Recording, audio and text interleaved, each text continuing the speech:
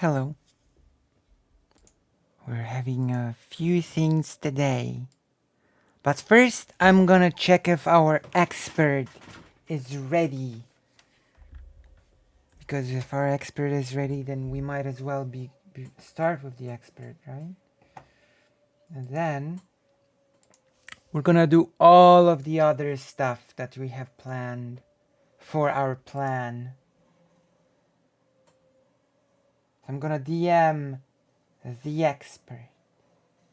Where are you? Here.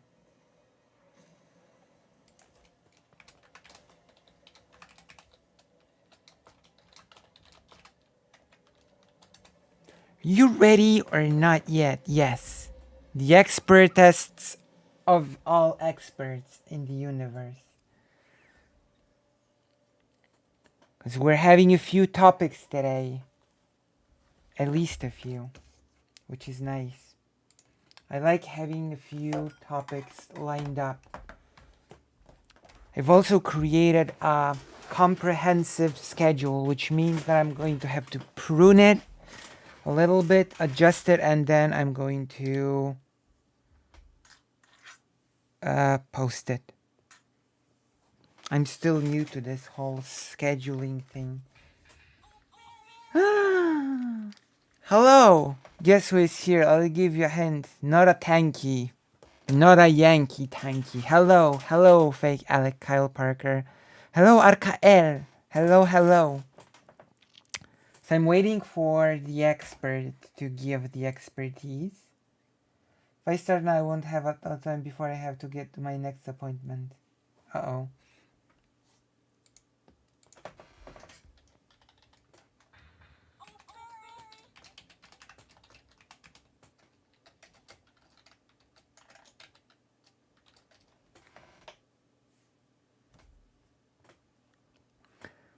Lucy, did you cover that sex changing duck on stream? Oh, I will. Yes, I will. Thank you, Arkael. You reminded me of a mini topic that we need to take very seriously. Tier free subscription. Oh my god. Oh my god.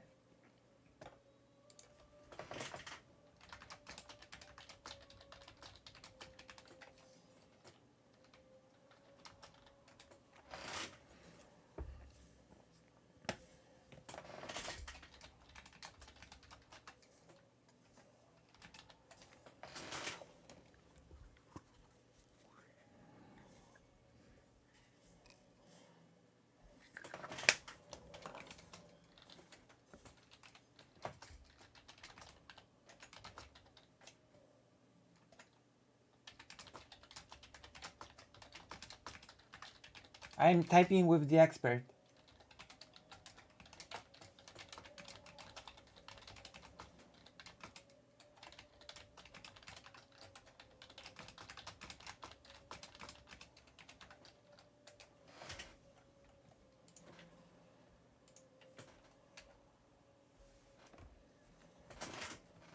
You're on the OG, Arkael Gigglers. It's true.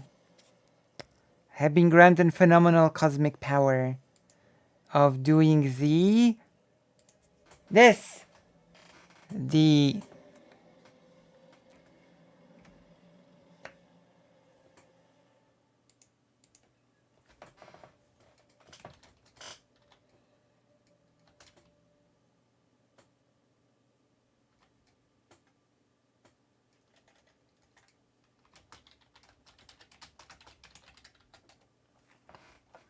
Alright, we're getting it. We're getting the expert in 2 hours, I think.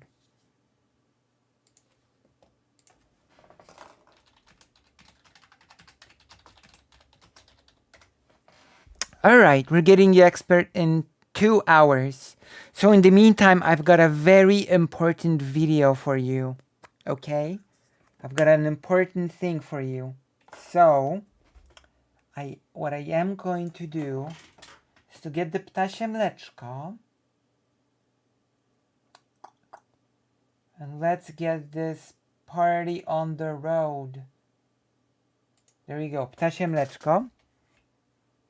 Here.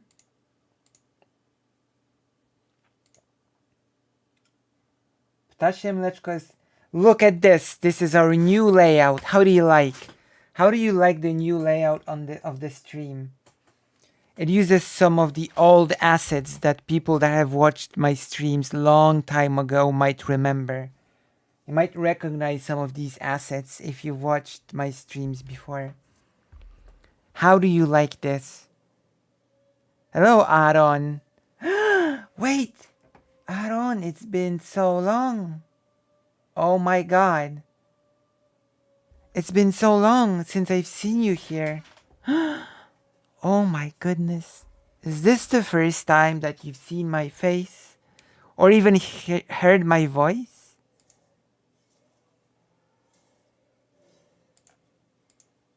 Aaron, is this the first time? Or not? Yes. I've used these before, but for some reason I've stopped using some of these assets, and now I've decided to remake the whole YouTube chat. Is not on screen. It should be. It's here. It should be on screen actually. There you go. It is on screen now. I just messed up as always. There you go. It is on screen now.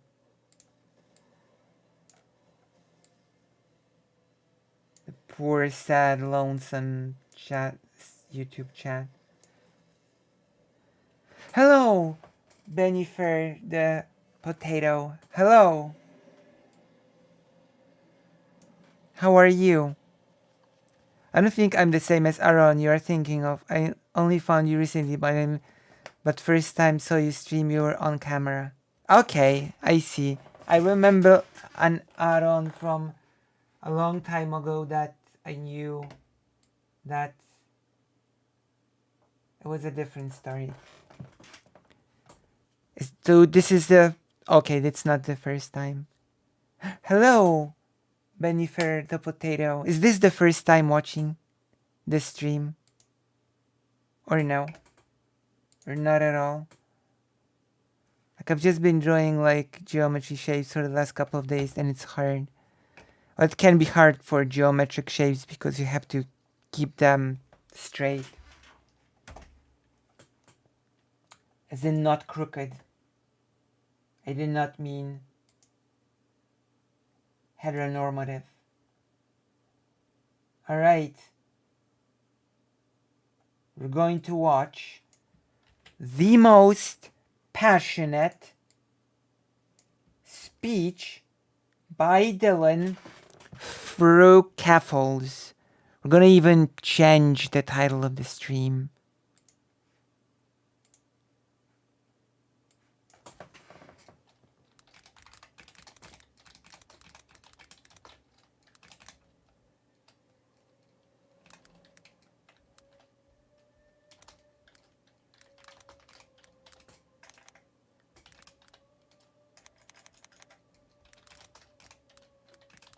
There you go. A little bit of a pun title that will be a throwback to a movie. If you will recognize this, you will recognize it. Keffel shows us what the passion of the Dylan looks like. Or rather, what passion of the Dylan looks like. How do you like this new title? Is it a 10 out of 10 title? I've watched a lot of your segments, but I've never caught up your live before. Oh, thank you. Thank you. Thank you very much. Also, since you're here and you've never caught me live, then you should probably consider joining the page. What do you think of the new title? 10 out of 10 title. Because you recognize the movie, right? It's because you recognize the movie. The Passion of the Dylan. So we're gonna copy the Passion of the Dylan. Paste it here. I skimmed it a bit. On the Destiny is also present in the Passion of the Dylan. And critical support for Kaffel's Passion of the Dylan starring Mel Gibson. True! Are you making a reference to Passion of the Christ? Yes. That's right. Because I love my puns. I love my puns more than anyone, and you should know it more than anyone. Okay, first of all, before we even move forward with any of this, before we even move forward, how do you like the new layout? That is what we've been working on. Some people said that I've done a stream yesterday, but there was no stream. It was sort of like a stream for me to check. Annie edited this video. Oh, Annie! The person who we listened to recently, who I would really love to talk to. That's pretty cool. It's cute. But what do you think of the overall layout where the chat is, which I'm going to have to make smaller because they overlap strangely. What do you think of the whole new thing going on? Chat's here, the video is big, and the game is smaller, which for some types, this is a new type of reaction layout.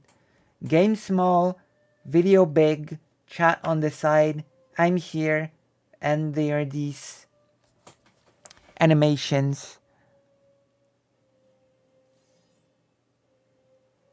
I was trying to find that. I remember hearing you had a site on Whiteleaf, but I couldn't find it.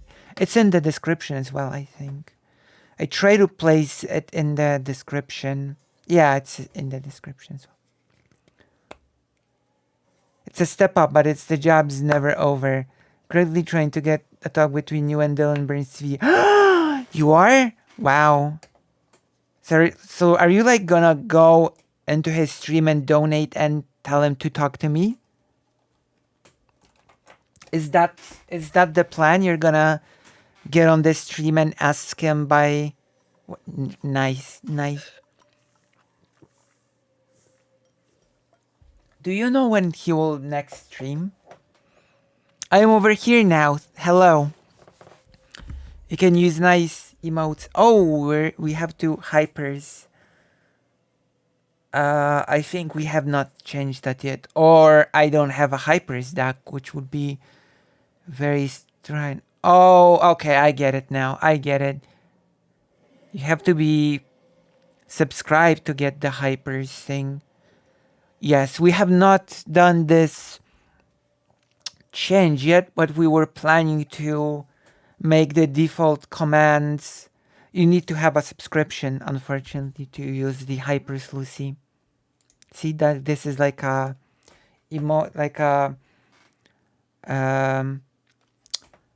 colored name thing. So yes. Do you think it's a good idea? Do you think it's a good idea to have, for certain reactions, the video itself be big and the game to be a bit smaller? It's true. Hello, thank you. Thank you very much. Now you can use this. The best. Now you can use the best emote in the whole page. This one. The evil duck. Is this not the best emote? The evil duck. Also, I'm going to have to take the blue pill in about 45 minutes. I've eaten flowers today. Did you know? I have eaten flowers today. You might be surprised to hear that I've eaten flowers today, and they were really good.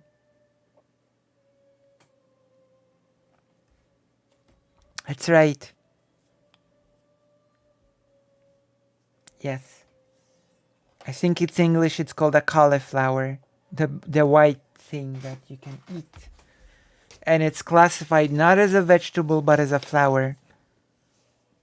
So I ate a flower.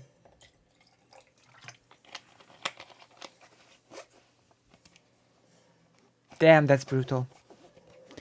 So are we ready? Give me a nice emote if we are ready to hear Dylan's passionate speech. as I make the game a little bit less loud. Passion of the Dylan.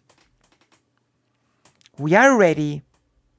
Wait, really? I thought they were just veggies. I think they're classified as a flower, actually.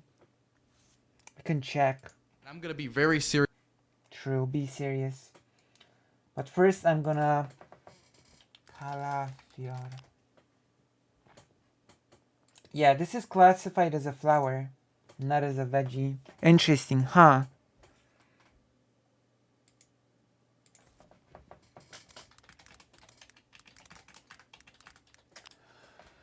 Kwiat czy warzywo? Yes, that's right. It is classified as an edible flower.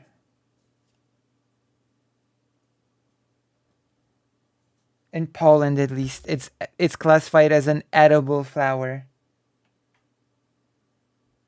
Broccoli is also classified as a edible flower, and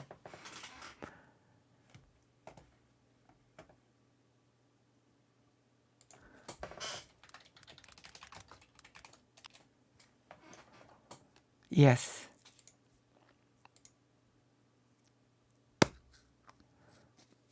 Cauliflower rice. They look a lot like broccoli, but with like white instead. Yeah.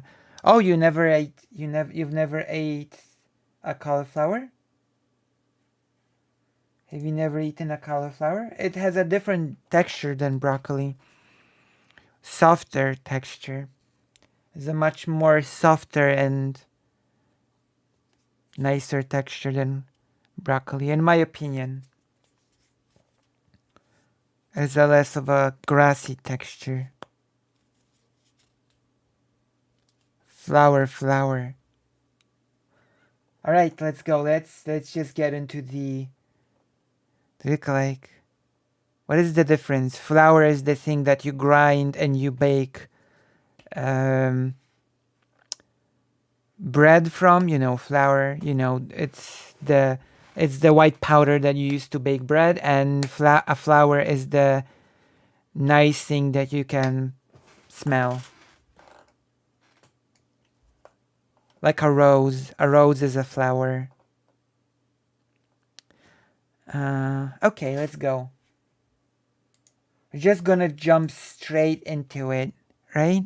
We're just gonna jump straight into it. Serious for a moment, because I've heard this type of dialogue a lot, and it really angers me. Bad Bunny. True. On the left, you're gonna question me if I'm on the left? What have you done for left-wing causes? What have you done for leftism? What have you done to advance the rights of workers? What have you done to advance the rights of marginalized community that you were calling racial slurs just a year ago? So, is Dylan wearing a lipstick? I have to ask. Oh gee. Why isn't it working? What's happening?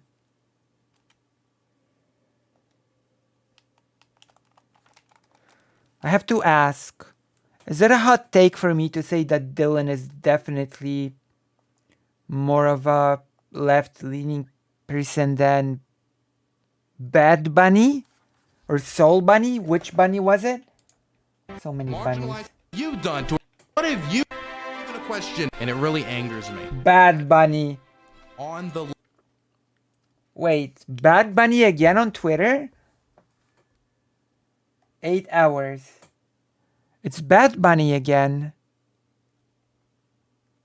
left, you're gonna question me if I'm on the left? What have you done for left-wing causes? What have you done for leftism? What have you done to advance the rights of everything? What have you done? I've done everything. The rights of Isn't that right? Community that you were calling racial slurs just a year ago. Where have you been on the front lines? Actually combating fascism. True. I know angers you, Bad Bunny. As much as I disagree with a lot of things that Destiny has done in the past, Destiny has done more for left-wing politics in the last 6 months than you will in the rest of your life, and that angers you deep inside. Okay, I think that Dylan Burns. Damn. What a burn, I guess, from Dylan Burns. I would like to believe that I will do more for leftist causes than Destiny, though. I guess it depends on how you look at it, right? The Ukraine thing is pretty big in my opinion. No, Dylan is further left than her. I thought she stopped calling herself Bad Bunny. Well, apparently she's back to calling herself. This is an old video Kefils is pulling from. Okay, I get it. I understand. An old video. Forgot Kefil is going on his lore journey, so she's watching a bunch of old videos. Okay, that makes sense. We're still watching it, okay? We're still watching it because it looks very interesting. I'm not sure if I've ever seen this passionate speech before. This speech is great, but not as low tier God's was. Okay, let's continue. I've actually got a more modern Dylan video lined up right after this. Because we are on a Dylan arc. If you're gonna get a talk with Dylan, thank you, fake Alec Cole Parker, then we are going to have to prepare by watching this video Needs first. to be permanently banned from Twitch because Wow, I look nice. this definitely goes against the TOS. While you're accusing everyone of being a fascist or not being on the left. You haven't been anywhere. Bad Bunny. The thing is, Twitch is covered by people like Bad Bunny. People who will say Yas Queen, clap their hands, react to YouTube videos, but they will not get the work done. God fucking damn, Dylan went hard. True. I don't disagree though. So, you know. Let me just be clear. This person above, and if you're confused on how this is offensive to She started calling herself Kira Chats to avoid her bad reputation. Okay, so it was when she was still Bad some Bunny. people, I am a little bit as well. But to the person above, they never responded. They never commented. They didn't block me. They didn't hide the tweet. They didn't react to it whatsoever. And so it was a cute little joke I made towards my community.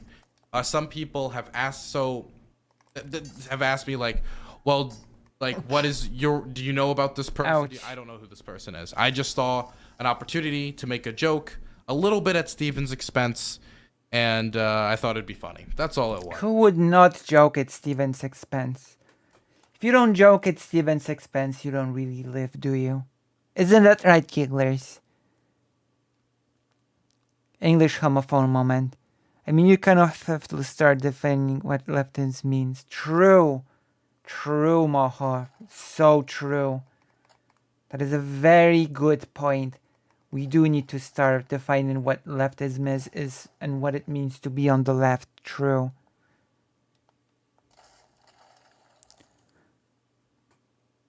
Read the talk though. Zan is hotter than Dylan. I say this as a straight guy. I see. Zan is hotter? I see. I don't know. Have you considered that Dylan has talked to me at least once and Xander Hall has not?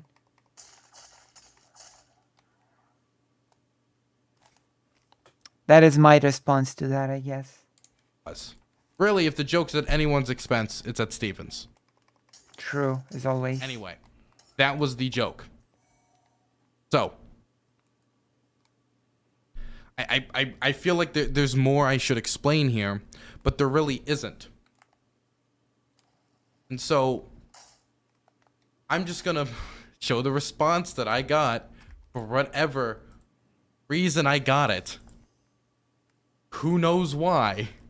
From who? Kira Chats? A certain person by the name of Bad Bunny decided to respond in a very... Also, I think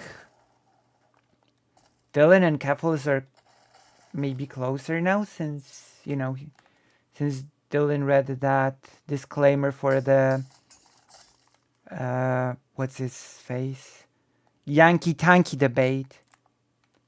I think I've mentioned that before, that Dylan read the disclaimer for the Yankee Tanky debate, which made me think that maybe they are sort of on pretty good standing with, you know, that they're on pretty good standing. Don't worry, I'll cover Zen once I get my next pay. My goodness.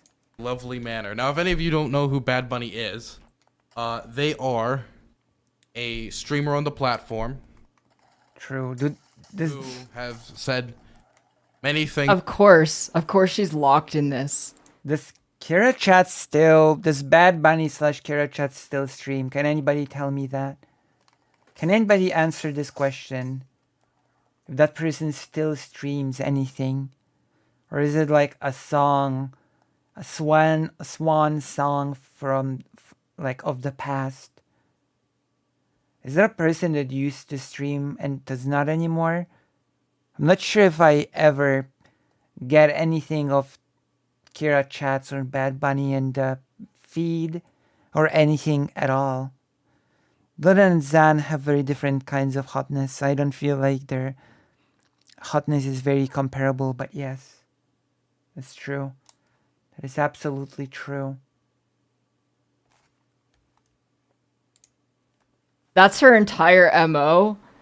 Be super fucking aggressive and inflammatory and then immediately lock her account. Over the years. I won't expand more than that.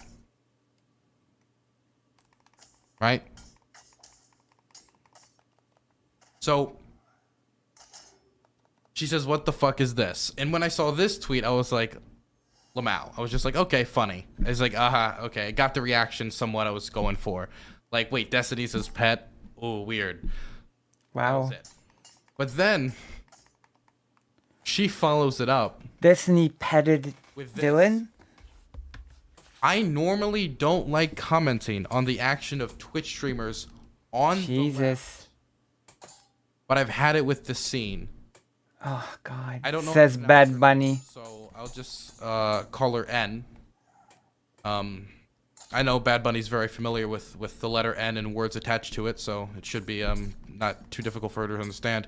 She's trans. Yeah, it's really unrelated. Well, sort of related now. It's very disappointing. Nicotine, you know, despite us both supporting each other's charities, despite us both meeting at TwitchCon, because of this stupid clique in online streaming, she unfollowed me. Oh. Disassociated from me. Yeah, I remember. Because I remember Kefos mentioning this. Yeah. This is so silly. The whole clique thing. Like Bad Bunny, DJ Mule. Hello, Siri Vane. Hello. Pretty sure she just does Twitch, but I've never seen her stream. So, yeah, I've never seen a stream of Bad Bunny either. Well, I've heard of Bad Bunny because of the infamous reputation of saying horrible racist stuff, but she also does a podcast with that cock and morally F bastard DJ Mule and Sophie from Wait, so DJ Mule still streams? DJ Mule still does that podcast? That is still a thing? Didn't DJ Mule quit or something and go to just, didn't he quit? Is that podcast still a thing? Can somebody link me a new episode so we can take a little bit of a look? Red Planet? Oh, God. she's afraid of pissing off her friends. Not out of an actual dislike of me. That is so, I don't know what to say, pathetic, I guess. Is it okay if I call it pathetic? Number one, Is it accurate for me? it's not that serious. It really isn't. It's not serious to the point that you need to do this moral grandstanding. And I assume from like the dialogue that ensued afterwards that the problem is due to some of Destiny's comments in the past when it comes to maybe the I forget which. Wait. This is the response from someone. Dylan's covering this last bit. I don't know what it says. Destiny has But had so the many context is comments he spent in the last the 4 days in a psych past. ward just because of this, because there was a wellness check on a suicide attempt he had.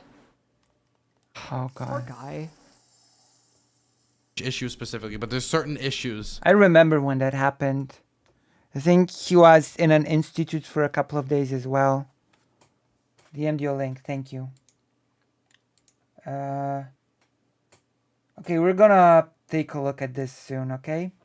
We're first gonna go through this, and then we're gonna take a little bit of a sneak peek into the whole red planet thing. It might warrant its own thing. Destiny has had every comment in the past. That's true. But yes, I still remember the Dylan suicide attempt situation, and then being in the mental ward, I think. Like, you have to keep in mind that, like, I guess this just shows how admirable Dylan is, right? Like, it's not like those things just magically go away. I'm pretty sure Dylan still has his ups and downs when it comes to mental health, right? And he still does the right thing, the brave thing of going to Ukraine to do journalism. You know? I think it's a Tanky LARP.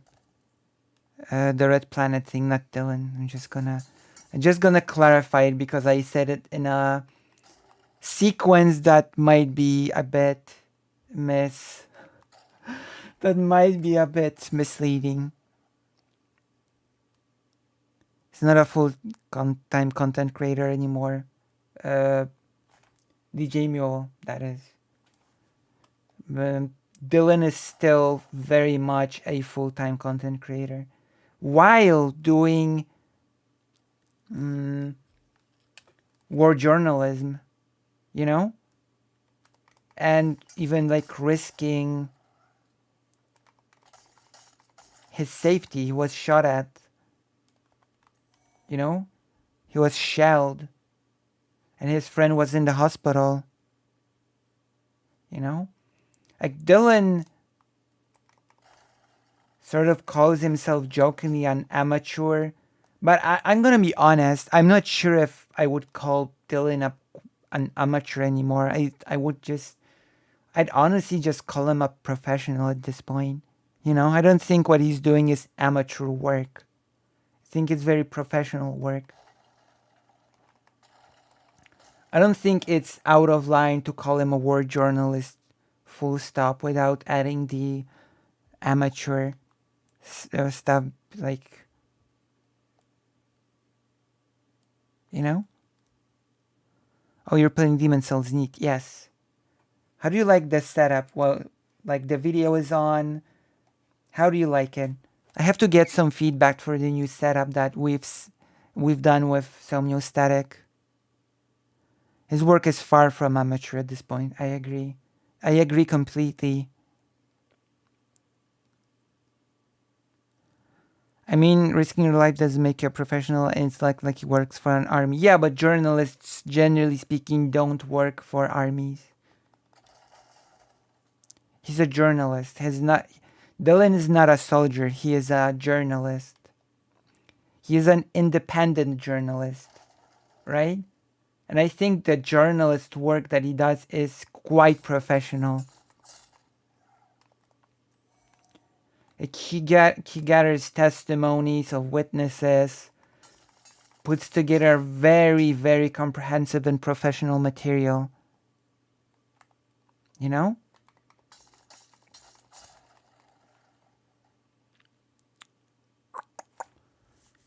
Like, you don't have to work for an army to be a professional journalist. Like, journalists, like, generally speaking, don't work for armies.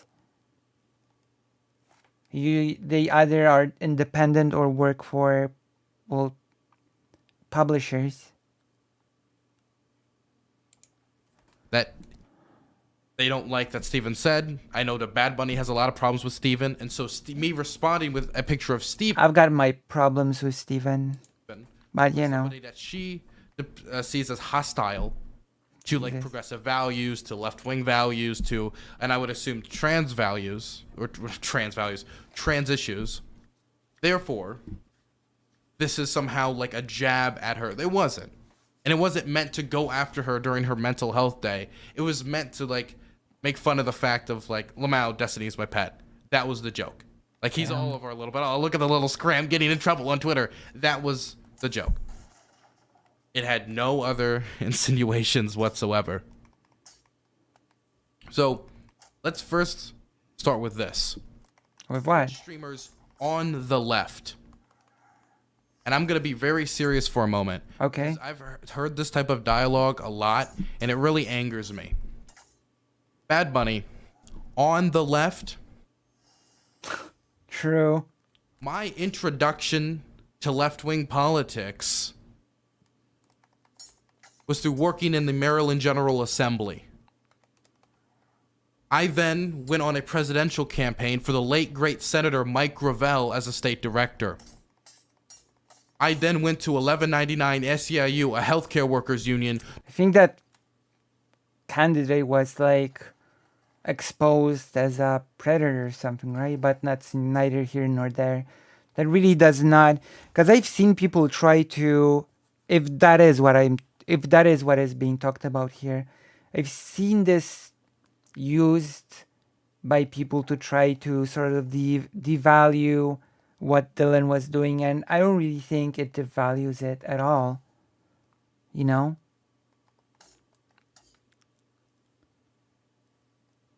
I feel like being a professional, at least as journalism goes, comes with the quality of your journalism and not what you do it for. Yes, I agree.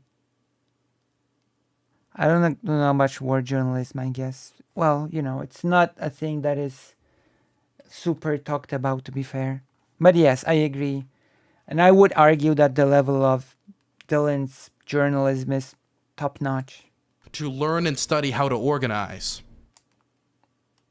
I became a political consultant for 21st Century Democrats and tried to help the 21st District in Maryland connect with citizens. That's great. I'm on the environmental board of my city. I managed the first gay mayor of my city's mayoral campaign to a victory with over 70% of the vote in a three-way race.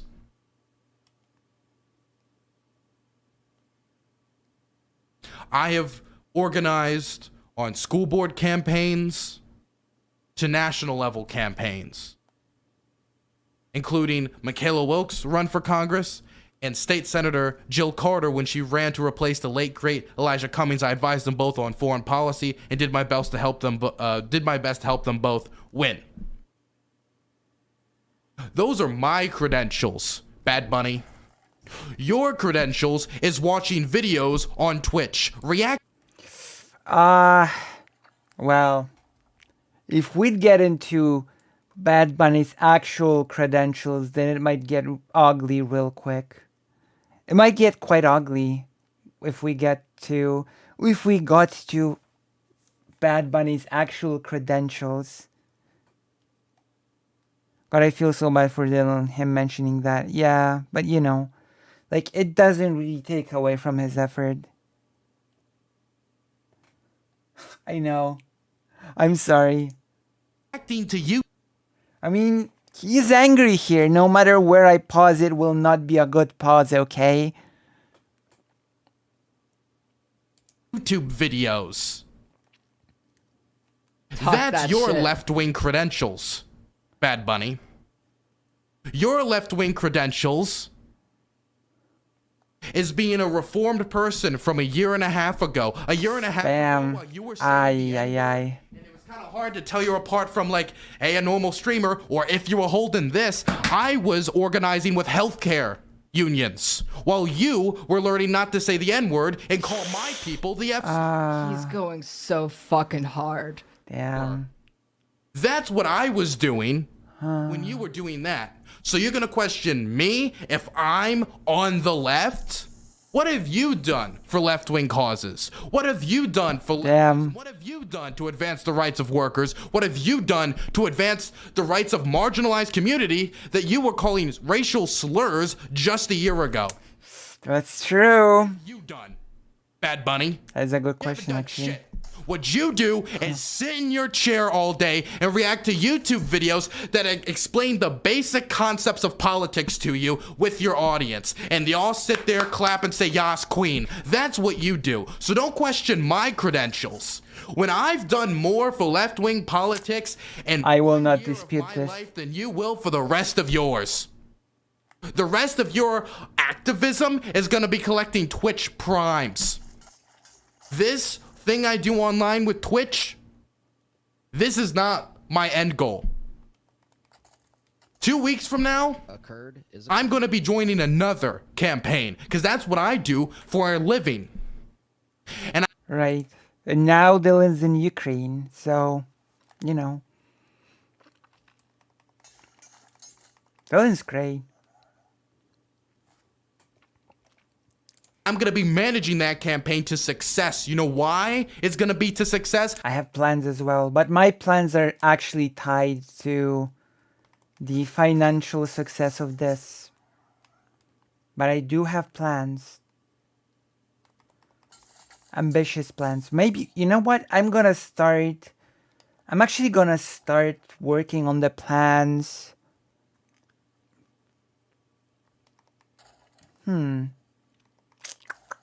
See, I've been motivated to action. What plans are you brewing? I've mentioned it before. My plan is to form a shelter, sort of, in a way. A haven. Thank you, fake Alakal Parker. My plan is to make a haven for disenfranchised LGBT youth. Have I not mentioned this before? I've got a place and I want to sort of turn it into that. But I think that's an undertaking, so I'm going to have to plan it out.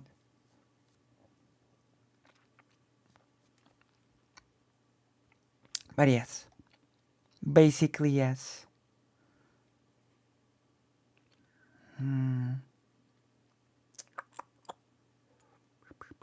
Yes. Because I managed it. Sort of, yeah. 'Cause Gay no shelter. campaign I ever managed has ever lost. Or a trans shelter. You want to know what you're going to be doing? Collecting Twitch primes. I dropped Twitch this primes. in an instant if I had to for my God political fucking career. damn. You have made no sacrifices for leftism. True. No sacrifices for this. I was attacked by Proud Boys in DC. Where have you been on the front lines? Actually combating fascism. While you're accusing everyone of being a fascist or not being on the left. You haven't been anywhere. And the thing is, Twitch is covered by people like Bad Bunny. People who say, Yas Queen, clap their hands, react to YouTube videos, but they will not get the work done. I see people like Touring News who actually get out there and do work. They're few and far between. And you want to know something that I know angers you, Bad Bunny? As much as I disagree with a lot of things that Destiny has done in the past, Destiny has done more for left-wing politics in the last 6 months than you will in the rest of your life, and that angers you deep inside. That does. The fact that he had some part to play in the election. Okay, I think that Dylan Burns needs to be permanently banned from Twitch because this is violence. This definitely goes against Damn. the US. Of John. Wait, does Dylan actually stream on Twitch anymore? Isn't he more on YouTube right now? Ossoff and Raphael Warnock. Is Dylan still on Twitch? That pisses you off a little bit. And for you to degrade me as if I'm not on the left while you sit there high and mighty collecting Twitch primes. Get the fuck out of here. But I've seen Dylan's, like... Okay, I see. Okay, I understand. That makes sense.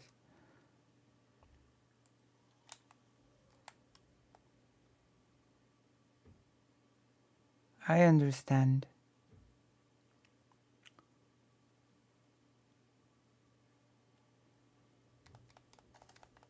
Boom.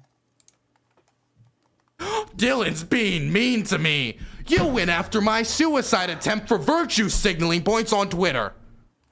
Ay. I don't need to be nice to you. I do my best to be nice to everyone, even if I disagree with. That's true. Yeah. What? I don't. That's true. Dylan is nice to people, like even when yeah, that's true. That is absolutely true. That became even more true now, actually, than before. Dylan is an extremely patient person with people. That is absolutely true.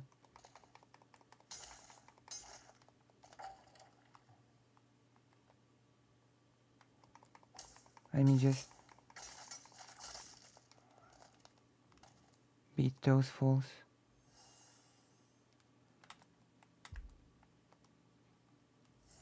A moment, sorry, Gigglers. We have to beat these fools.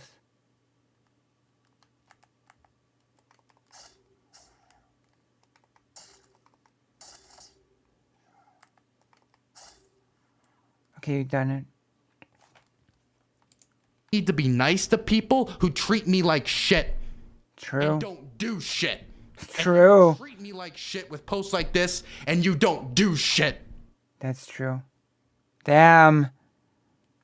What is your setup in Demon Souls? What do you mean setup in Demon? Well, I just started, so I have a scimitar, a dagger, default armor, and a shield. A ring that gets me more items, and a ring that makes my HP bigger when I'm a ghost. He's rewriting them. On attention. So in a way, what I'm doing here is giving you what you want, giving you that attention. And that's fine, because I wanted to say it. I wanted to get this off my chest. But I just want you to know that you have no place. God fucking damn, Dylan went hard. There's part 2? Oh yeah, I'll watch it. Oh my god. Else's Oh yeah, no, like she rebranded because of the baggage around her name. True. And she killed her SEO in the process, and it was really funny because it didn't help. SEO? In fact, it did the opposite. It Streisand affected her because like everyone now knows that Kira Chats is Bad Bunny. You look up Kira Chats. What is SEO? She gives you shit about her past. Credentials on leftism. When we were out there working. No, she didn't rebrand.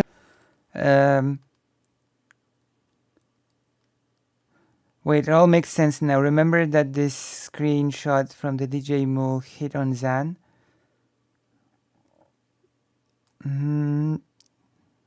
Okay. Okay, Sense Urgent Optimization. What screenshot? From DJ Mule's video? Okay, I get it. Maybe we will play the original in the future as well if there's interest. I do have a PS3. I do have Demon Souls on the PS3. So what about the screenshot? Okay, let me see it. Okay, I get it. Okay, I understand now. Thank you. Thanks, fake Alec Kyle Parker. I get it now. Because of the rapper with the same name. In the video on her YouTube channel on the day she rebranded, she talked about how she rebranded because of the harassment. And let me be clear. The $5 a month stuff, she legitimately got harassed for that, and it wasn't okay. However, she is a terrible human being. True. And she has done terrible, terrible things like what she did to Dylan, what she's doing to me, what she's done to countless doing people I know. Doing to Keffels in the present tense? What's she doing to Keffels now? Can someone... Is it over the noodles thing? Don't tell me it's over the noodles thing. Please don't tell me that it's over the noodles thing. Please, please, please don't tell me that, like, the Bad Bunny person is harassing Keffels over noodles. Oh my god.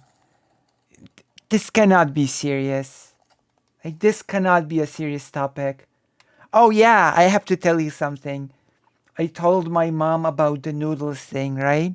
I told my mom that that there's this creator called Keffels, and she was harassed by a certain group of people because someone asked, why would a white woman write a noodle cookbook? And that Keffels wrote, because noodles are delicious. And mom had to insert one of her jokes. Do you want to know my mom's joke? I mean, it is funny to me, but I don't know. Maybe it won't be funny to you, but if you're interested, I will tell you my mom's joke. Damn. I'm gonna wait and see if you wanna, and then I'm gonna tell you. I'm gonna tell you the joke that my mom made today. My mom's specific humor. Because you might not know this. Well, you definitely don't know this, but my mom has a very specific type of humor. Like my mom said, well, maybe you can make that group like you by saying, you're right, noodles are actually horrible. Man. I don't know. I find it funny. Tell them noodles are horrible. Maybe they'll like you.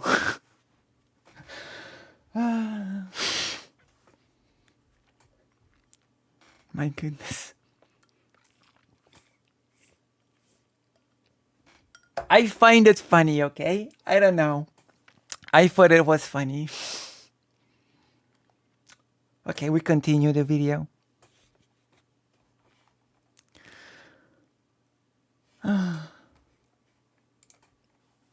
If she had a bigger platform, she would absolutely be a huge fucking bully. And I'm so glad that I was able to surpass her as a streamer in less than a year of taking it seriously.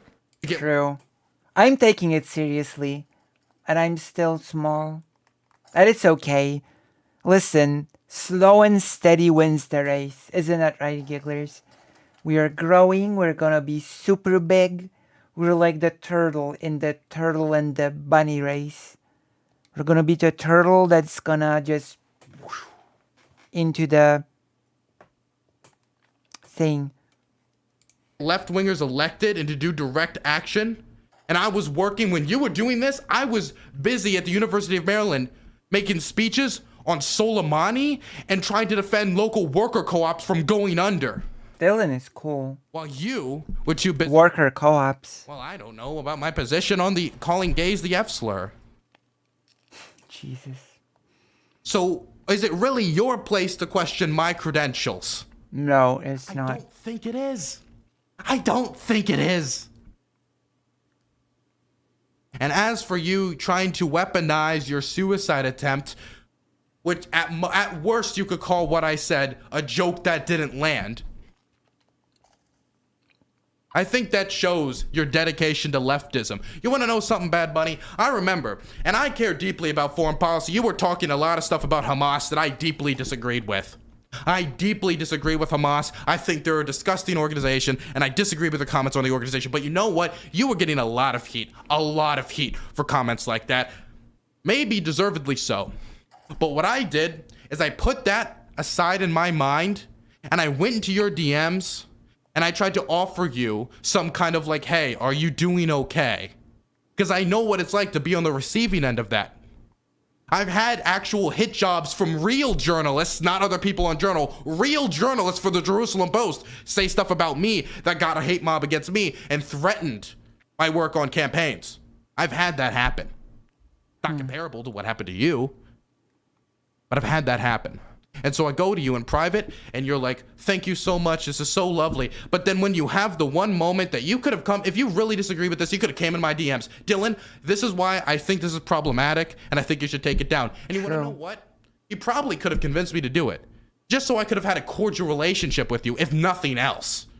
Just That's to fair. do it on good faith. But you didn't do that. You did this little public charade while digging up my suicide attempt from not even a... What? Oh, God. It's not even 2 months old.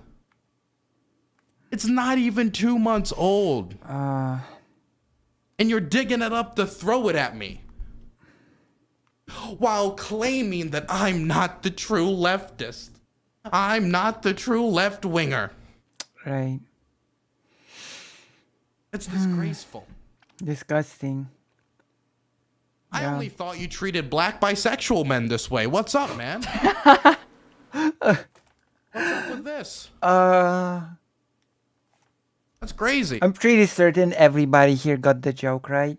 I'm pretty sure everybody understand what this refers to, right? That's brutal, but I think it's deserved.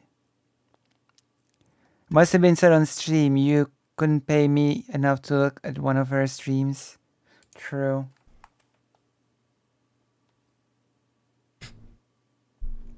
Oh, So- Bad Bunny said all of the horrible things on Let her me finish this streams. thought. Yeah. Somebody having a camera on this platform does not mean they're worth being listened to. That's true. Anyone can buy a camera and a mic. Anyone True. can have good quality and maybe throw a few jokes around.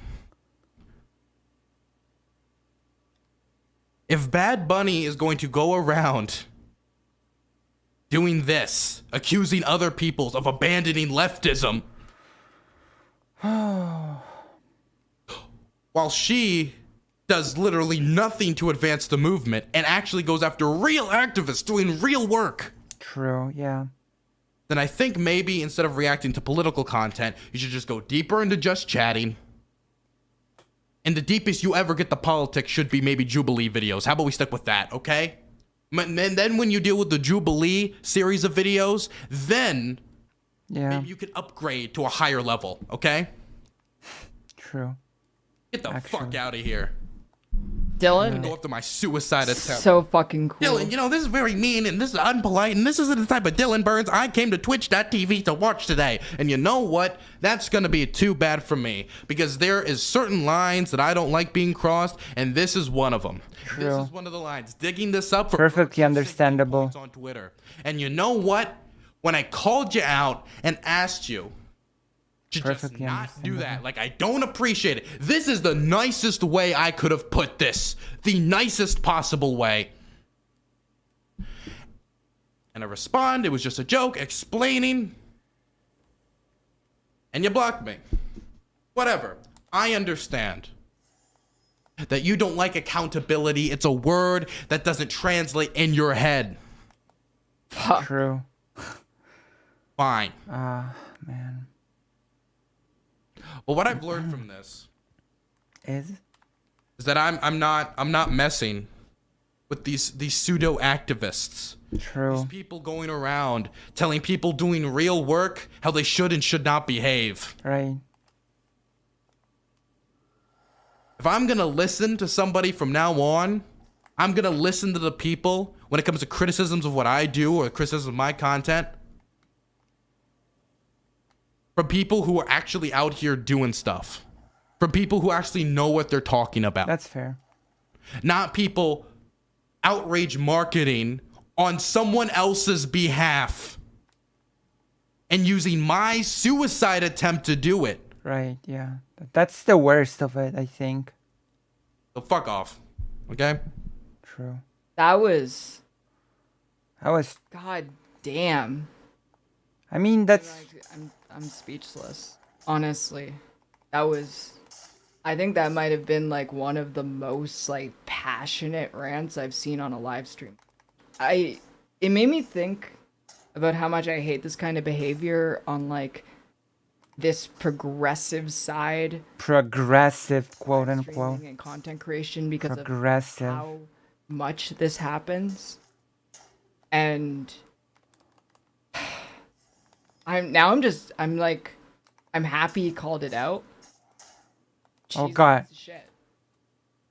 That was horrible. And it also I don't know. To me, this is pseudo progressivism. I don't even agree if I would call it progressivism, to be quite honest. Am I being unfair? Would you call it progressivism? I wouldn't. made me really mad about This is regressivism, to be quite honest. because why does this keep happening? Why is it the people who are supposedly on the left and progressive, like why is it that mental health issues, suicide attempts, all of this sort of shit. Why is this okay as a gotcha and a way to attack people? This is regressivism. Yeah, I mean, someone. I think we should like. Okay ever, I think we should just coin the term regressivism when it comes to these people, because they're deeply regressive. Yeah, not progressive. They're regressives. I bet I'm the first person to coin this term. Okay, it's a Lucyism, and henceforth, anybody that uses it, I will say that they binge my content or something. Oh. I'm gonna be like, I created the term regressivism. I am the one who knocks. It's not even close to progressivism. They aren't actually progressive. They just use it as shield to their abusive behavior. Yes, hence I use the term regressivism, you know, from regress, like the opposite of progress, right? Is regress. Oh crap. Yes, Lucy has the original term, regressivism. I don't know, I think it's accurate.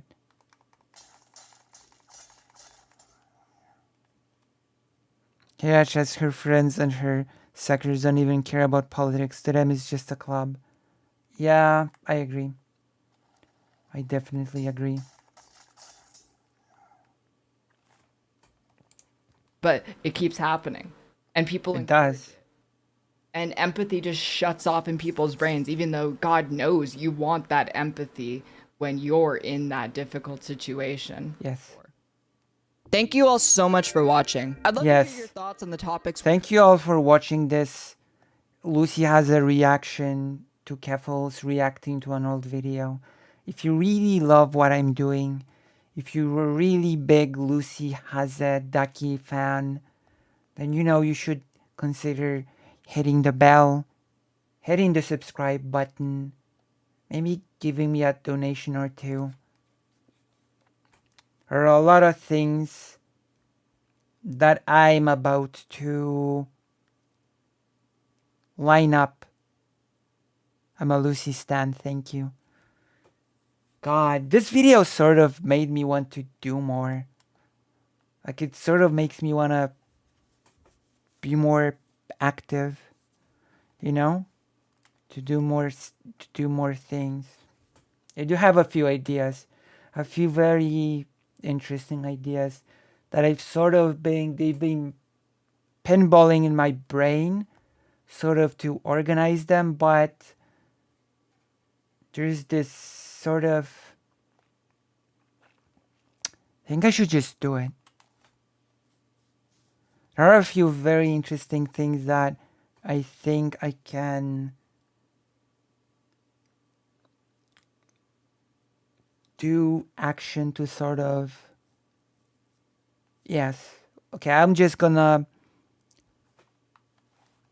reach out to some people and we'll see. I think it might have really good effects.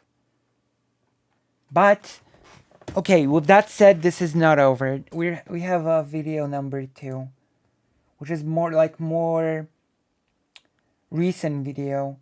Because as you can see, Dylan is pretty cool, right?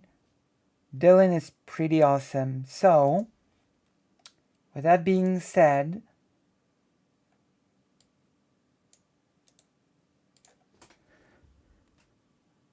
I stopped watching Vosh to watch Lucy. Thank you. Thank you. We're both Polish, sort of. Vosh is half Polish and I'm 100% Polish. You know? Okay, listen to this. Have you ever heard of Tucker Carlson? Have you heard of this niche figure, Tucker Carlson? Thank you very much, Metroplex. Actually, I've actually talked about Transformers a lot today. You know, if you watch me a lot, you know that I go to a lot of tangents. Today on the President Sunday Discord, we've been talking about Transformers a lot. G1 Transformers in particular. The movie, the characters. We of course mentioned how horrible. Okay. Before we move on, I have to show you something. Before we move on to the next Dylan thing, I have to show you a short. Okay, I have to show you a short. A great short.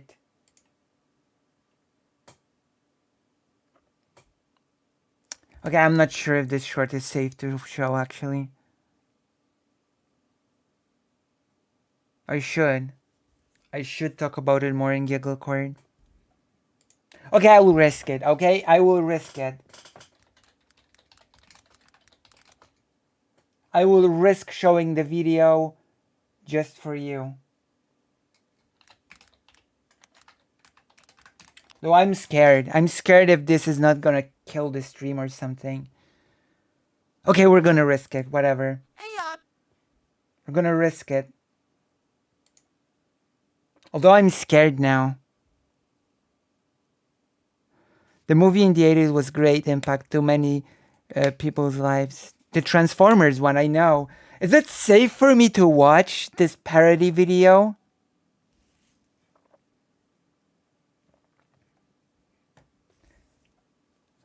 Okay, I'm just gonna show it off. I'm just not gonna show the visuals, okay? Like, I'm gonna not show the visuals in order to sort of not risk, okay? So it's mainly Optimus Prime talking about the Bayformers. So we're just gonna listen to it for the sake of the stream not being... it actually had the famous Orson Welles as the planet. Okay, listen to this. Listen to this. Optimus, tell me about Michael Bay. In 2007, Michael Bay released the first of 5 live-action Transformers movies. You thought your dad was whiny in the cartoon. He was arguably worse in the Bayformer movies, and he gets most of the screen time because CGI effects are expensive. I was in the Bayformer movies, but I am super violent. I say I'll kill you at least 10 times. I tear Decepticon faces in half. I blow holes in the heads of helpless Decepticons. I kill Megatron even though he saved my life. I lied to your dad about leaving Earth and come right back. Psych. I threaten to kill Grimlock unless he lets me ride him like a horse. I threaten to kill Grimlock unless he lets me ride him like a horse. The movies will make billions of dollars despite ignoring the blueprint of our beloved characters. Weakening Transformers so that they can be killed by humans. Transformer character designs that look like piles of scrap metal. No offense to the designers. And worst of all, having me, Optimus Prime, kill humans.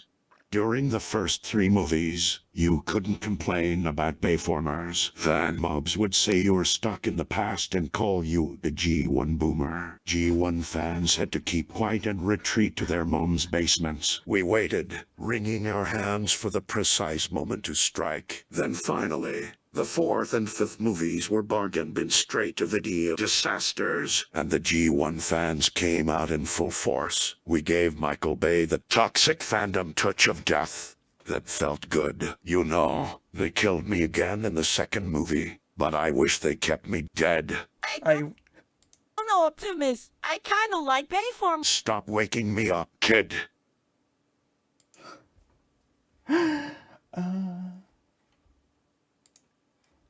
They received the toxic fandom touch of death, which felt good. We gave them the toxic fandom touch of death, which felt good. Okay, let's get to the real video that we got a bit distracted, but you know, that's basically what I'm all about, right? I'm all about the distractions. You understand, right? That's why you love watching me. So, we have established that Dylan is awesome. We have established that Dylan is amazing. And now, we're gonna watch a recent Dylan video titled Tucker Carlson's new Ukraine episode is god-awful. Because apparently Tucker Carlson claims that Ukraine is a dictatorship.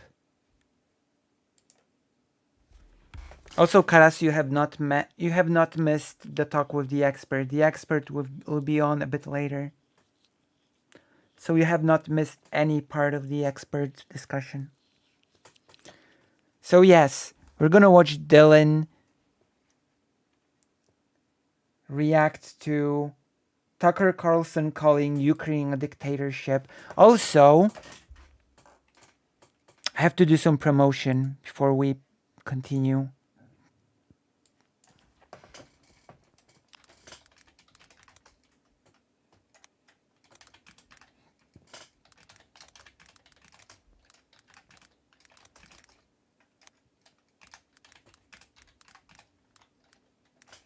I have to send this out to all the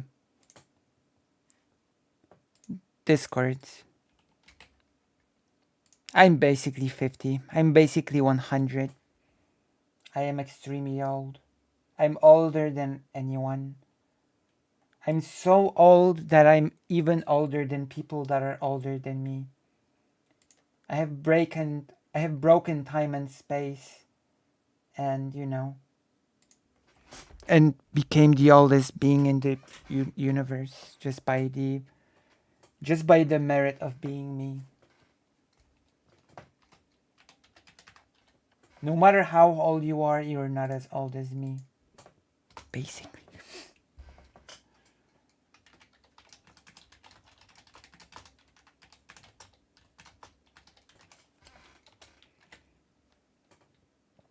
So this is it.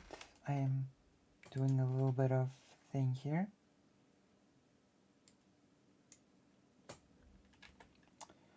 And I'm going to also do it on the giggle card.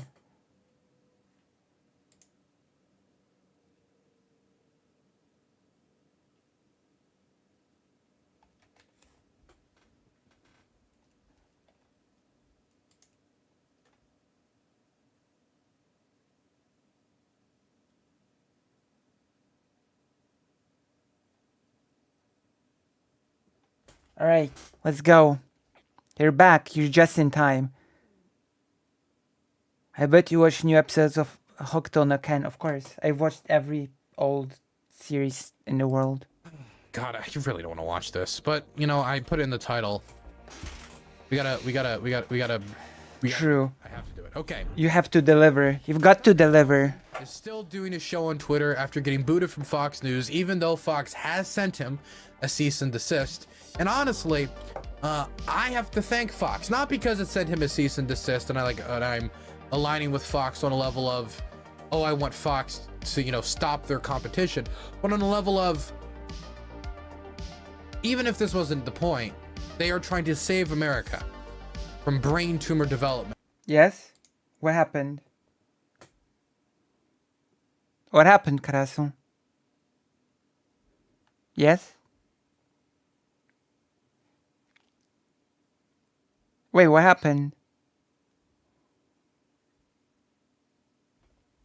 Is something wrong? My gosh, I'm worried now.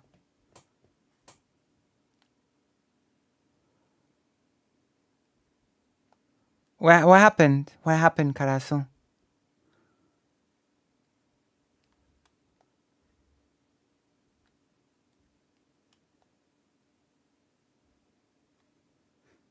Oh! Wait, you're right. I have to take the HRT. I know it wasn't about this, but yes, I have to take the HRT. What happened? Am I muted or something? Ah, okay.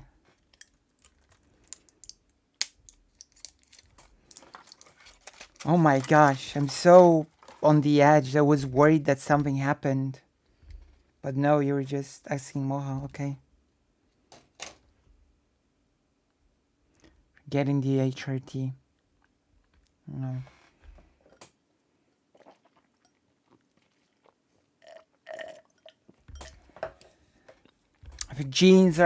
If parent genes are any indicators that I'm gonna be this big, if you know what I mean. If something happens, I DM you. Okay. Okay, let's continue. So I will remind you that the first episode of the Tucker Carlson thing was on Ukraine, and apparently Tucker Carlson feels that he can milk the Ukraine topic, so he just made another one. What a wild person. As we have such a poor healthcare system, and the more people watch these Tucker Carlson Tonight segments on Twitter, the more it's exposed to, the more people in this country are going to need intrusive medical care to deal with the damage that it does. And so Tucker Carlson has decided that he wants to give a whole unironically brain tumors by releasing another segment on Ukraine. Now, all of Tucker's segments on Ukraine are bad. Frankly, have been garbage. Garbage, yes. During Fox. True. We've said it in unison. They were all garbage, yes. Irredeemable garbage. I don't even know what else to call it. But, you know, like, I'm gonna be honest, a lot of coverage of Ukraine is garbage. Which is why we are so thankful for Dylan Burns. When he was saying that for every Russian soldier that dies, 7 Ukrainian soldiers die. Complete nonsense. So, oh my God. That he just regurgitated on his show, Russian propaganda, that he never corrected. And in fact, when he had somebody else come on, RFK, Robert Kennedy Pathetic. Jr. comes on his show, repeats the same thing, also doesn't correct them. Fox News doesn't care. But then he gets off of Fox News, gets kicked out of Fox News, and it's only gotten worse. Yep. With these Ukraine segments getting worse and worse. And worse. And so now he's released another Ukraine segment, and I haven't watched any of it. Actually, I think I've watched the first. I didn't know it existed. But I haven't watched any more than the first 30 seconds. And I wanted to go into this completely. Like, I'm gonna be honest. I didn't know it existed. I only know it exists because Dylan told me by making this video. Like, I don't, like, is it bad that I don't really keep up with the Tucker Carlson thing? Is it bad of me? Should I keep tabs? Unaware with what he's going to say. With the knowledge of his historical statements on Ukraine and what he said in the past, it's gonna be bad. I'm encouraged by the fact that he continues to talk about it, but I'm excited to watch this one. That's a lot. Why this? Be painful, but it's what you guys want me to do, so I'm going to do it. Episode 7, irony alert: the war for democracy enables dictatorship. Okay. What? Oh, I get it now. I understand perfectly now what's happening. It's gonna be about the vote thing. It's so pathetic. Oh my God. Oh yeah. It's gonna say that they are suspending democracy because the vote was postponed. Oh, okay. I get it. Wow. Big brain. Big brain Tucker. Hey, it's Tucker Carlson. You may have found yourself... Like, it's so predictable what this is going to be about. It's so painfully predictable. Wondering recently, as the world slides closer to nuclear annihilation than any time in human history, why exactly are we at war with Russia? By the way, we? Who are we? Is Tucker Ukrainian now? I never knew that Tucker was from Ukraine and that he was Ukrainian. That's news to me. Wow. So I guess Tucker is just at war with Russia together with, you know, all the other Ukrainian people. Okay, wow. I was not aware. Quite frankly. Apologies, I have to go through this.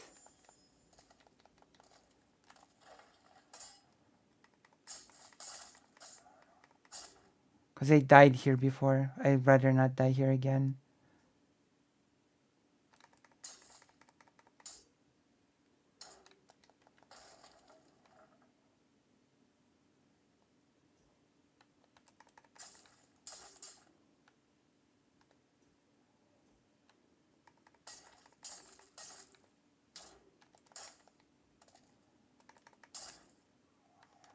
Okay. We're okay for now. Nuclear missile crisis had us much closer to nuclear annihilation. We had people like I don't even think we're close. Like, come on.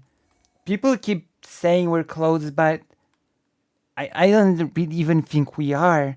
I don't think it's even in the same realm as the Cuban Missile Crisis thing.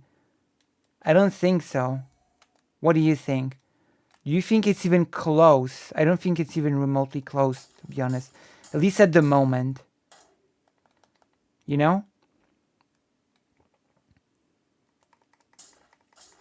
Just because there's a war with a nuclear power doesn't mean that the situation is even close to being like the Cuban crisis.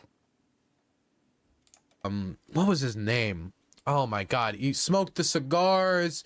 He organized the American firebombing of Japan, was also heavily involved in the American the Curtis LeMay. We had Curtis LeMay in the ear of the president of the United States telling him, bomb him, go into Wydaje się zamknięte, which means it seems to be locked. Cuba, just kill them all. Jesus. Even when Kennedy de-escalated the situation and brought it to a close, and he was rewarding everyone and was thanking them and was giving them like the little like fake calendars with the 13 days, like, look, I'm gonna give you all like little gift bags to thank you for your time here. Curtis LeMay was still yelling at him like, they've beaten us by us not invading Cuba and getting them out of there.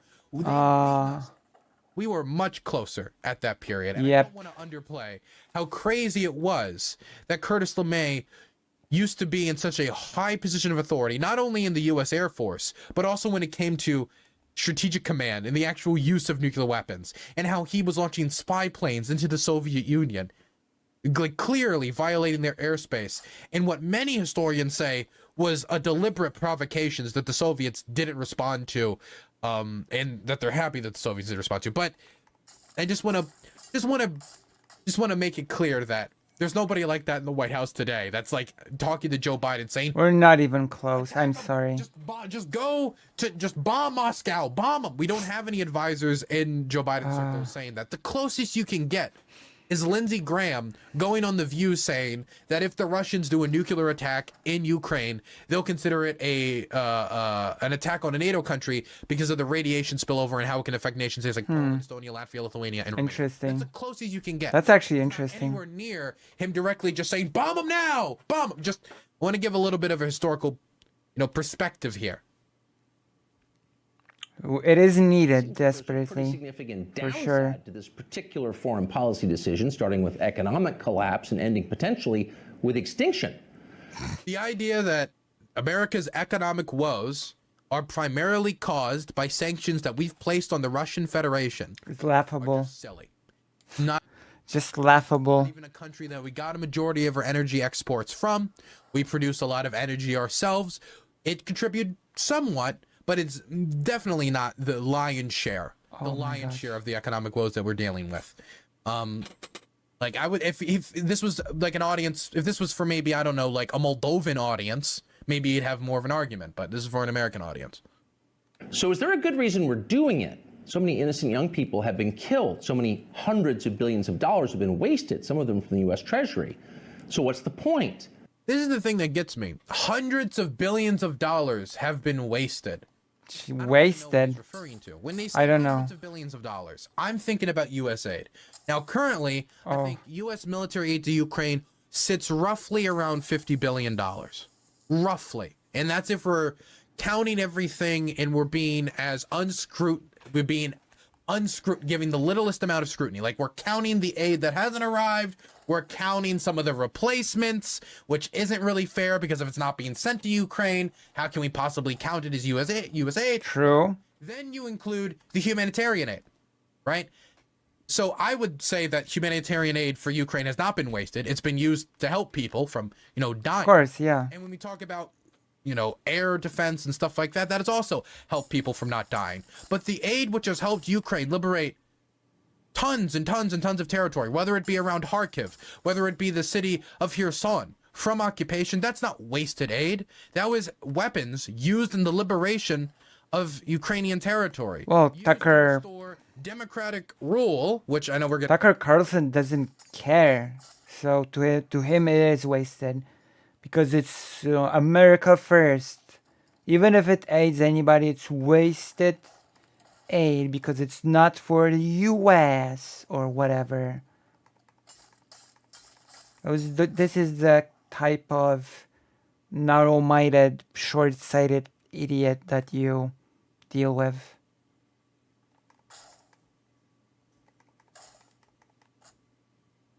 You know?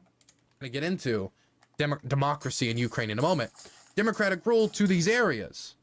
To restore Ukrainian national sovereignty to these areas. Yep. Which, in these areas that were liberated, we'd uncovered horrific atrocities, including the largest mass grave discovered in Europe since the Yugoslav genocides in Izium, over 440 bodies in a mass grave. And that's just one location. There's mass graves like that all over the country. That was just a particularly brutal, singular example of it in Izium. So you could say, oh, we wasted all that money. Wasted it how? Was the liberation of that territory around Kharkiv not a success? Was the liberation of Kherson not a success? Is shooting down missiles that could strike children's hospitals not a success? Well, he doesn't care. What does he mean by that? Number one, the bullshit, and wasted. I don't know how he defines wasted, but I don't think it was wasted. Well, he defines it sending money at all. Family can repay its debts to the oligarchs who finance their beach house in Rehoboth? Like, yes. He defines wasted as any type of help to Ukraine is a waste. That's how he defines it. I don't know, man. This is the problem with Tucker Carlson, and this is the main reason why I despise watching him, is when he says something like this. What am I even supposed to say? Good question. No evidence that any conversations about beach homes in Rehoboth ever came up in conversations with the Zelensky administration. We have no documents that proves that the aid sent over to Ukraine, which has been congressionally approved, by the way. So not only did you get the Biden administration to sign on to the scheme to pay back these homes in Rehoboth, but you've gotten all of Congress, yes, Republicans, outside of maybe like Matt Gaetz and a few. Because the main thing that people think during this invasion is their villas. Yes, of course. How could I forget about the villas?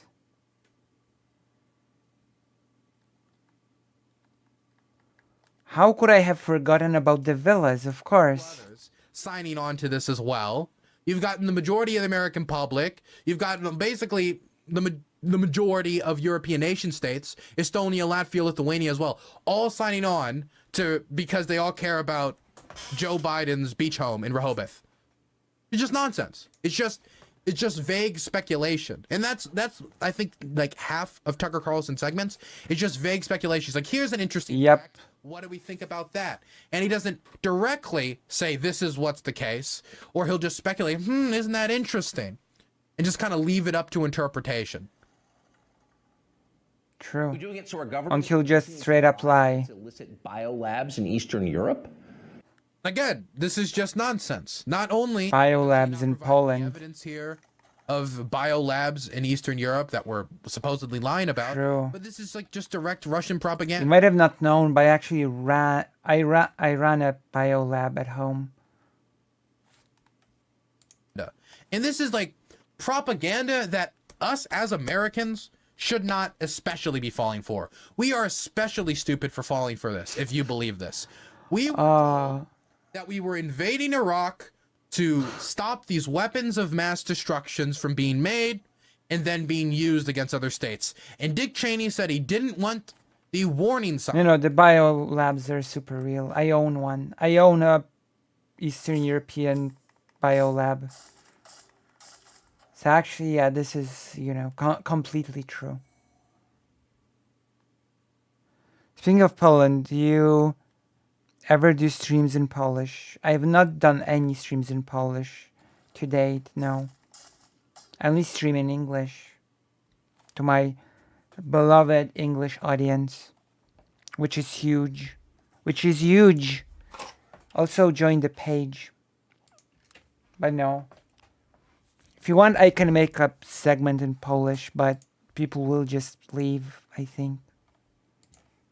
Or he didn't want the evidence to end up being a mushroom cloud and trying to make people think that Iraq had a nuclear arsenal that they could use against the United States, and if they didn't act, the next 9/11 will be a mushroom cloud in New York City. It'll be a nuclear... I meant English-speaking audiences. Not English people. I died! Bomb going off. I meant English-speaking... Oh my god. Nothing. I think we found some chemical weapons, but we didn't find anything close to what Dick Cheney was insinuating was in Iraq. And explicitly stating on multiple occasions, the Bush administration was stating was in Iraq. No weapons of mass destruction. Now, I was a lie. Later, by the way, Tucker Carlson supported the Iraq invasion. I do want to put that out there. And he supported it when it counted, before it happened. Then after it happened, he pulled his support.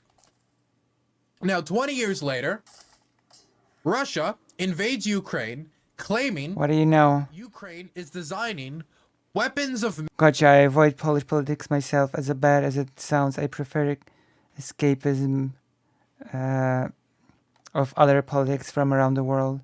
Well, I might mention Polish politics, but I'm gonna do it in English, probably. Destruction, chemical weapons... Like, to make the English speakers aware of what's going on. And this is one of the things that I might do as actual real-life action to do stuff. To target Russians. We'll see. To target their DNA and kill them. Jesus Christ, I remember that. Well, not really anything. They don't really provide any physical evidence. And a year and a half to almost... Russian DNA. What is this, Metal Gear? To show these grand... What is this, Metal Gear Solid? DNA targeting viruses? Specifically Russian DNA. Weapons that were created by the Ukrainians, even though they've occupied a decent portion of the country. But we still have Tucker Carlson, a year and a half into the war, repeating this nonsense. True. Even if he doesn't go into the specifics, he'll just kind of like dabble in it, dip his toes a little bit, and then he'll move on to the next topic, not really addressing any of the specifics. Because if you get bogged down in the specifics of whether these chemical weapons are real, whether these biological weapons are real that he's talking about, these weapons of mass destruction are real, he just kind of be like, isn't that something? Biological facilities, and then moves on. As if there are tons of biological facilities all around the world doing research on tons of different things that could be a million different things. Like the one in my home. Outside of weapons of mass destruction. We have biological facilities in Canada. We have biological facilities in Mexico, in Germany, in France, in Denmark, in places all around the world. And the Russians have yet to provide any concrete proof. My toilet is just a biological facility. True. Technically speaking, a kitchen is also a biological facility. If we're gonna be technical about it. Don't just sit here. Do something. Used to develop weapons, but Tucker Carlson, the journalist with just the most integrity, doesn't need that evidence to just suggest it on his program. Definitely now that there's no Fox censor to tell him, I don't know, should we lie 10 times today? Can we just lie 8 times today? 10 times is okay. Just started, man. We're not even a minute in. Oh my god. That's actually true. Tony Blinken can feel like they're doing something important with their sad lives? Really? Honestly, there's got to be a better reason for waging this, the most pointless war of all. The most pointless war of all. What does that... What? This is insulting, actually. This is actually extremely insulting. From whose perspective? I think it's saying it like from our perspective. From an idiot's perspective, of course. I mean, it is pointless in... Like... It is pointless in the sense that Russia should not have, like, invaded. Yeah, sure. It is pointless in the sense that many Ukrainian people suffered pointlessly because of Russia's, like, imperial ambitions. But I have a feeling that is not what Tucker Carlson means when he says that it is a pointless war. That it is the most pointless war of all. It is pointless for the Ukrainians to retake their territory. It is pointless for the Ukrainians to not want to be dumped in mass graves. It is pointless for the Ukrainians to want to retain their sovereignty. It is pointless for Ukrainians to want to have their national identity and not have it tranced upon and denied and erased. It is pointless to fight back against the illegal deportation of Ukrainian children. All of it, it's just all pointless. Let's just call it what it is. It's kidnapping of children. It's kidnapping, straight up. Right?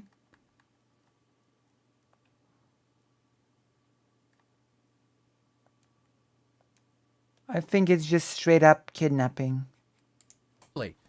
I wonder if you would have the same message of like, well, when you think about it, maybe Hawaii is historical Chinese. I don't know. Illegal deportation still has the ability to sort of, for the people to agree to be illegally deported, no? And if the Chinese want to have it, it would be kind of pointless to fight back. I just want to... Ksenia Turkova did an interview about children being kidnapped, right?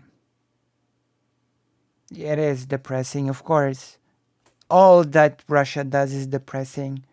So it's really infuriating to see those shills. Yeah, they're being kidnapped. I see. As part of a bigger attempt at erasing Ukrainian national identity, of course. How consistent he would have these narratives if, the situation was flipped. And I'm just saying Hawaii. We would need to take about, 20 to 30% of American territory to get to the equivalent of what we're having with Russian happen right now in Ukraine. So what? California, Colorado, New Vegas, not New Vegas, not the video game, Nevada, all this territory just taken up. Would he say, it would be pointless to try to take that back, especially if mass graves were popping up in occupied California? Get out of here. What is it? Well, thankfully, we have an answer. Well, we have an answer. Guys. Okay. Tucker Carlson has figured out geopolitics. He figured it out. True. Okay, he knows the true reason behind the war. The true, point, expressive thumbnail. So what's the real reason for the war? Let's hear it. Is it because of Russian imperialism? Is it because of, Russian colonialism? What is it? What is it, Tucker Carlson? Tell us. He's got it. Let's see. The war against Russia, ladies and gentlemen, the war against Russia. Also, Russia has not even started the war. It's war against Russia. Okay, I see. It's war waged against Russia. Russia is not even waging this war. Okay, I get it. Okay. My bad. I thought it was actually Russia invading Ukraine, but I guess I was wrong. Maybe it's actually Ukraine invading Russia, War against Russia, not the Russian invasion of Ukraine. True. We've been all misinformed. The war against Russia. Okay. True. Putin and for Ukraine is in fact a war for democracy. Watch and recall. Oh God. By the way, I don't like the simplification of why we're supporting Ukraine. There's a million different reasons why the United States is supporting Ukraine. There's a million different reasons. I don't really care the reason why the United States is supporting Ukraine, to be bluntly honest. I don't really care. I care that it does. Okay? That is all that I care about. It does. That's enough for me. I don't really care for the why. Democracy is one of those reasons, but so is sovereignty, so are the atrocities, so are the liberation of their territory and the reclamation of their home, as many of them have been placed for a very long time. I interviewed a Ukrainian recently, I wasn't recently, it was a few months ago, who has been displaced by Crimea, and they're fighting in the Ukrainian military so they can literally just get back their home that was taken from them in 2014. Well, just picture that. Picture that, being driven from your home and having to fight in order to get it back. Picture that in your mind. As that's the reality for many people. With everybody being forced to have Russian passports and everybody being denied their Ukrainian identity in occupied territory, as they're about to engage in a campaign of mass deportations of anybody who will not take a Russian passport, taking their property from them, stripping them of their property rights. Right. They have a good reason to fight. They have a lot of reasons to fight. Of course. The upholding of their democratically elected government against the Russian invasion is just one aspect, one reason of many reasons why Ukrainians are fighting. Yeah. We're focused on what we can do to Like that should be like that should not need explaining. That should not even need explaining. It's like feeling the need to explain why Poland defended itself in 1939. It's we are in a really bad state when we need to have a whole bit explaining why Ukraine has a right to defend itself.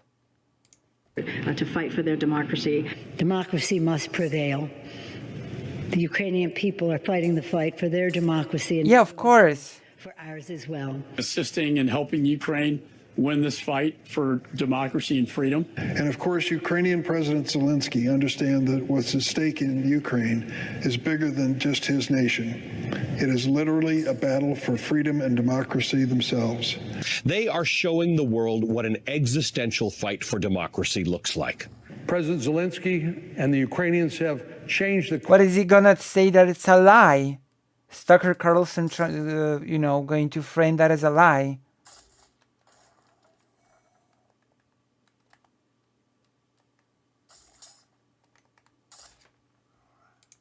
of history Calm now. for the better. And we unequivocally are with the Ukrainian people in their fight to remain a sovereign democracy. Unequivocally with the Ukrainian people to remain a democracy. It's a bipartisan view. Democracy must prevail. You just heard noted democracy expert Nancy Pelosi say, the daughter of the mobbed-up mayor of Baltimore. What are you trying to say? What exactly are you even trying to say here? What? Ukraine is not a democracy now? As Pelosi puts it, the Ukrainian people are fighting the fight for their democracy and for ours as well. That's right, for ours as well.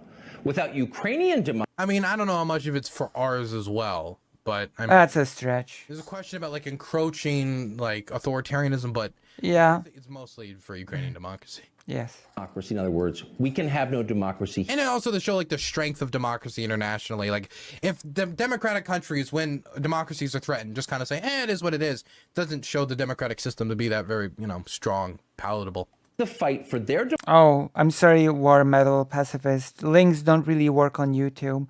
So you would have to join the page and send it to me there. democracy and for ours as well. That's right, for ours as well. Without Ukrainian democracy, in other words, we can have no democracy here. If the Ukrainian... Nobody's... What? Yeah, I don't think that's what's being said. I don't think so. Nobody that he just listened to said that. Nobody said that if Ukraine loses, America will lose its democracy. But I mean, it is true that if Ukraine loses, America will look quite weak.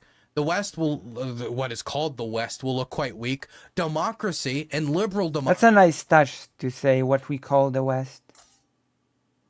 That's a nice touch by Dylan, I think.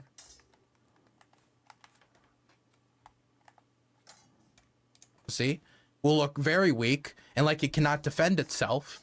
And I think it will embolden many authoritarians around the world. And in the countries that are in liberal democracies, you want to get rid of that liberal democracy. Yeah. But I don't think that necessarily means that American democracy itself will collapse. I don't believe in some type of like domino theory going on in Europe. I don't think so. Falls and everyone else. I don't think so either, to be quite honest. But I'm not really sure if that's what they meant when they said it, so, Falls necessarily. But it is also true that Russian goals don't stop with Ukraine. And No, they don't. That they believe that they have the rights to do this exact same thing too. That the True. Russian government believes that they can do it too, if they want to, or at least All the countries that used to be in the Russian Empire, to be quite honest with you, that is basically the scope of Russian ambition. right to. Poland Aren't included. free, neither are we. We must make sure they can vote in Kiev so we can continue to vote in Kansas City. It's really that simple. I didn't know. And yet tonight, we regret to tell you that we have a problem. It looks like they're not going to be able to vote in Kiev anymore. And no, for once, it's not Putin's fault. Anymore. Wow. So there's no. I knew it. I knew this was going to be the topic. It was so obvious. Also, no, it's not anymore.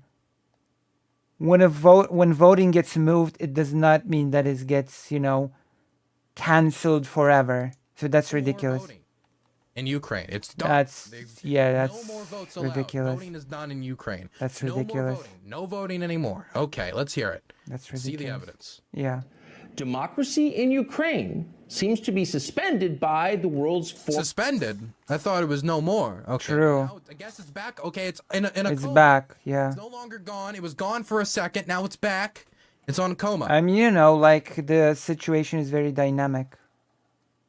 It's a dynamic situation out there, Dylan. The democracy situation is dynamic. Disappears for one bit, In a coma. Yeah. Got in a car accident or something. Most democracy advocate himself, Field Marshal Zelensky. Field Marshal. Watch this.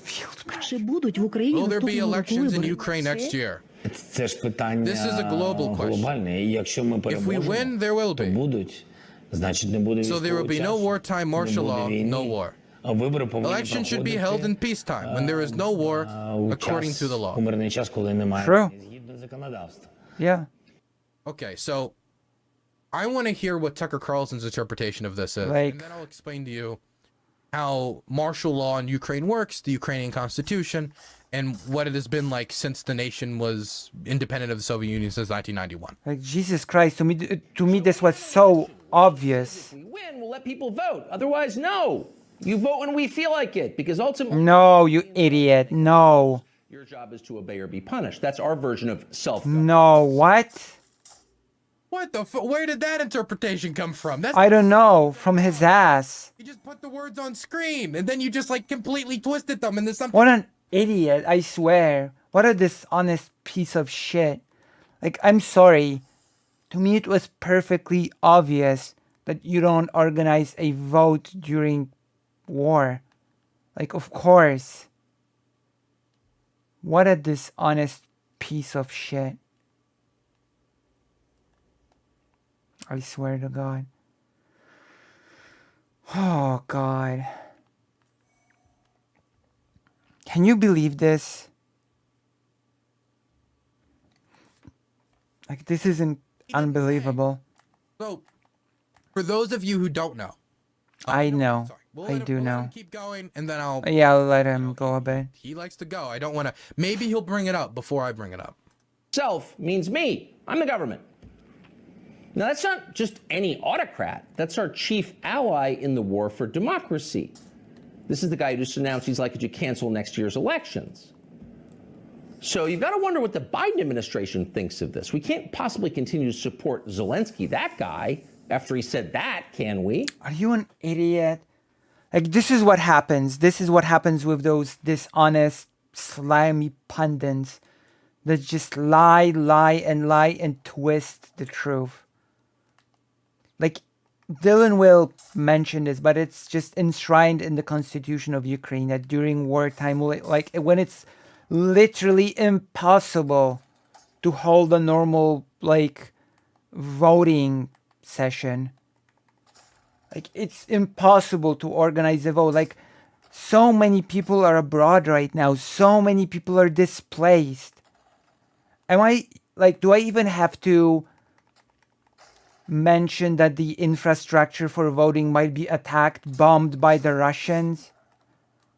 Like, that people going to vote might be just bombed by Russians, and there is no infrastructure for mail-in voting, and that the mail-in voting places might be bombed as well while we're at it.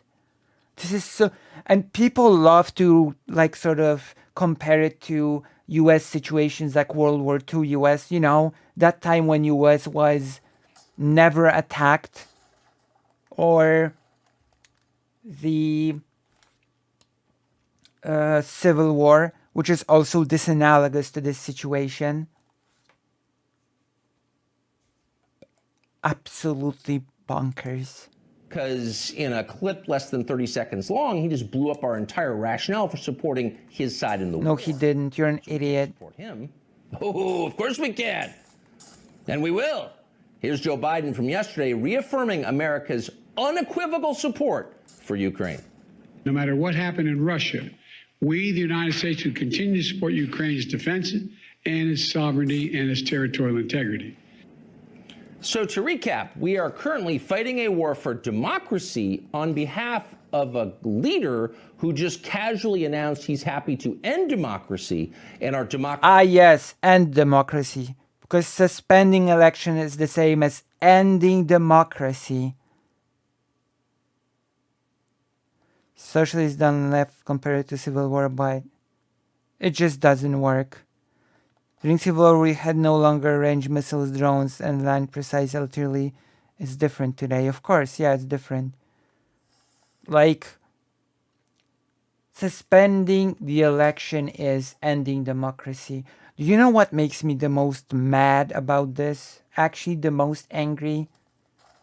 It's the fact that there are many people that will probably watch this crappy Tucker Carlson show, and they will just believe it. They will believe it. I like Socialist Dunlap, but he was wrong there. Well, you know. I think all of us have blind spots, so we'll see. We'll see what Socialist Dunlap future takes will be. We all have our blind spots. But yes. Well, Tucker Carlson, like, I'm just gonna say this. Unfortunately, I can. Leighton shoes. I'm just gonna say this. Socialism done left has a blind spot, and Tucker Carlson's like just a dishonest piece of shit. Okay? It's just a dishonest piece of shit. That's all I can say about Tucker Carlson. Ridiculous. Like, I'm gonna say this for the 5th time. When I first about the whole voting thing, like I think I heard about it on Polish television. Before any of the drama online around it, of course, happened because of course. Like, my first initial thought was, oh yeah, of course. Duh. Of course it's not gonna happen now. Like, that's obvious. That's the most obvious thing in the world. That the elections cannot be held right now. Like, it felt like a formality to say it.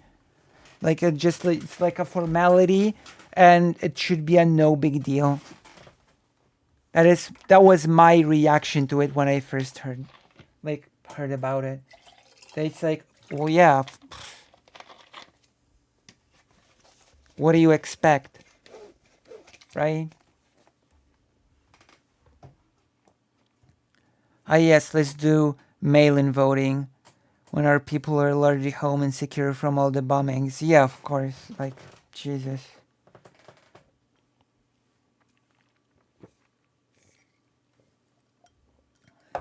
So stupid.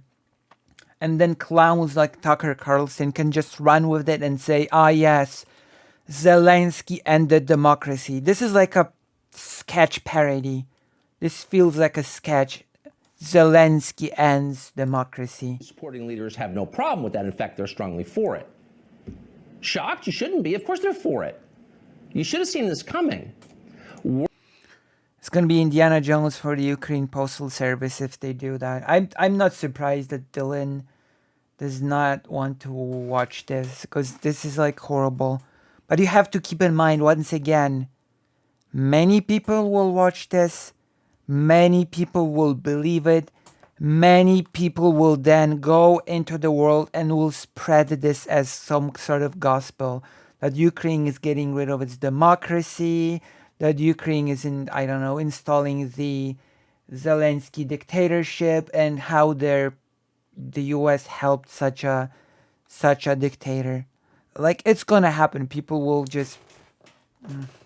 This is the worst thing about this. I'm pretty sure Tucker Carlson, even out of Fox, still has some sway among, I don't know, conservatives, Republicans, or whatever. Wars for democracy. It's gonna be Indiana Jones for the Ukraine Postal Service if they do that. Like, it's so, like, I don't mean to, I don't really want to be mean towards socialism and left, but please bear in mind, socialist and left, that you are in alignment with Tucker Carlson on this topic.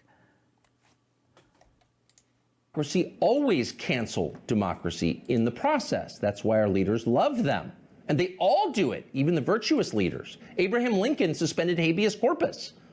The British government under Winston Churchill threw an entire opposition party into prison and let them rot for the duration, in some cases with their families. So, you know. Okay, so I'm done. He's moving off of the point. He didn't mention it. I think I have to mention. One moment. The experts call.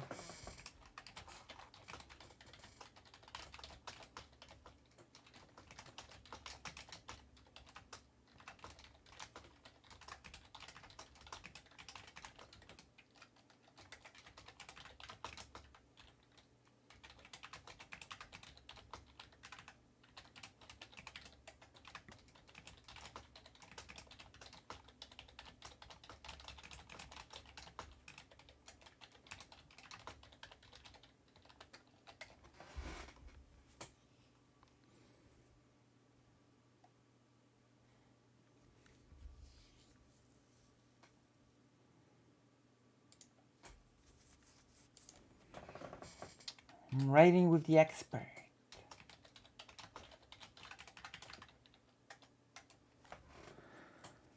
A war is happening. I'd expect them to withhold some normal functions of the government to prioritize their victory. Yeah, of course. Hello, Dalus.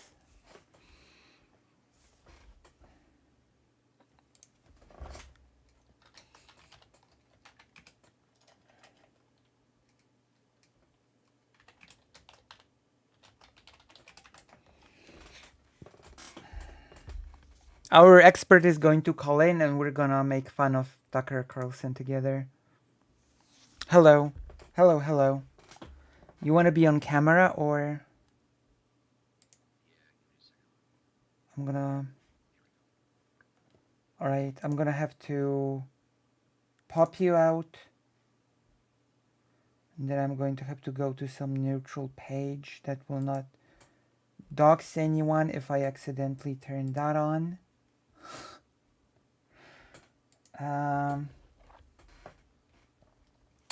Window capture, boom. Expert, I'm gonna call you expert, if that's okay.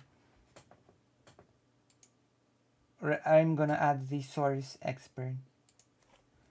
Here we go. What's busted? I'm sorry.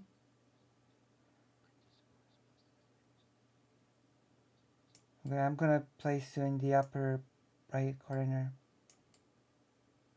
Here. I'm gonna place you next to Tucker. Or maybe I'll just place you next to Dylan. There you go. How do you like yourself here?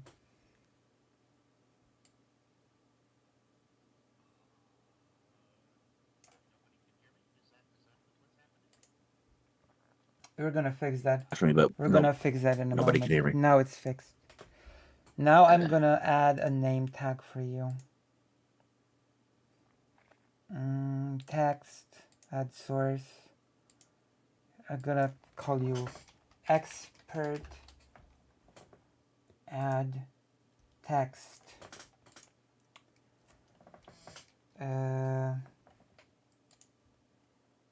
my gosh, I'm always having a problem spelling your name.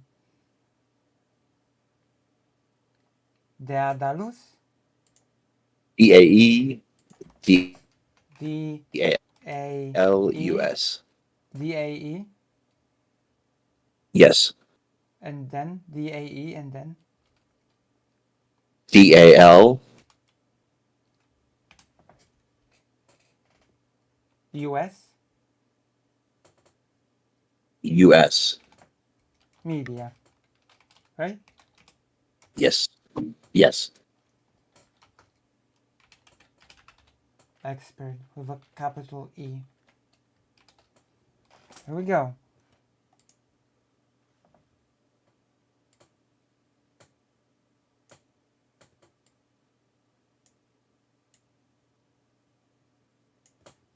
So while I do this, if you could introduce yourself to the audience, tell everybody what you're all about, even though I'm pretty sure everybody already knows you, but you know, it's like important. Fair enough. Good afternoon, morning, etc. Gigglers. I am Daedalus Media, co-host of the Two Guys Talking History show. The link going in the chat now. I am here to talk about cluster munitions today.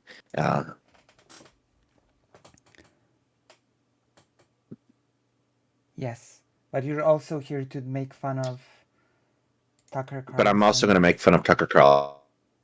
Yes. Also, you are roboting. Because I don't like Tucker Carlson. True. Nobody does, quite honest.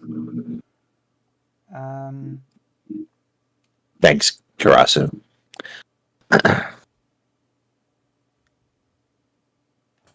Let me see. Better, worse? What are we doing? I can't see anything on this end. Well, I'm sharing the screen with you right now. Yes, okay.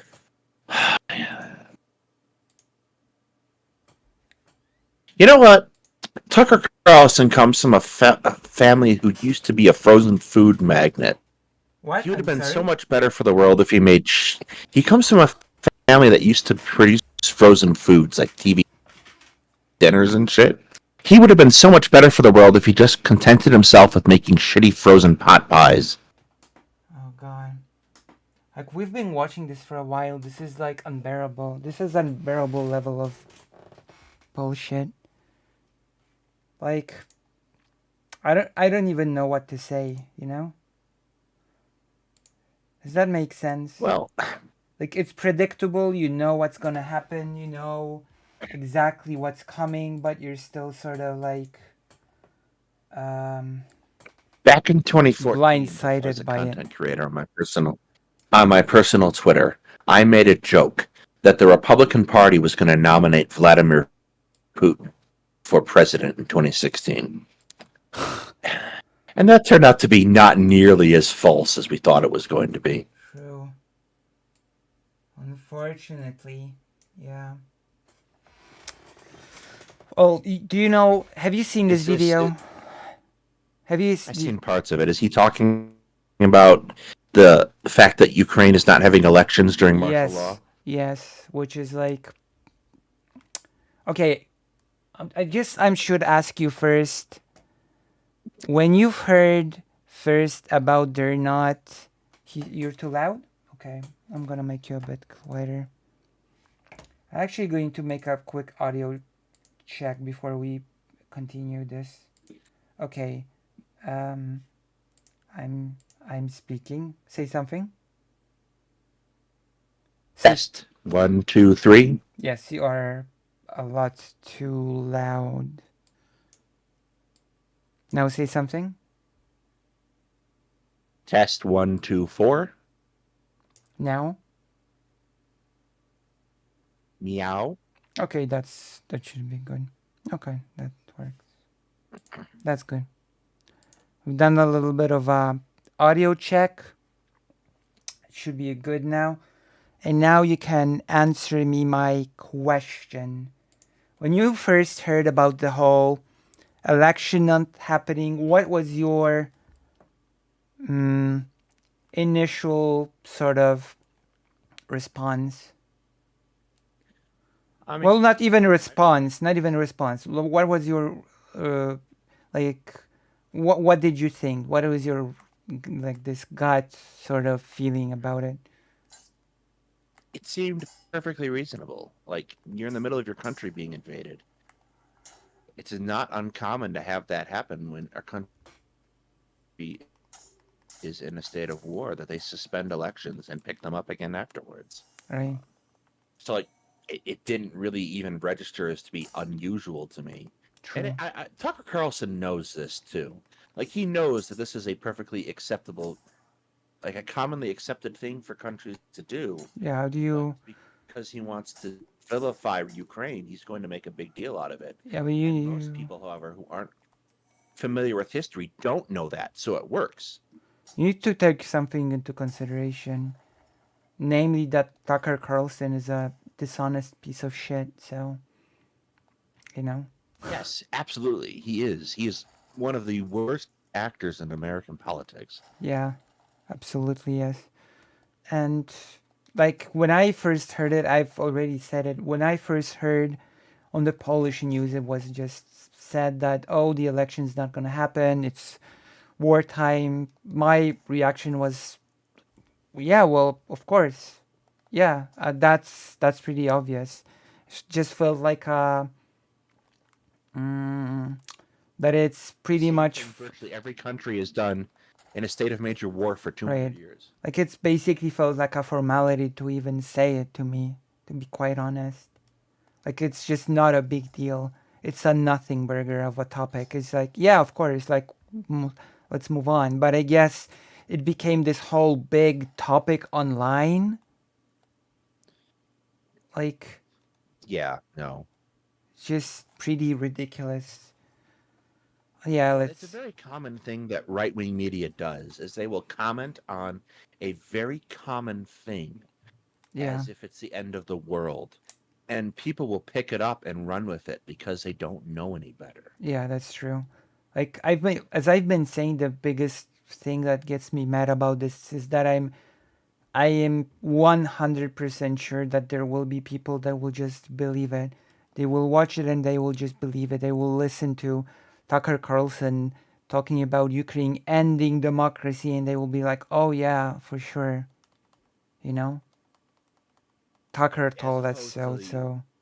The shining democracy that Russia is. Yeah. Had the same president for 10 years now. True. And, you know, basically a president for life. Let's not pretend otherwise. And even when he wasn't president, he was prime minister. Like, come on. Right, yeah.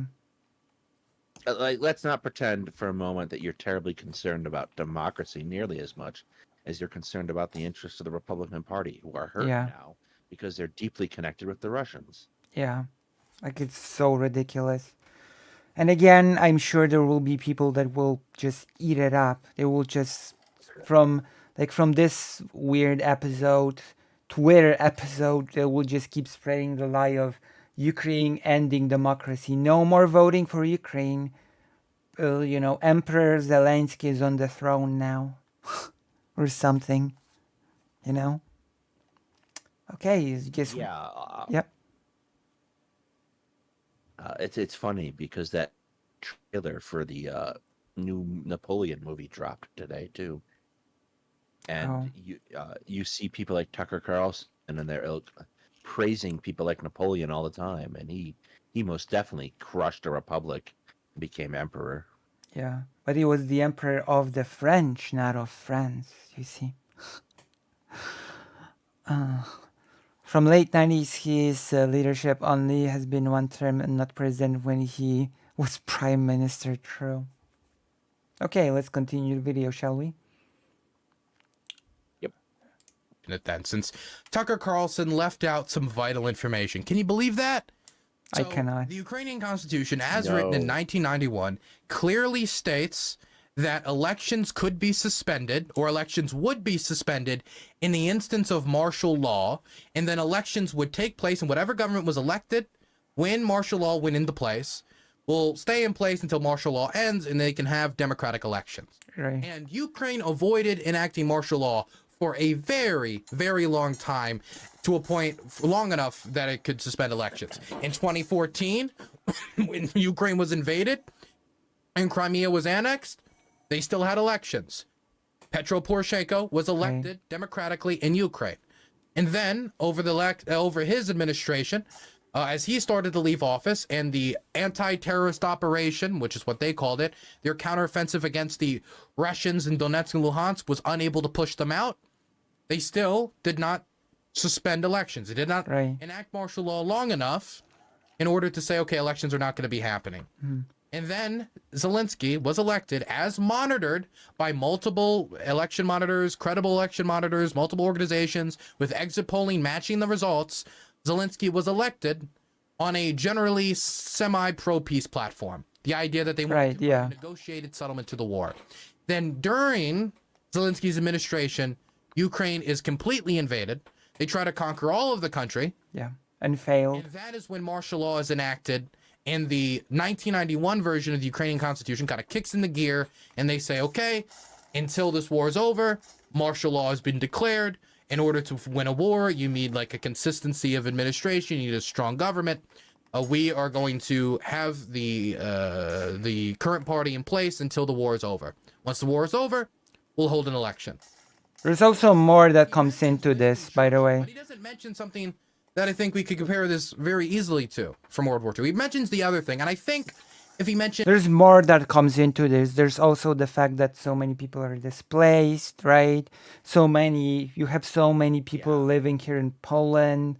Like, you have, because, like, let's just take it point by point. Even if people who are still in Ukraine were to be made to go to the, voting ballots, right? Like, what would stop Russia from just bombing those? Nothing. Well, there's nothing that's going to stop that. Of course. Dylan is absolutely right. Ukraine hells off as long as humanly possible. They try to keep their country functioning normally. Yeah. Despite the fact that they have been in a shooting war for 9 years now. Yeah. It's only after the entire bulk of the Russian army flows over their borders.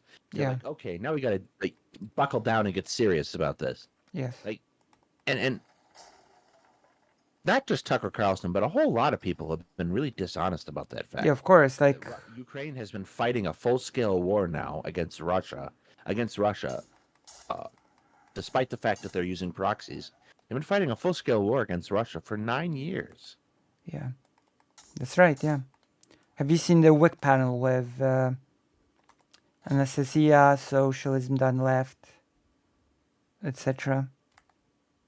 Is it the last one, or is there an event? The last one, yeah, the last one.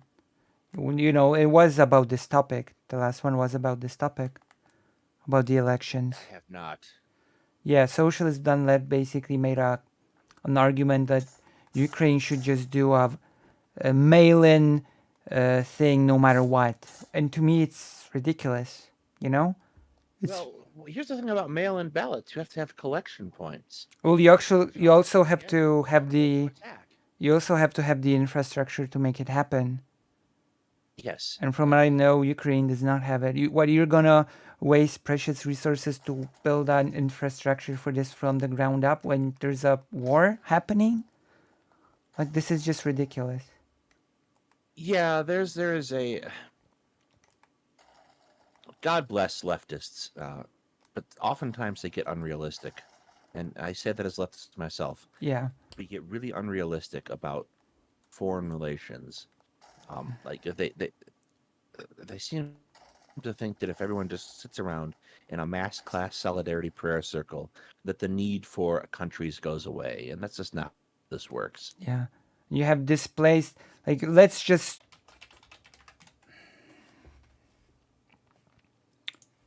Oh, technical problems. It's back. Okay, we're good. All right.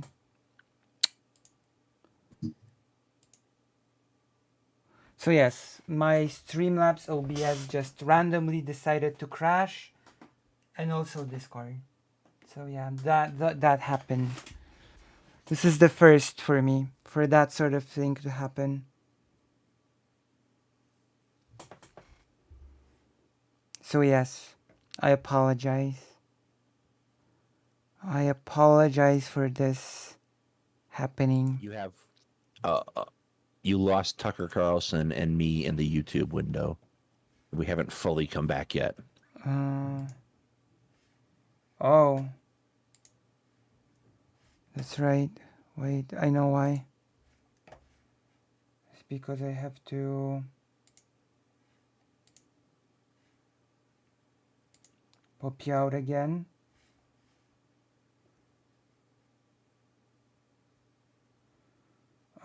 god. We've lost Tucker as well. Oh yes, okay. So we have to bring everything back. You... Jesus Christ.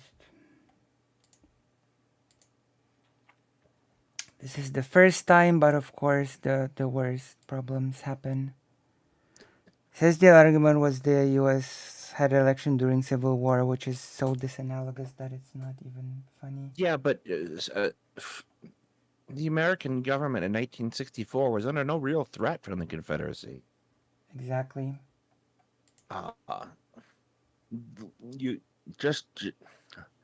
The Confederacy never again got into the Union territory after Gettysburg. They were done. They just didn't know it yet. They spent a whole 2 years dying slowly. Yeah. There you go. I'm bringing But you Lincoln back. suspends habeas corpus on railroad lines during, like, he takes steps like this. He's like suspends habeas corpus on railroad lines in order to get people, Congress, in to vote so that he can give himself war powers. Like, Lincoln takes a whole bunch of steps that are unprecedented in American history, but perfectly common for governments in, you know, the 19th century when they're fighting wars. So that's like a disingenuous argument. Yeah, as always.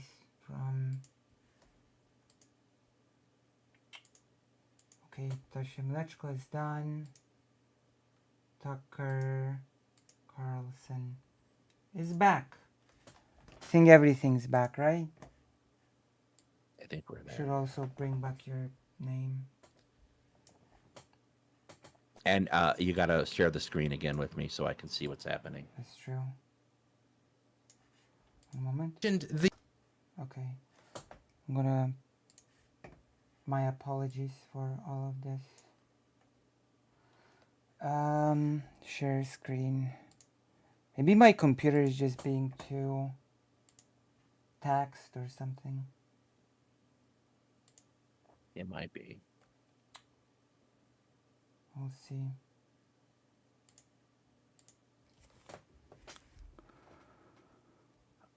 Okay, we're back again. Dylan also brought up that there are much concerns on internal displacement and refugees on board. Yeah, of course. And Anastasia also brought it up, like everybody brings it up. Like, there's also one other thing that I started to talking to you about. You also have to assume that Russian soldiers won't gun down voters who don't vote for the pro-Russian candidate, right? Yeah, that's a good point. And they will. Well, Ukraine would probably isolate that pretty quick, actually. It wouldn't allow a pro-Russian candidate. That's true. The other aspect of martial law. I'm pretty sure that Russia would just gun down all candidates, all voters, but... Okay, so... Well, if their reaction after the dam explosion is any indication, yeah. Yes. Millions of people displaced and Ukrainians still live under occupation. There's also one other thing that is important about the whole misplacement thing, right? I think Anastasia sort of talked about it, and I think it works similar to the Polish system. That you have this system of registered address. Are you familiar with that? Of being registered under an address? Yeah? Yeah, that's how the American election system works. It is? Yes, we are registered at an address, and you go to a polling place per that address. Or you... Yeah, but in Poland it's mandatory. It's not optional. Oh, well, yeah, that's different. Yeah, everybody has a registered address. It's not like, oh, I register my address for voting. No, everyone just is registered to an address. You have an address, you just have it, you know? And you vote, your voting place, the place where you vote is tied to the place where you are registered. Right? Yeah, that makes sense. And then, in order to, like, the displaced people, like as Kara says, you don't have that, right? They just their home is either gone or occupied, and it's not a super easy thing to just re-register yourself to someplace else, right? Right. And again, socialists on left said, "Oh, we'll just make it easy," but well, that's a really, really common thing about people who don't think about the world and just think about ideology. Is they think, well, we'll just do the thing, but you actually have to think of the logistics of doing the thing. Yeah.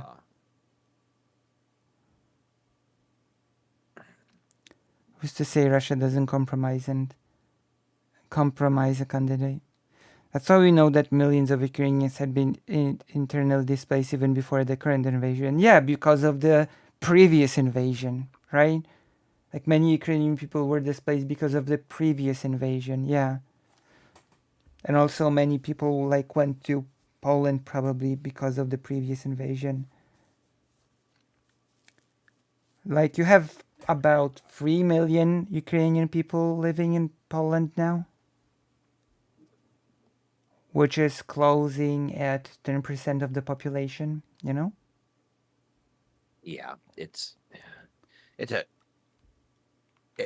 impractical to hold an election right now. Of course, yeah, it would be stupid. And to frame it as democracy being ended is just, well, as we've dishonest. As we've like, you know, established, Tucker Carlson is a dishonest piece of shit. Yes, I believe 3.6 million had been internally displaced who applied such papers between 14 and 19-ish, right? And there are like the 3 million people in Ukraine that are just not going to be able to vote because they're in Poland, right? Because the mail-in voting is not really a thing that's like organized. Ridiculous. And there are many more Ukrainian people around the world as well. Turkey agreed to okay Swedish NATO membership. Yep. In exchange for concessions and joining the European Union. Interesting. Okay, let's continue. Just a very dishonest video. And yeah. The other thing that they talk about when they mention British democracy during World War II, he might look a little, his argument might look a little worse. During World War II, elections in Great Britain were suspended because they were fighting a war for their survival and the survival of democracy in Europe. Right. Also, I'm worried about like, Turkey. I'm worried. I would be great, but I'm also sort of worried about Turkey. Like, isn't Turkey sort of supportive of Russia? They just did a flip-flop, pretty hard flip-flop on Russia, like in the last week. So, okay. Probably because Zelensky was sweet-talked him for a little while. I see. Because I'm a bit afraid of... Yeah, but I'm not worried. We have already problematic countries in like Hungary. That's essentially why I am worried that instead of the accursed duo of Poland and Hungary, it's gonna become the unsaintly trio of Hungary, Poland, and Turkey. You know, spreading the anti-European Union sentiment. I don't know. I guess I am a bit worried about that, you know. Poland, Hungary, and Turkey joining forces to spread harmful stuff. Since Slovakia also joined the trio, making it a quartet. What is Slovakia like? Basically Poland and Hungary as well. Oh no. Okay, no, it's not the topic of our thing right now. We should probably get back on track. Isn't that right, Diadalis? Yes. That's not one. That was we're talking about democracy, so I might as well just drop that there. That's not the only reason they were fighting. A million reasons they were fighting, but that was one of the reasons they were fighting. And they suspended elections until the war was over. And then Winston Churchill was swiftly kicked out of office. Labor won a huge wave, and then they built the foundations for things like the National Health Service, and that would shape the modern British political landscape. Why do we have any reason to believe that in Ukraine that would not be the same exact thing that happens? This was something that was in the Ukrainian constitution already, that in an instance where the nation has to declare martial law for a situation like this, a situation of national survival, of course, they will suspend elections until it is calmed down enough so that they can unsuspend elections, and then they'll have elections. Just like the United Kingdom did during World War II, just like many other democracies would do in the same exact position that Ukraine was in.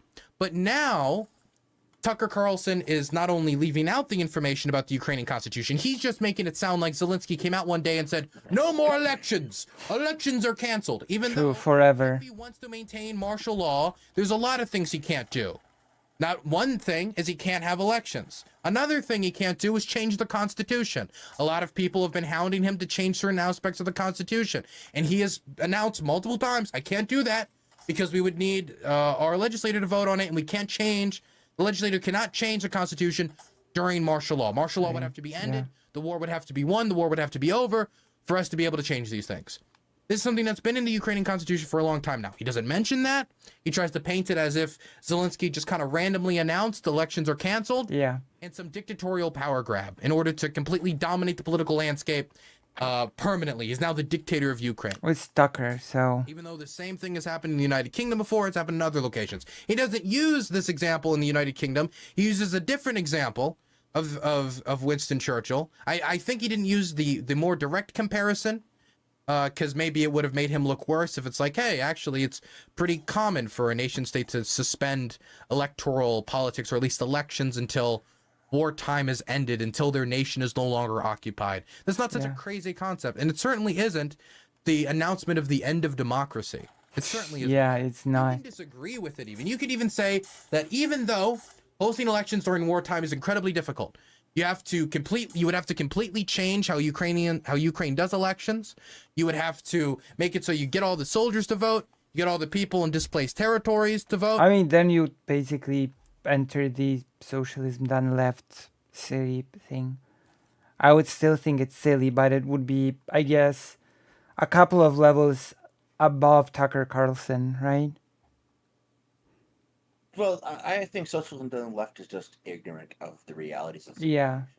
Tucker Carlson is actually malignant. Yeah. Malignant tumor.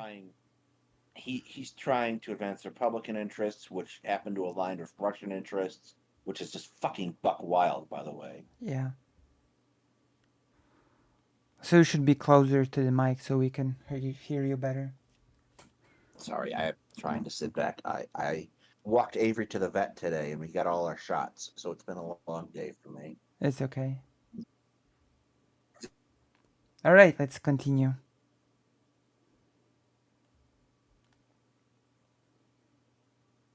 I couldn't hear you. How does that sound?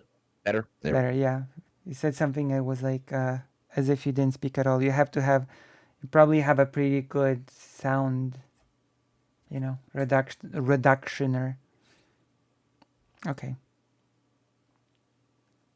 Has something happened? No. Okay. Areas, people displaced from the country, so you got to get the ones in America and France and Germany and Poland. You got to get them to vote, make sure displaced people can vote. Yep. You're going to have to either accept that those in occupied territory don't get to vote. Yeah. Or you're going to have to find some other way for them to vote, something I haven't been able to figure out yet. So most likely you're going to accept that those in occupied territory don't get to vote. Too bad. Stay mad, right? While under fire, right? Just don't get occupied. I think that is the correct position for Ukraine to take. I know socialism done left, talk done left. That's something he believes. But you cannot take the situation and extrapolate it to Ukrainian democracy is dead. If that was the case, stupid. He would have to be consistent and say there is no British democracy. British democracy is dead. It died while Winston Churchill was in office. Or we could point to Abraham Lincoln. He used Abraham Lincoln as a direct example, the suspension of habeas corpus. Is American democracy dead? No, it is not. American democracy did not die after the Civil War was won. Not yet, anyway. Not for a lack of the trying idea on that Tucker's you part. Sorry? Not for a lack of trying on Tucker's part. True. And Trump's, etc. My goodness. Alright, let's continue. I'm trying not to die here. Likes the war because it means he can stay in power is absolutely ridiculous. It's absolutely silly unless he has some larger piece of evidence besides he doesn't. The Ukrainian constitution being abided by. Then I'm just going to completely disregard it as nonsense and just pure speculation. Which is, again... Which is probably the default with Tucker Carlson, right? Well, that's granting Tucker Carlson an extraordinary amount of charity. He's an actual stain on American politics. Yeah. I mean, Dylan always tries to be fair, so, you know. Even to pieces of shit like Tucker Carlson, you know? I feel no compunction or necessity to be fair. Tucker Carlson is horrible. You should make fun of him whenever possible. True. I agree with that. Which guy are you listening to? Is this review of Attack? Well, we're watching together with the Adults Media. We're watching Dylan roasting Tucker Carlson, who tries to sell a BS narrative to his audience about Ukraine ending democracy because the vote is postponed, right? Until the martial law is lifted.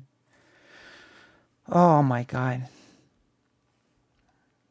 Horrible, horrible, horrible, horrible times. 50% of every Tucker Carlson program is just pure speculation. Yep. In a war for democracy, you can do anything. Imagine what a man might do who has... What was that little creepy giggle? Did you catch that? Yeah, it's just Tucker Carlson being bad at talking to real human beings. Like, this is a man who used to think that a bow tie made him look good. I was creepy, I have to say. A creepy giggle.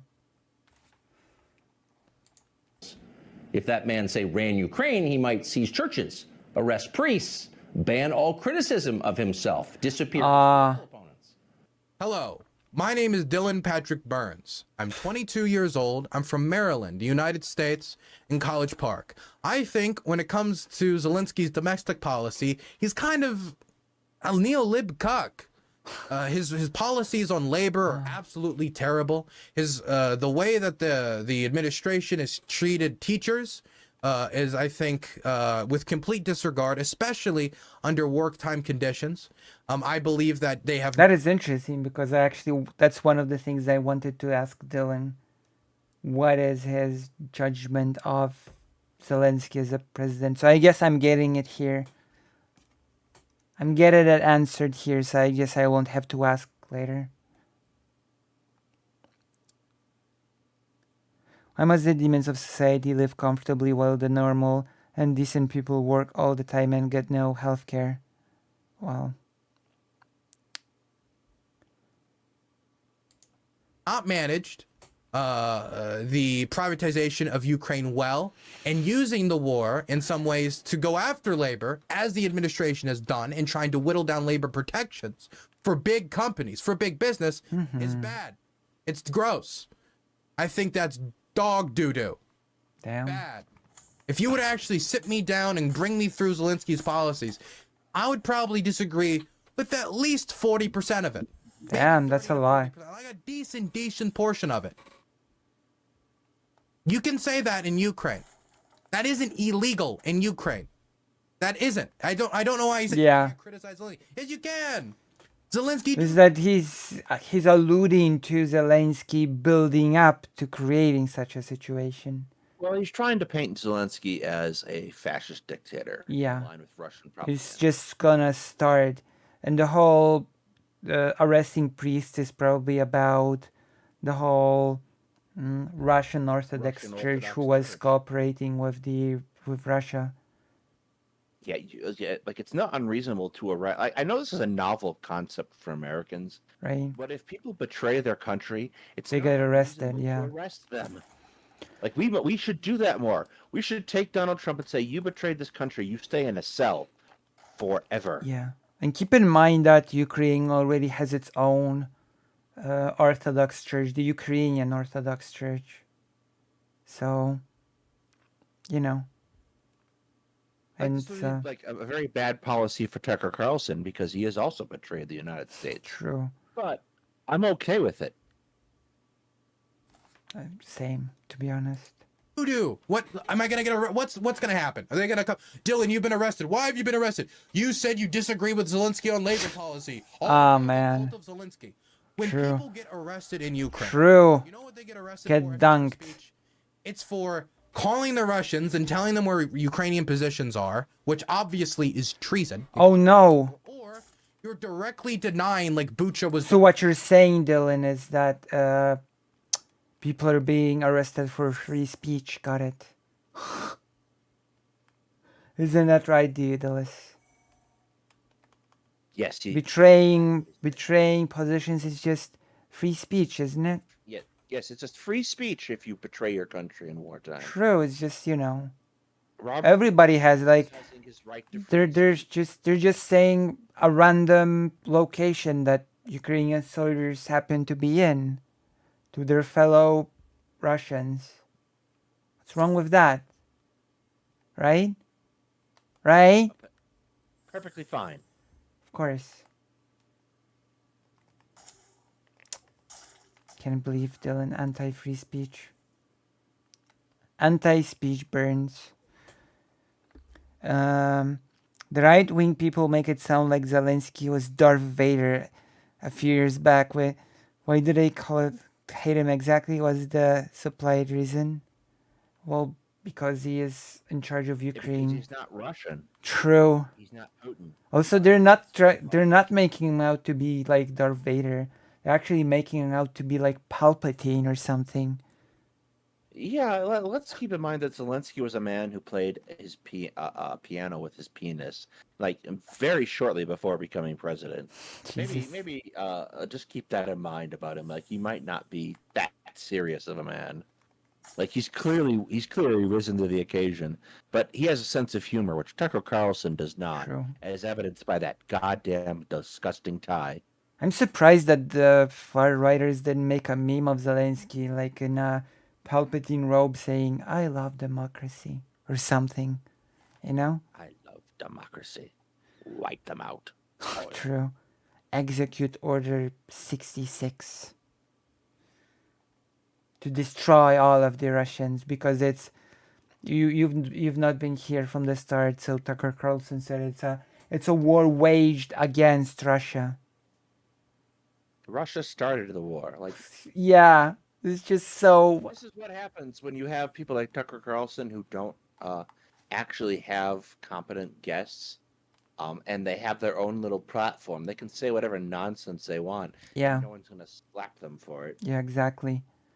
War waged. Why is this war waged against Russia? Why is it happening? Well, because Russia invaded. By the Russians. Oh, Bucha was done by the Ukrainians. They were all slaughtered by the Ukrainians. Fuck those victims in Bucha. I don't care. I hope more die. Stuff like that Jesus will get you Christ. arrested by the SBU. So I don't know where this idea. I mean, I would think so. I would hope so. Quite honestly. It's just nonsense. That's the first thing. Right? You would hope that those sort of people would get arrested, no? Well, yeah, they're undermining the war effort. Like, so okay, I'm gonna, you can see what I'm doing on the screen, right? I see a mouse on the Discord. Hang on. As in, you can see my, do you have my stream open? You have Dark Souls up, I think. Demon Dark Souls. Right? That's Demon Souls. Demon Souls. Okay. The remake on the PS5.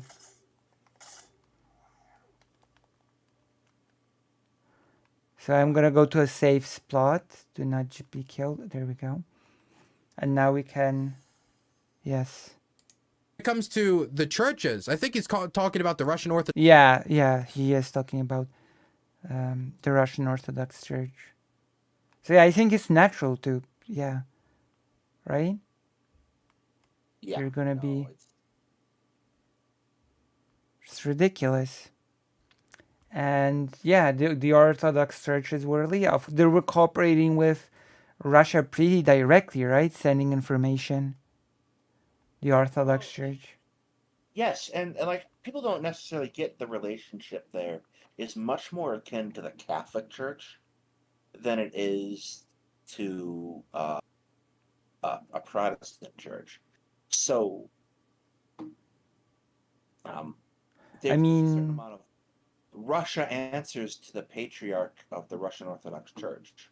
Right. And if he says support the war, which he does, because he's not really a priest so much as he's a Putin crony dressed up as a priest. Yes. Then that's how that's going to go down. So arresting those people is reasonable because they're undermining the war effort. It's crucial.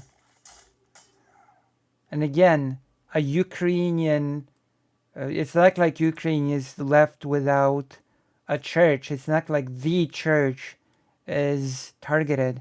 There is a Ukrainian Orthodox Church, and it's functioning perfectly fine. And a huge Jewish community, and all kinds of religion in Ukraine. Like, yeah, step right off at this nonsense, Tucker. Yeah, of course. Orthodox Church. I disagree with some of the actions of the Ukraine. Oh, Karasu. Russia was coerced to invade. Poor Russia. True. Ukraine was too attractive and winked at Russia. Short skirt. They couldn't help themselves. True. Just Russia has impulses. Russia has needs. Jesus Christ. It sounds so horrible. Now we're gonna get canceled for sure. True. By Bad Bunny and DJ Mule. So funny. Oh God. She's been on a Twitter rampage today again. Apparently we're all racist. Is it about noodles again? It's still about goddamn noodles and about foreign man in a foreign land. And oh God. Jesse Gender joined in to defend foreign man in a foreign land, of course. Well, and people got mad at her quite rightly for the fact that she blocks people who criticize her. Yeah, of course. This is a big aside, but I will tomorrow start my preparation because I feel motivated to cook and to maybe make it into a video or a stream to cook some noodles. Oh Jesus. I am you should join me in this endeavor. Sorry? Great. I am not on with Dylan Greaterant. I am Data Media. I am the host of the Two Guys Talking History show. You haven't seen me around before, but me and Lucy actually collab quite a lot. Yeah, because the Otherless is a big history expert, you know? And I like to call myself a history channel. So, of course, I'm going to collab a lot with a historian who's an expert, right? I studied military history, so I've been doing a whole lot of stuff on the war in Ukraine for the past year. Yeah. And you also have a co-host. Who is a expert in the Holocaust history of Ukraine. So we are an interested party. Right. And I believe that we should continue to collab into the far, far future. I think you should link your stuff again. Yeah. That's the perfect opportunity for you to link your stuff again. Also, what are you at? Subwise? 157 as of today. We picked up one overnight. All right. We should get you to 200 soon. So everybody here should subscribe. Why can't I post links? Bad computer. If it's okay, Karasu, can you maybe... I should make Karasu a mod also on the page, by the way. I really wish to listen Hetman talking about one day of the Eastern Front and Hungarian, Romanian, Italian forces in Ukraine. We'll get that one day. Turn around. Well, I'm in the process of yelling at him about signing up for Discord on his phone. After which, I think you should feel free to bother him all day long, because he's been talking to me about it for 20 years, and frankly, I think it's 20 years. That's a long friendship. We have been friends since the beginning of high school, and we're also quite a bit older than everyone else you in this space. It seems. Yeah. It's like I've been Brooks is the only friends. person in his 40s. Aiko is 38, I think. That's about it. I've been friends with my best friend since primary school. That's a long friendship as well. Yes. I appreciate speakers with background knowledge. Yes. So we should all... Wait, I should... Are you streaming right now as well? No, I am not at the moment, actually. All right. I didn't think to do that because I'm stupid. We're gonna have to send you this conversation as a file so you can also upload it to your channel. Yeah, I gotta sit and do a whole bunch of editing tonight. It's gonna be a long one. Also, I think this is the perfect opportunity to do a little bit of an announcement, I guess, because you've... Is it okay for us to sort of announce the thing you've asked me about in the group chat, or is that not a thing that's... Yeah, that's fine. That's absolutely. Okay, so can you tell the audience a little bit about it? So some of you guys were here for Sunday, the night of the Putin or the Wagner coup, where I and Lucy and Brooks were on with President Sunday. Me and Hetman are going to do a follow-up to that tomorrow night. I've invited Lucy, Brooks, and President Sunday again. I've heard from Brooks, who seems interested. Lucy said she'll come, and President Sunday is not answering his DMs again today. So I added him in the cathedral to go look at his DMs, and I'll bother him again before the night's out. But it's been a wild couple weeks after that Wagner incident. So you should definitely tune in tomorrow night. It'll be about 8 my time, which is Mountain Central. Wait. Mountain Standard Time. So wait, in how many hours will that be? Oh, Jesus. Over 12, right? Yes. Okay, that's good. It'll be about 28 hours from now. Which means I'll be able to catch some sleep. Okay, that's good. Yes. That's a positive thing. Hello, I'm late. It's like better late than never, Palm Dad. But yes, we have plans for big co-op. So yes, as I've said before, we've done all the advertisement. You should join me on the noodle thing, and you should also cook and post it. Here's the thing. Stir frying is one of my favorite ways to prepare food. Not because I'm trying to steal Asian culture, but because it's what I'm going to make for dinner tonight when I'm done here. Because it's a great way to get all the food groups in a single bowl and quick and easy. And like, I don't see why that's a bad thing. That's how culture works. Right. Keep in mind, not all Asian cuisine does the stir frying. Like for example, like Vietnamese is more boiled noodles compared like with meat with like it's it uses less deep frying. Like there's a soup type thing going on there too. Like Asian food is fantastic. It's great. It's really good. All over Asia, like Middle Eastern food, fantastic. I don't know if you've ever had Middle Eastern food, but you should go out get it some as soon as you can. Just a bit. Because they do amazing things, and it's very similar to Mediterranean food, but better.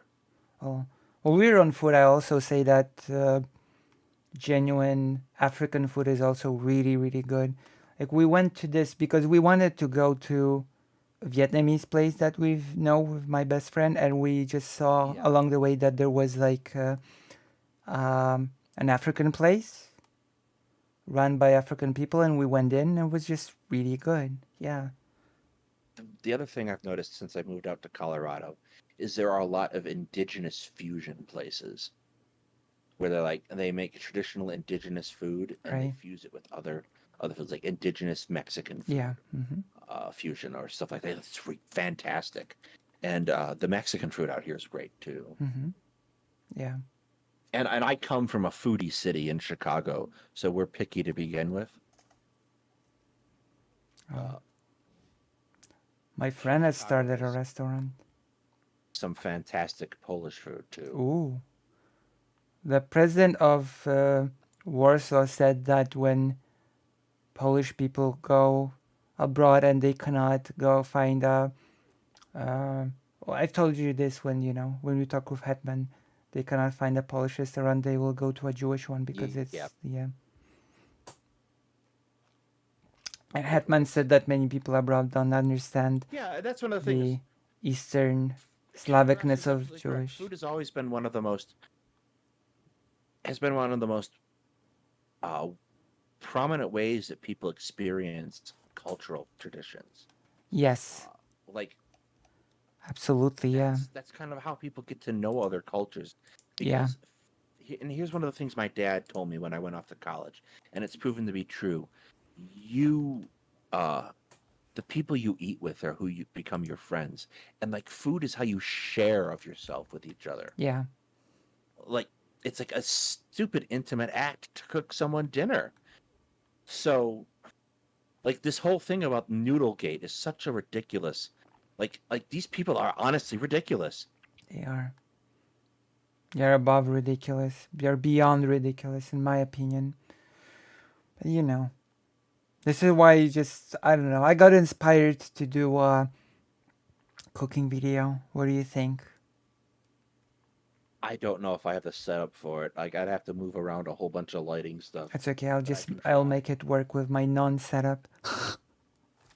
Fair enough. I'll just make it, and then I'm gonna add Demon Mama to make her react to me in the cooking mama thing. Cooking mama section. Yeah, yeah. See, it's all about the cloud in the end.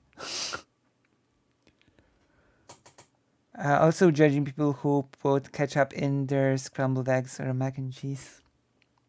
But yeah, and the person that did the noodle cookbook also went to the country to just train it. So see, that's the question I had, because I went over Soul Bunny's video in my stream, and like I looked up the author, and it didn't say anything about her background. But that was the point I made: is if she went to Asia to learn about these things, then that's exactly what she's supposed to do. Right? Like that's how you do cross-cultural stuff. Yeah. But I can't say one way or the other because there's not like a list of that. Like it sort of reminds me of when how famous the Japanese tea ceremony is, right? Yes. So there was a sort of like a presentation many years ago in Poland of the tea ceremony. It was all nice. It was at a school, and the Japanese people who held the ceremony, they said, we're actually really happy that more and more people from abroad are picking this up, are doing this ceremony, because people in Japan are not all that interested in it. So we're actually kind of happy that this tradition is actually being kept alive, because Japan doesn't seem to be interested in doing that.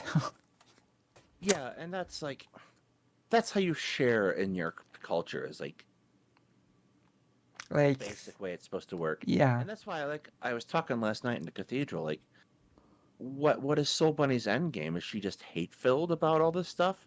Yeah, I saw it. Yeah, I saw that. That's how you end racism, really, is you make culture accessible to everyone so they can see that it's good. Yeah. And the tea ceremony people were basically, we just want this to continue. We are not concerned with who in particular continues it, Yeah, it's just so ridiculous to me. Also, Soul Bunny really misses the fact that the author had been attacked due to her perceived Jewishness after this noodle call out. Yeah. That would require Soul Bunny to do research on that gets in the way of being self-righteous. Yeah, that's true. Lucy has a getting featured on Cooking Mama. That would be great. That will be great. It will be, how you say, roasted by Demon Mama. Oh gosh, I threw a bomb. Okay, let's continue the video. We done the Pleasant, now we have to do the Tucker Carlson. I understand some groups' reluctance of sharing such needs Native Americans, but that is due to how colonization happened in the U.S., right? Yeah. Government has taken. I can understand that, yeah.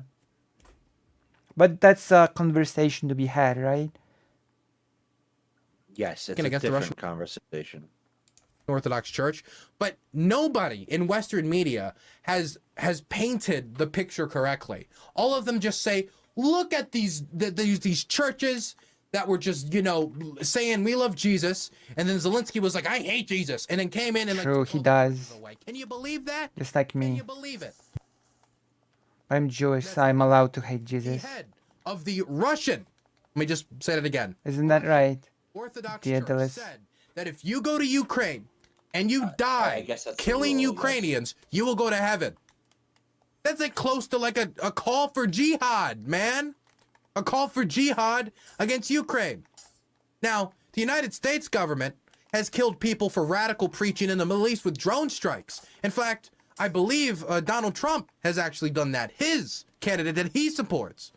But Ukraine, not even, by the way, expelling all these churches. A lot of them still operate on Ukrainian soil. Not expelling all these priests. A lot of them still operate on Ukrainian soil. That's because there's a difference between. That's because there's a difference between Russian Orthodox Church and Ukrainian Orthodox Church, right? Well, even the Russian Orthodox churches will continue to be allowed to operate, but the figures in the Russian Orthodox Church who committed treason would not be. Yeah, of course. That should be super obvious. But apparently it's not to some. Which is sad. Oh, I died.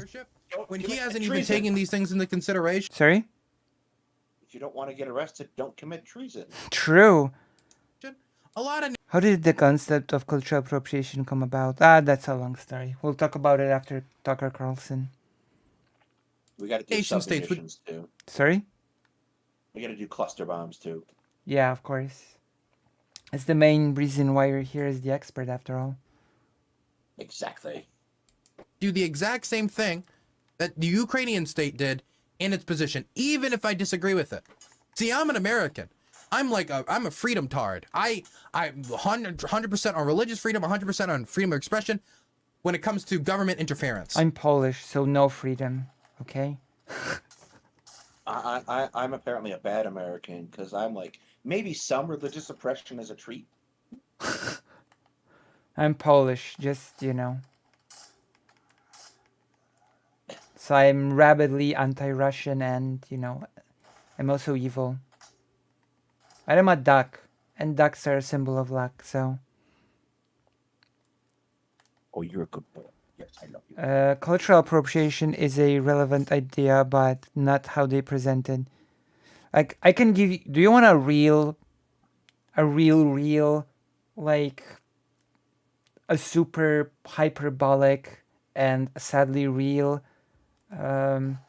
example of cultural appropriation?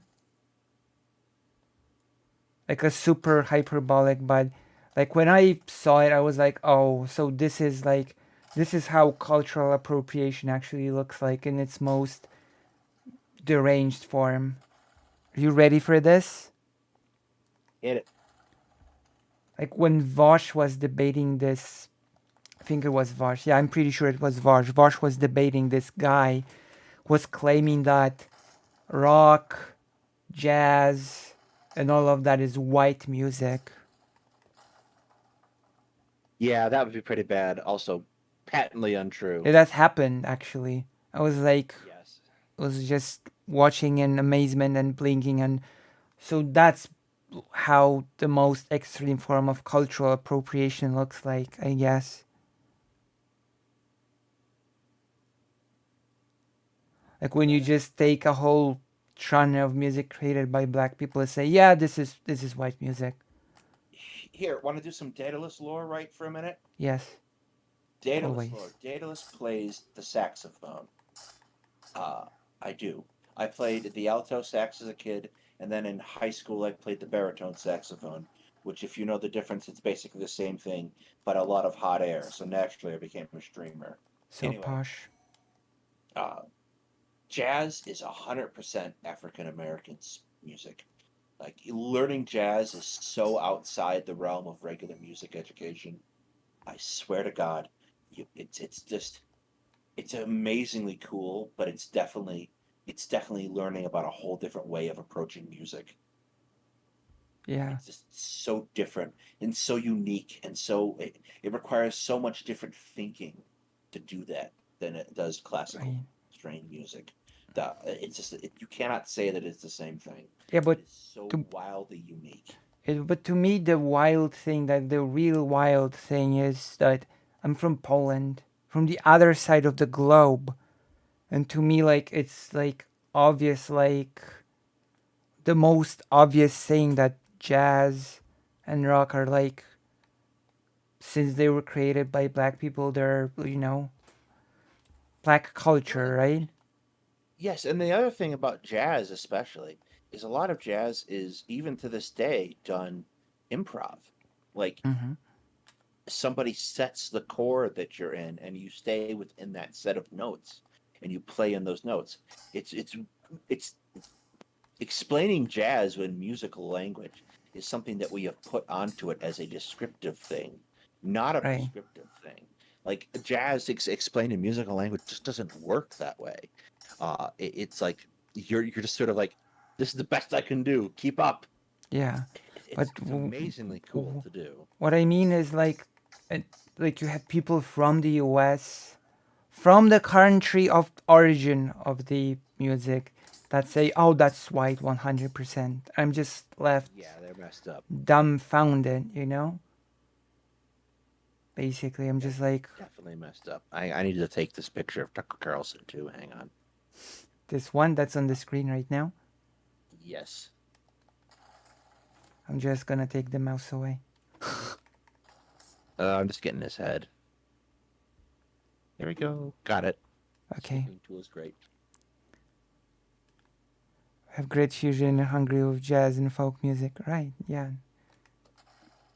Yeah, music is also something that it's shared. But also, like, yeah, it's good to share, but it's also important to give credit to the creators of it, right? Not be like, oh, it's just white music. Exactly. Like, Jesus. Okay, let's continue with the Tucker, Quacker. When I'm in Europe, that doesn't align with a lot of the European nation states that I've been in. Definitely when they talk about symbology around World War II, either the Soviet or Nazi symbology. But are we really going to say that because, what, they are criticizing them and talking about legislation to curtail the power of the church, which the head of said church is calling for a jihad against Ukraine? True. You're going to say you're no longer a democracy? I don't know, man. That seems pretty silly to me. And Heavily when, again, the guy he supported wanted to ban burning the American flag. Okay? Just saying. That's happening. Just last month, Zelensky threw a man called Gonzalo Lira into prison indefinitely for the crime of daring to write about the Ukrainian government in unflattering ways. Damn, nice. Now, what's interesting, what separates Gonzalo Did Lira Tucker was Carlson providing just name drop Coach Red? Gonzalo Lira was providing Russian troops with information. He was actively. Oh my god, I died, but it was worth it. Oh, Coach Red Belt. That's his actual name, that person, Gonzalo. Yes. Go by That's funny. That's funny. Yeah, that's funny. The person that made me root for Destiny in a debate. But yeah, as you've said, he was literally providing Russians with information. Like, he should be in jail. Good. What do you mean? Last night we're learning about the speech type. Like, we'll read this comment a bit later. Jesus. Was making content as Coach Red Pill for a while, yes. Red Pill? Gonzalo Lira? Yes. Oh, God. And that's all the information he gives on who Gonzalo Lira is? Okay, so many of you in my community will already know who Gonzalo Lira is. Yeah. So a lot of this is kind of just me hitting the old tunes, okay? But Gonzalo Lira is a pickup artist who has been living in Ukraine, and while within Ukraine, he has been denying every single atrocity that the Russians have done. Yes. Denying that they did Bucha, denying that they did really any atrocity. Then he blames it on the Ukrainians. No, yeah, the Jews marched themselves in the gas chambers. Yeah, yeah. Then, not only would he do that, he would call for stronger action, stronger bombing, more bombardments, more attacks on Ukraine, more bombing of Ukrainian cities. He would call for this on his program. While within a Ukrainian city, that is, while his neighbors were dealing with these types of bombardments, these types of yeah. Then the SBU goes insane, detains him for a bit and tells him, look, we can either let you out, let you leave the country, or we can keep you here and you'll most likely be tried after the war. Either way, though, if you're staying within Ukraine, you have to stop calling for the country to be bombed, and you have... That is more than he deserved. That is more courtesy than he deserved, by the way. Yeah, especially when he starts this stuff where he relays information about Ukrainian troop positions. Yes. Like, that's a bullet in the head. Let's be done with this. But then they probably can't make him clean his apartment, which is definitely going to be what the landlord wants. He doesn't want to clean that himself. To stop denying all these war crimes and trying to pin it on the Ukrainians when we have overwhelming evidence that the Russians did it. Then they let him go. And he continues to do it for like another year. Before eventually the SBU says, that's enough. They raid his house, and then they arrest him, and he's been detained ever since. Good. So he says, what I'm glad. Classify Gonzalo Lira's words as? And that's happening.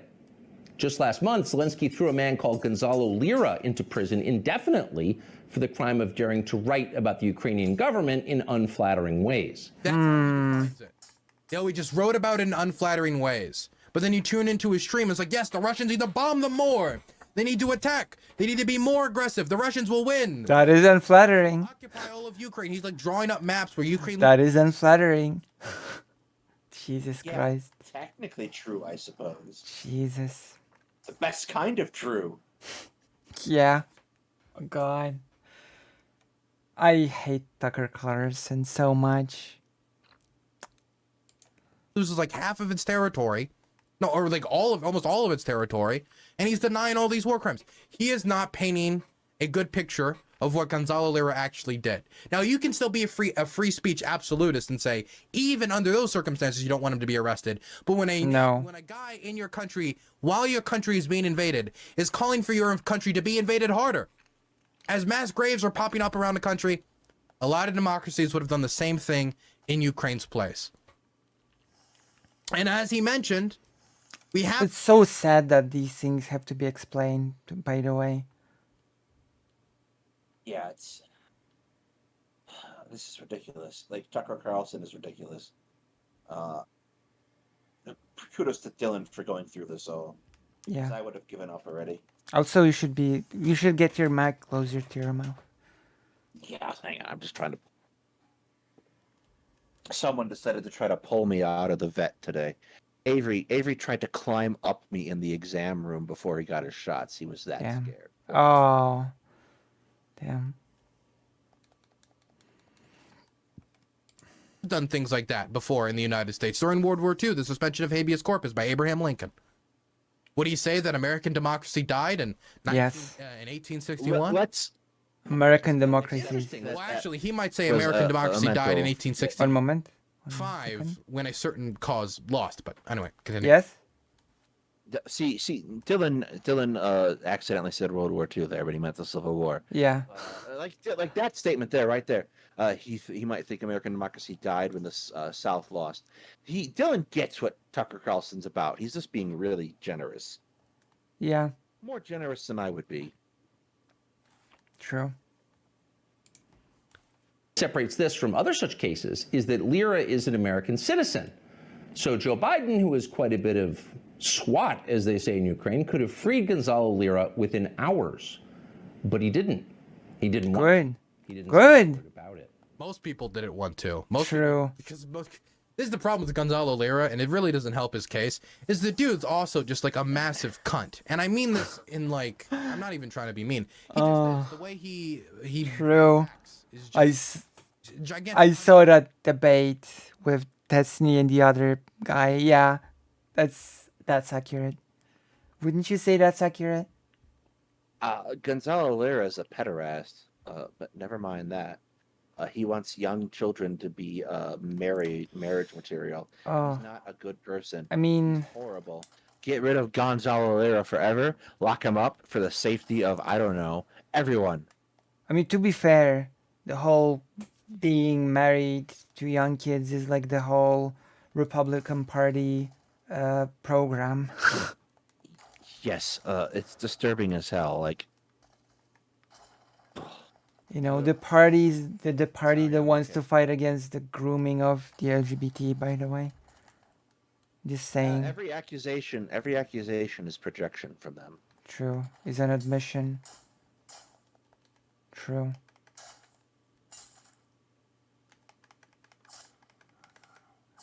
Very sad, very true. Who's Jill? What do you mean? Jill? Hello? Are you here? I'm here. Who is Jill? I don't know who Jill is. I can't answer that question. Yeah, donate for Jill? Evil? Oh, yeah, Jill for Resident Evil, yeah. It's Resident Evil Jill. I still can't answer that question. I've never played Resident Evil. Yeah, well, everybody knows. So if you donate, you will see that cool animation that always plays. Oh, Barry. You know? All right. That's a big thing. Okay, let's continue. We're getting sidetracked. Vibes. Let me just give you an example. I remember he went out in public on Twitter and he started saying, "No one will debate me. None of these libtards will debate me. No one. No one will come on my program to debate me." And so I come forward. I'm like, okay, here are 5 times you lied. You lied about Bucha, and you continue to lie about Bucha. You lie about this, you lie about that. And how do you even lie about something like Bucha? How do you even do it? Yeah, it takes some balls to say that Ukrainians killed people there when the Russians are occupying the space. Like, and again, I bet there are people that just eat it up and believe it. I can actually think of a very specific, quote-unquote, demographic of people that will believe that. Morons. Marxist-Leninists, I wanted to say, but you know. That too. There's a great line in Mel Brooks' movie Blazing Saddles where the main character's talking to Willy Wonka. And Willy Wonka goes, "What do you think they were going to do? Invite you in? Marry you off to their daughters? You know, these are decent people, salt of the earth. You know, morons." Okay. apparently, that was not the debate he wanted to have. I get blocked. He does agree, though, to debate Destiny and Laserpick. 2 popular internet... What a debate that was. Have you seen that one? I covered it. It was horrible. I'm not even sure if we didn't do a little bit of a collab on it or something. No, I did that one by myself. Yeah, but I think we discussed it or something. We did discuss it, and I discussed it with Sunday for a little bit too. Sorry, what did you do? What? I discussed that particular debate with Sunday for a little bit too. Yeah. Oh. Jesus. That was just awful. It was at one point he decided to call a Bradley a Jeep. To say it's not armored, it's just like a Jeep, and I was like, no. Gonzalo Lira stand in front of a Bradley's 20mm cannon wind challenge. So yeah, there we have it. Creators. And the debate was a gigantic mess. I think we've watched it on the show before. I did a reaction to it on my second channel, Dilmbert's Live, if you want to go see it.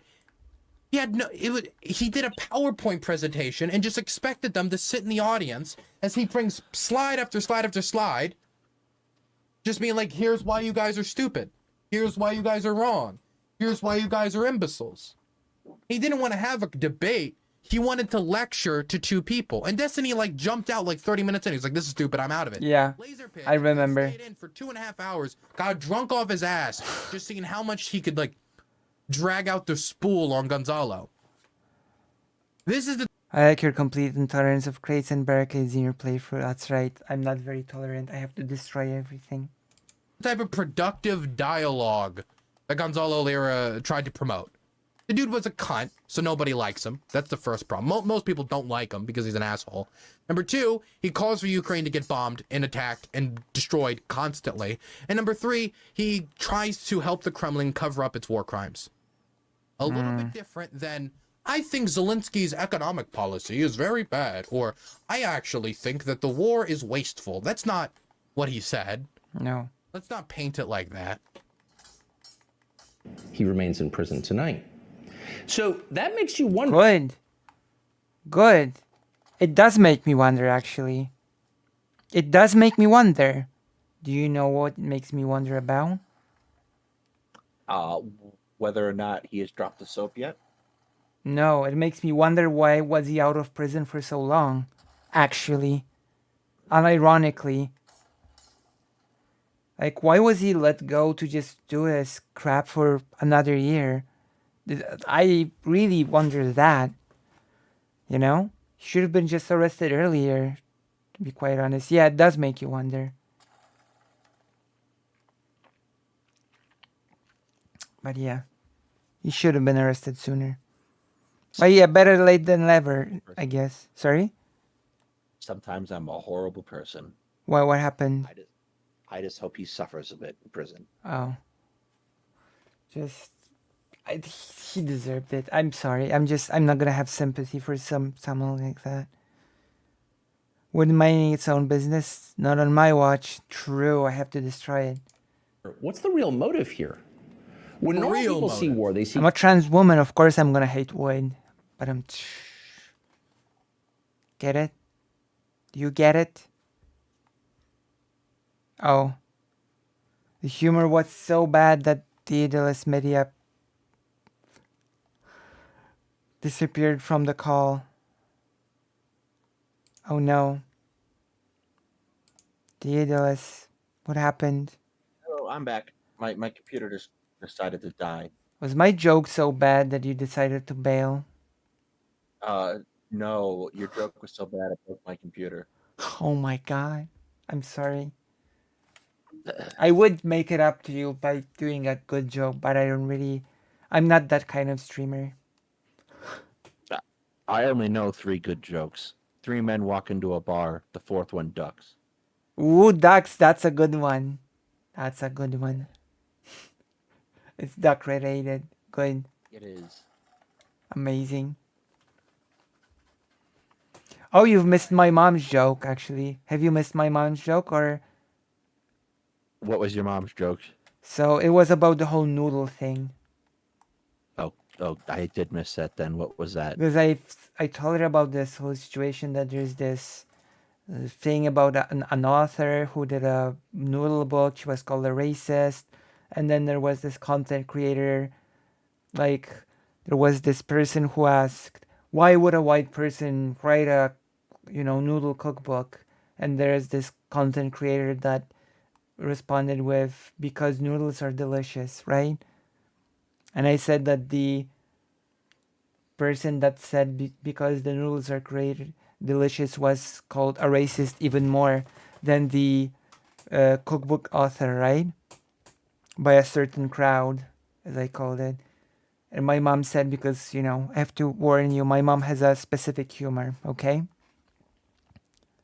So my mom said, well, maybe you should just say, you're right, noodles are actually horrible, and then they will like you. Yeah, that sounds about right. Noodles are bad. Maybe you should say that noodles are horrible and they will like you. My FD signifier's friend. True. Oh, I don't know. I like my mom's humor. Maybe it doesn't translate to be as funny into English. Well, It sounds like your mother has a very dark sense of humor, which I can appreciate. Yeah, she's an artist. Dark humor's like food. Not everybody gets it. True. Dumb jokes, best jokes. In fact, I have a joke for you. My friend has 2 dogs, and he named them Timex and Rolex. They're his watchdogs. But I'm Tish. Okay, let's continue. We're getting too much into pleasant things, and Tucker Carlson waits to torment us. Yeah. See, as we all knew, up until right now, the only motive anyone ever talked about when it came to Ukraine was democracy.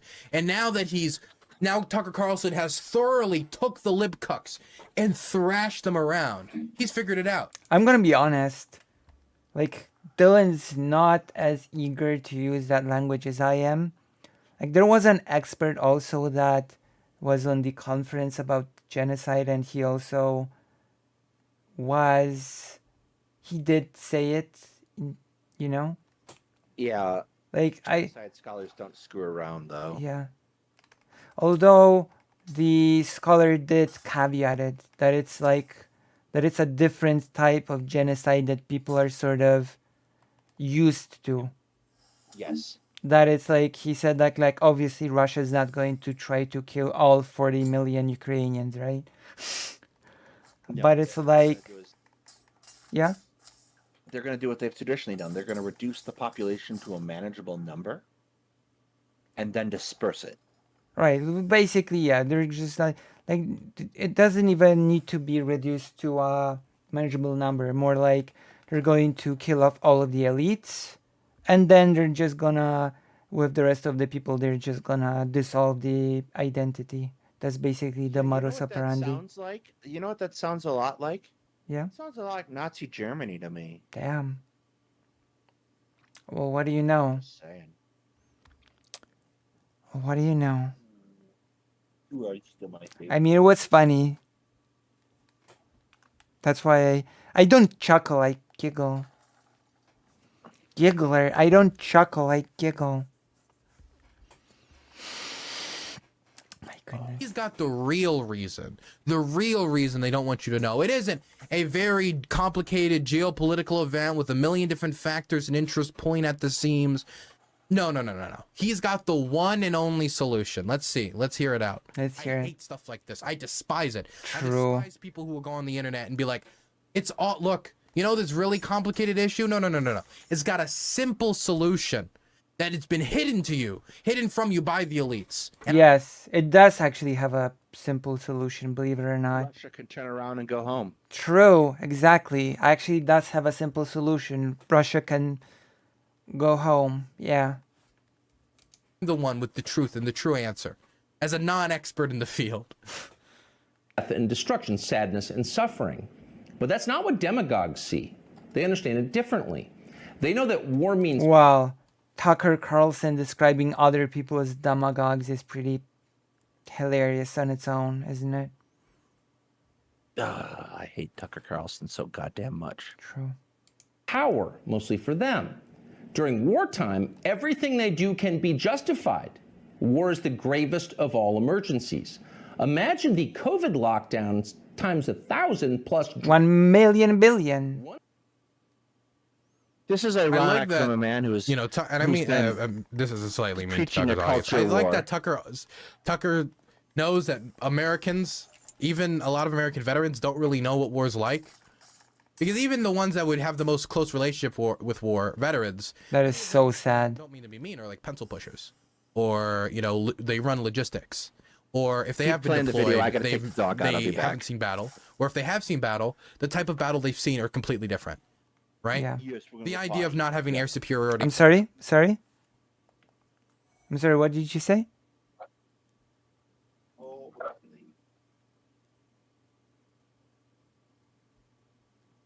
Oh, gone.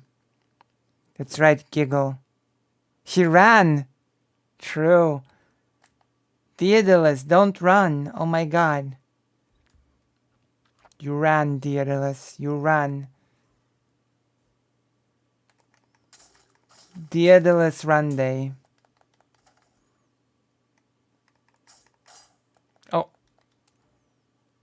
I deserve that. He ran. He ran from this debate.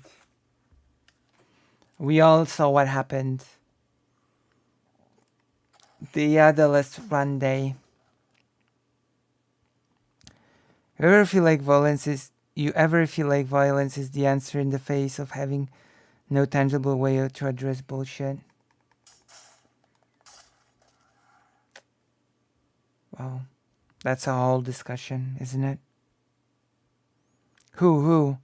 The Adolescent. He ran. The Adolescent Run Day. He ran from our debate.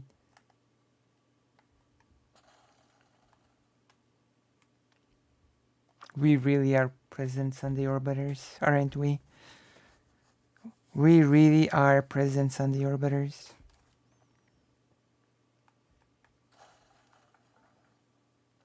What an interesting room.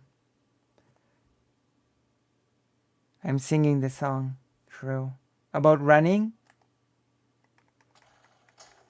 Also, did you have any of you seen the joke that President Sunday made when we did the coverage of Ukraine together? And I was on camera. Did you catch the President Sunday joke to me? If you haven't, I'm gonna repeat it here. Maybe Karasu saw it. Have you seen it, Karasu? The President Sunday joke to me?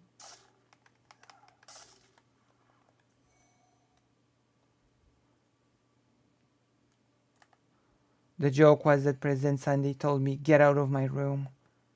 Get out of my room, Lucy." It actually took me a second to get it, because it was pretty late at my place.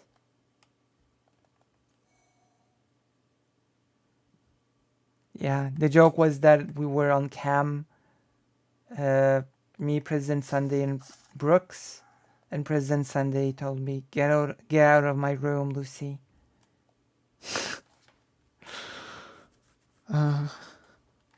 It's because of the books. The joke is that President Sunday has a room full of books, and I also have a room full of books. So President Sunday said, like, "Get out of my room that's full of books." That's the joke, basically. That we're nerds. The joke is that we're nerds. And it's true. We are. Like, I didn't actually catch what the Daedalus said, so I'm not sure when he'll be back.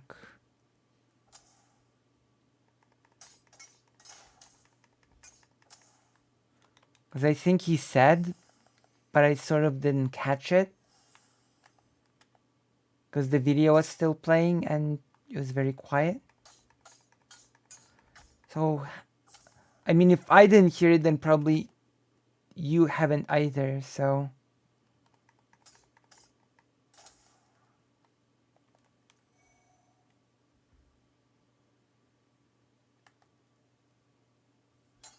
Oh, wait. Wait, did he tell me to just continue watching, or?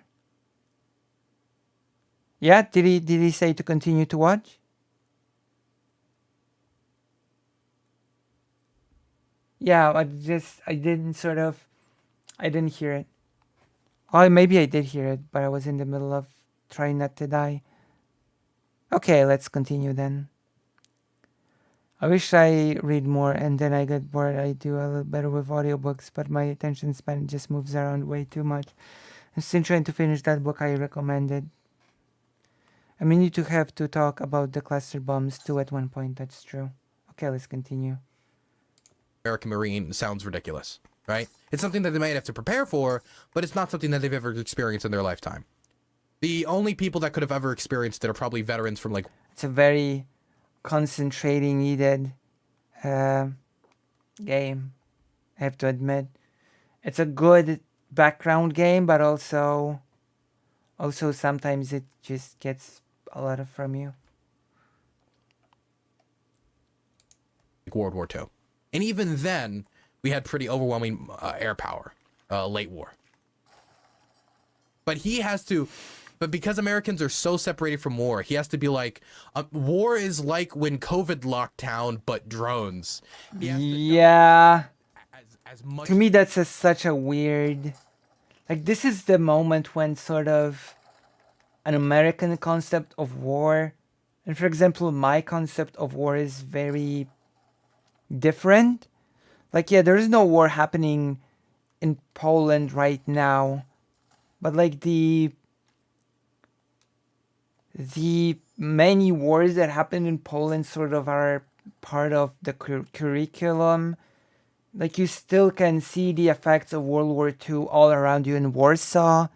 Like, you can still see the old ruined buildings. You can see the fragment of the ghetto wall. So, like, the perspective about war is very, very different, even within that generation that never experienced war, like me, for example. It's physically possible. War is like COVID lockdown, but drones. That's Jesus. My favorite Tucker Carlsonism. Once war breaks out, politicians... War is like lockdown with drones. That's just so... I don't even know what to say to that. I'm not even sure how to react to this revelation. Oh, you're back. Welcome back. Welcome back to hell. Welcome to hell, the Otherless Media. I am back. Welcome. I welcomed you to this hell. Well, that's courteous of you. It's true.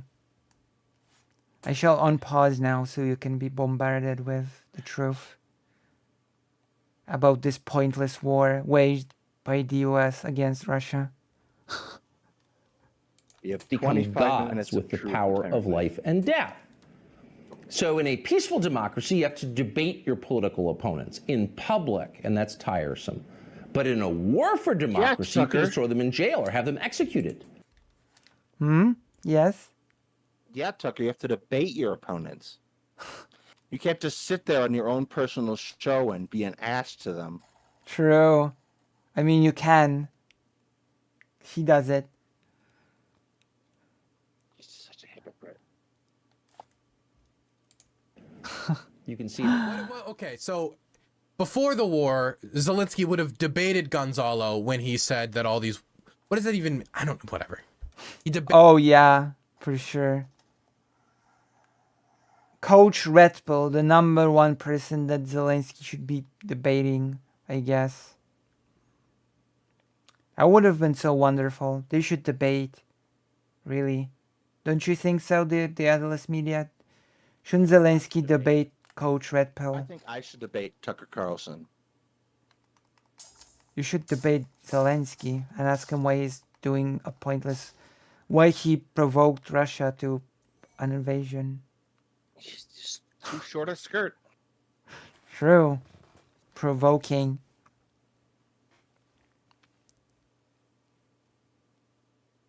It's fascinating in old cities if you know what to look for, how history is still so present. Yeah, that's true. Yeah. He would debate Gonzalo Lira. Like, actually, Gonzalo, I don't think that we should all be bombed. True. Brave. Stunning. Yeah, usually during wartime, you can ignore those clowns. But during wartime, if they're spreading misinformation, a lot of democracies, even if you personally disagree with it, are not going to take so kindly to people calling for the country to be bombed while within that country. Well, what do you know? What a shocker. What is Zelensky's going to be like, okay, everybody, so this guy... He's gonna pardon him. This is what Zelensky does. He pardons Gonzalo. To debate him. People are like, why'd you pardon him? He's like, look, I know this guy called for you guys to be bombed. I know this guy lied about your people being slaughtered. I know this guy tried to pretend he was doing on the ground journalism when he was. But have you considered I'm just gonna debate him? I'm freeing him to have a big televised debate, and in the marketplace of ideas or something. Daedalus versus Tucker Carlson. Let's go. True. Was hiding in his Kharkiv apartment for the entirety of the war, messaging about about how great Putin was and how Ukraine needs to be cut up and divided. But divided between whom? Wait, divided. So, what? Poland, or what? Putin and his alter ego. Because Russia's propaganda keeps talking about Poland invading Ukraine any moment now. Since day one. And of course, as I've said many, many times before, Putin actually proposed a little thing, you know, dividing up Ukraine in 2014. Yeah. I think we should divide up Putin. Wait, I didn't say that out loud. My goodness. The freedom to call for your neighbors to be murdered. And I don't know, man. It's going to be pretty hard to convince any society in the world to do that. Many in Washington are looking forward to that moment. And that may be why they so fervently support Joe Biden, even many Republicans, against a potential opponent, the only opponent who opposes the war in Ukraine. If you were to end the war, their power would evaporate. Is he referring to Trump? Yes. Of course. A whistleblower produced WhatsApp messages from Hunter Biden proving that at the very least his father knew about his influence peddling businesses abroad and probably participated in them. Quote, "I'm sitting here with my father," Hunter Biden wrote. This is really all gonna go. Why are we going but to Hunter Biden? Close the door so he doesn't come back in. Tucker's mouth noises are like the worst combination of arrogant kindergarten teacher and televangelist. Oh God. Like, why are we, like, I gotta ask, why are we back to Hunter Biden when we're talking about Ukraine? Because Hunter Biden is much more fruitful ground for Tucker Carlson than to admit that he is Putin's hand up his backside. True. As a puppet. God. Go back to the real reason we're fighting the war in Ukraine is corruption. That's the real reason. Oh yeah. That's the reason that nobody will understand. I mean, all of Europe and the Ukrainian people have signed up on a crusade for Hunter Biden's cocaine habit. True. In honor of his gigantic schlong. True. Partners demanding absolutely. We love it. Anything reported about the Bidens over the last several years, this was the smoking gun. Tucker's laugh is wild. He giggles like a medieval lordling. Hunter Biden is the cause of all our problems, obviously. By the way, I haven't looked into this at all, these WhatsApp messages. Can we look up WhatsApp messages Hunter Biden?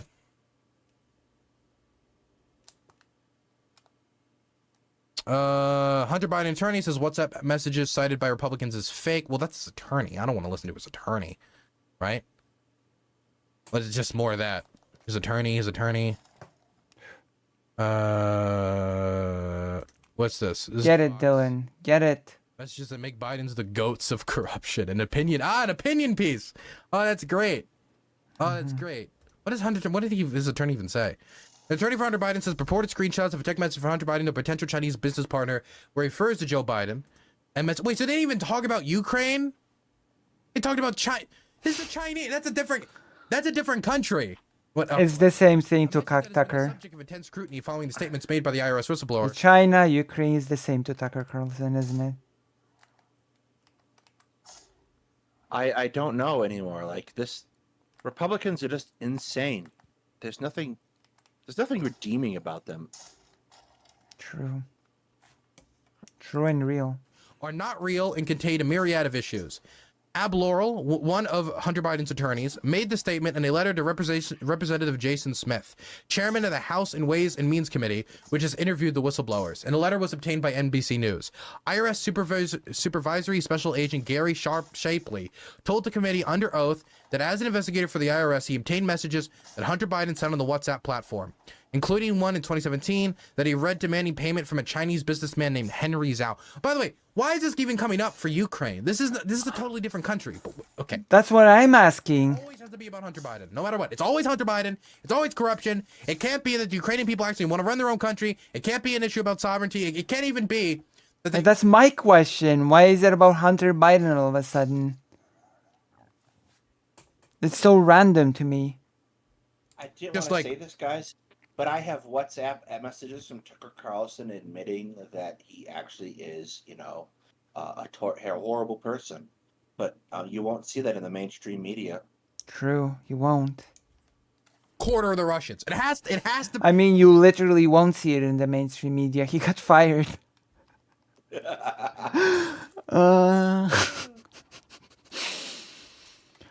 So that's definitely true. Some big corruption there has to be something more. You have to know some hidden truth. There has to be something revealed. There has to be something that can get you clicks on the internet. In the message, Shapley said Biden appeared to suggest that he was sitting with his father, then the former vice president saying, I will make certain that between the man sitting next to me and every person he knows and my ability to forever hold a grudge, that you will regret not following my direction.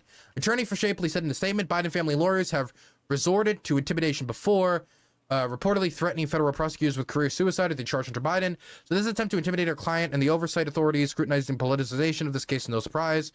Laura writes that the screenshots of the messages as tweeted by Smith both include a photo of Mr. Biden, not from 2017, but from the White House Easter egg roll in April of 2022, long after the purported message was sent. Both images portray the message in a blue bubble. When WhatsApp messages are in green, one image superimposed the Chinese flag for a contact ID, when surely I'm just not how a text or contact okay. And one purports to be a screenshot with I'm not here for this. Someone composing a text as an Apple's iMessage when that does not happen on WhatsApp. Oh, well, that doesn't... Okay, well, I didn't want to listen to her attorney at first, but these are all pretty valid points. Okay, well, otherwise, I don't... It's unconfirmed if it's real. It seems to be the case. Does anybody know in my chat, by the way, if it's confirmed to be real or not? It seems to be very fake, I've seen like Twitter threads on it, but That's okay, but it's unrelated to Ukraine anyway. Isn't it? Yes. Jesus. Ignored them because I've been busy. I've been busy. I will take chat's word over Tucker's word any day of the week. True. Me too. I have that little trust of the man that I would even trust gutter chat over gutter chat. I don't have gutter chat. I only have giggle chat, which is beautiful. I'm not even going to object to the idea that the Biden family could have been involved in corruption. That's not an insane thing to think. That's great. Involved in politics for so long. Corruption is a real thing that many wealthy people participate in. And, it would be something that Hunter Biden should be... That's okay. It's so unrelated to Ukraine, though, that I can't find it in my heart to... It's not unreasonable, but the Republicans can't seem to produce any evidence of it. So they make this crazy shit up. True, but also, we're talking about Ukraine, so I just cannot find it in my heart to care about it now, for some reason. Yeah, this is patently ridiculous. Let's just focus on the topic, right? Hard for if he was involved in doing. My goodness. But I don't see how this connects to Ukraine at all. True. Exactly. I don't see it at all. There it is, right there in the message. That would have been enough to cripple a normal president. It would have been more than... Cripple a president. Confirmed WhatsApp message? Okay, sure, okay. President from running for office again. But it had virtually no effect on Joe Biden. Zelensky, the crippled president. Damn, steely-chinned Joe Biden. Invincible. Joe Biden. Tried to spin Biden's relationship with his son as some kind of moral victory. Quote, the real meaning of the Hunter Biden saga, as I see it, wrote Nick Kristof of the New York Times, isn't about presidential corruption, but is about how widespread addiction is, and about how a determined parent with unconditional love can sometimes reel a child back. He actually wrote that. And if you doubt it, you should know that view was common. Here's the take from ABC. The Hunter Biden because story... you're full of shit, Carlson. Why are we concentrating on Hunter Biden? Sorry. Why is this man alive? Why won't he just go away? Go away, Tucker Carlson. Do frozen foods. Go make bad pot pies again.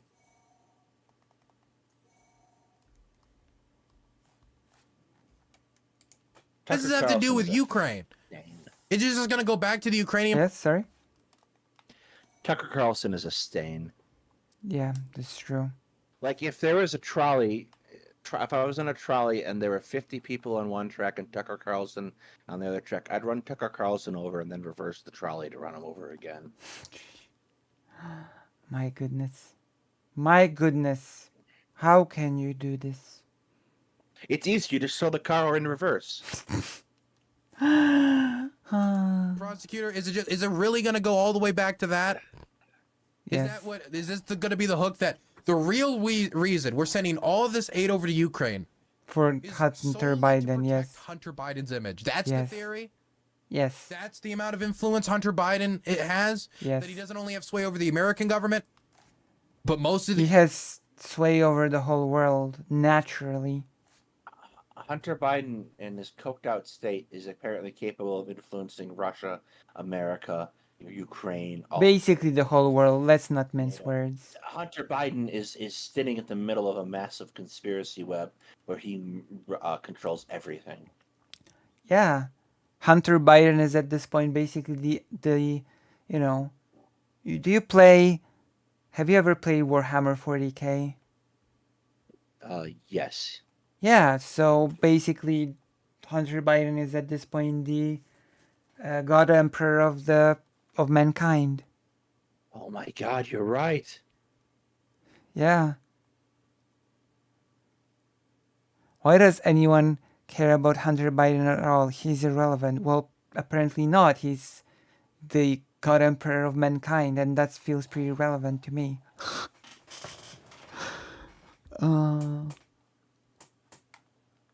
All right, let's try to get this done. This is painful. Yes. Okay, let's go. It's almost over.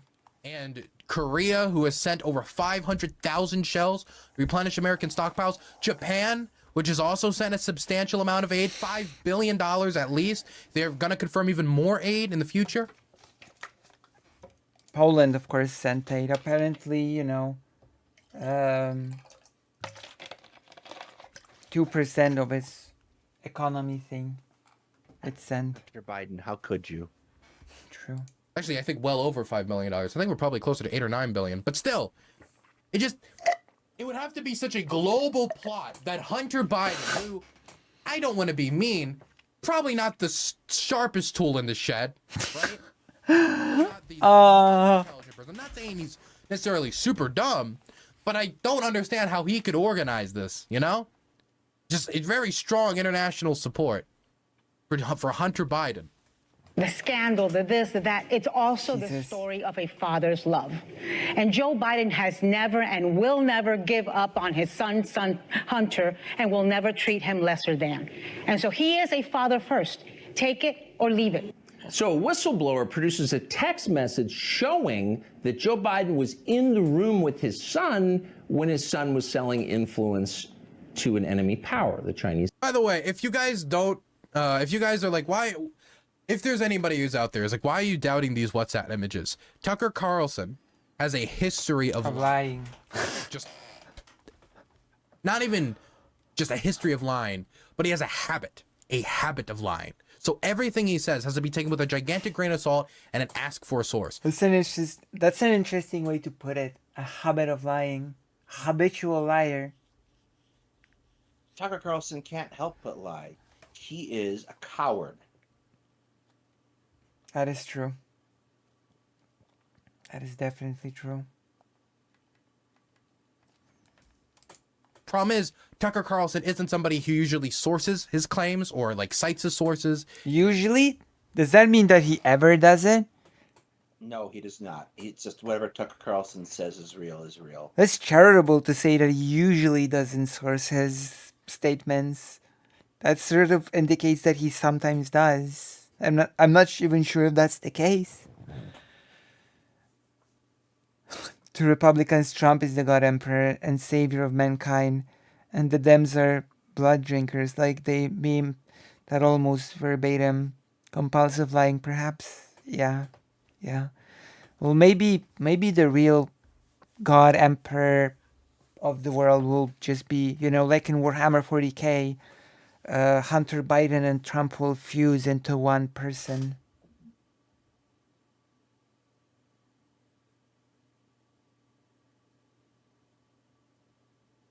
Ugh. right? I just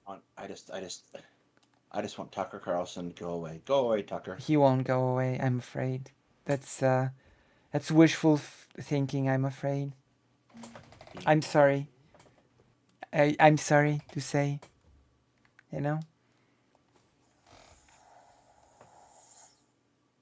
All right, let's kill this. Like in his description or anything, or if he's going to talk about something and he's going to be held down on something, he has openly admitted, I think it was on the Bubba the Love Sponge radio show, that he'll just pivot out. If he's ever cornered on anything, he will always pivot or even lie, and he admitted to this, lie to get out of it. Can we actually, let me see if I can find this. Let's see if I can find this clip. Tucker Carlson,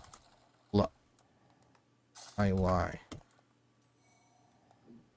Yeah, here it is. This is from the... This is only from 2 years ago. I thought it was from the Bubba the Love Sponge thing. Fox News host Tucker Carlson tells interviewer, I lie.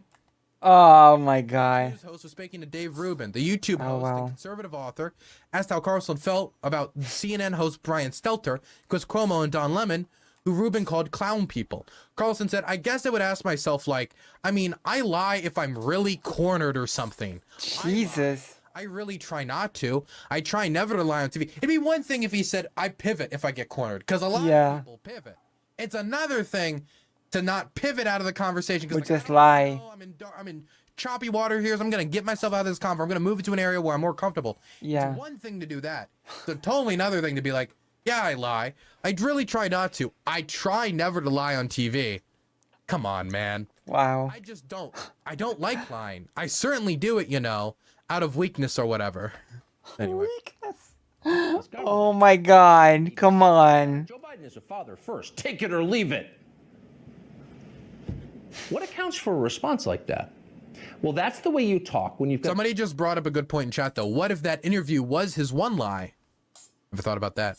Nothing to fear from the upcoming presidential election. You don't even bother to think of an excuse for your candidate because you don't need to. Your country has electronic voting machines. Joe Biden got 81,282,916 votes in 2020, and you're pretty sure he can do it again. In fact, you know he can. You're not worried. But actually, they should be a little worried. I am worried. I am worried. A million things could happen between now and election. Now and election day. Imagine, like, if another recession happens, that is something that could deliver Trump into the White House. Damn, I'm worried, yeah. Of a recession. Deeps into the depths of the recession. It gets really bad economically. Yeah, that could something that I think could prop Trump into the White House. I am worried as well. I do think that considering Trump's propensity to explode and propensity to commit crimes and then brag about it on audio, I do think that he's not necessarily the best candidate to run against Joe Biden, but he is the most likely candidate that they're going to run against Joe Biden. Sad. The people who control Joe Biden, Susan Rice, and the rest know they can continue to run our government, writing the press releases, formulating the policies, and they can do it effectively forever, as long as Joe Biden gets dressed in the morning. And of course, that's their strong preference. These are fervent opponents of change. But the one thing these people cannot control is aging. Tucker Carlson, agent for change. Joe Biden is old. He's 80 now. He will be 85 at the end of the next term. People imagine that old age is a long, predictable progression from acuity to permanent unconsciousness. Okay, I just want to remind everyone, his candidate's Trump. Well, how old is Trump? I don't know, it's similar age, isn't he? Trump's age. Isn't Trump 77? Wait, wow. Joe Biden's 80. That's only a 3-year difference. Yep. Donald Trump is... When did Donald Trump... Man. Sorry? Die of a heart attack in a bunker. Donald Trump's going to die in a heart attack in a golf course bunker. Oh god, what happened? And I'm going to be... Sorry about that. I'm going to be very serious for a moment, because I've heard this... This was an old video? Okay. No, we can't. It didn't reset. Sorry? We can't do it all again. No, we don't. We actually don't. Remind everyone, his candidate's Trump. Well, how old is Trump? How can we actually Google Trump? 77. Trump's age. 77? Wait, Joe Biden's 80. That's only a 3-year difference. What did the... Man, get Barron Trump versus Hunter, man. Let's make that the 2024 election. Jesus. But often that's not at all how it actually works. When old people start to slide, they tend to slide fast. Joe Biden has begun that descent. And Trump didn't? And here's what she wrote to me, and I quote, "You can imagine my joy. She called them right away, and the next day they sent someone out to survey her yard. As Beth wrote, this is the best thing that's happened to the world." Also, I'm gonna comment on this in a second. Yes, you wanted to say something as well? He has a speech impediment. Sometimes he's difficulty public speaking. That doesn't mean that he's going insane. This is so blatantly ableist. Yeah. Yeah. Basically. But there's one more thing that I want to say, right? There is, like my grandfather was an active professor, which is basically in Poland, that's the highest rank in academia till 85. And he had zero problems. Marian Turski, you know, the famous Auschwitz survivor. Yeah. He's like 97 and he travels, gives speeches. He's perfectly fine. You know? Yeah, this is... So this whole, like, if anyone's slipping, it's Trump, to be honest. If we're going that route, you know? Dude, Trump couldn't walk down a gentle incline towards the end of his presidency. He's toast. He is mentally and physically toast. Mm.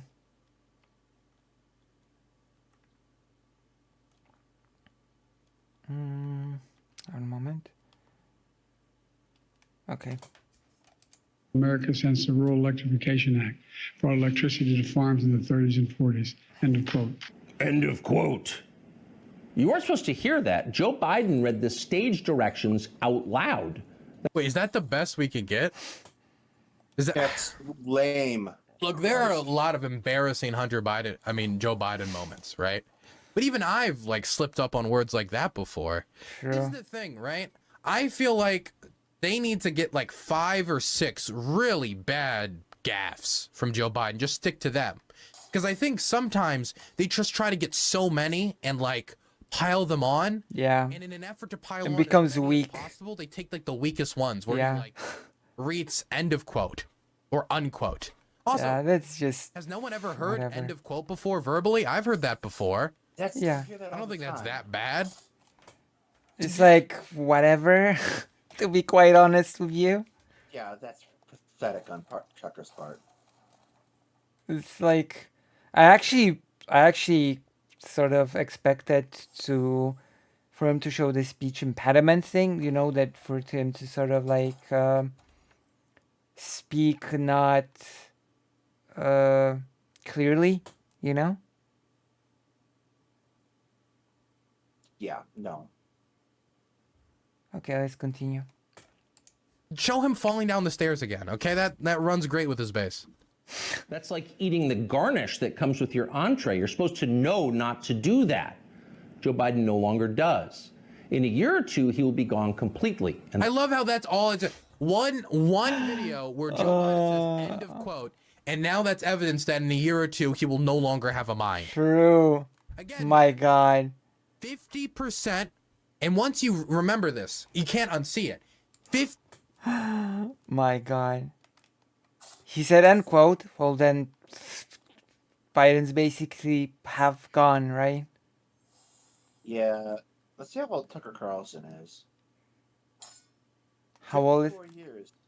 The dude looks like he's 70 and he's 54. Oh, 54. Interesting. What a horrible human being.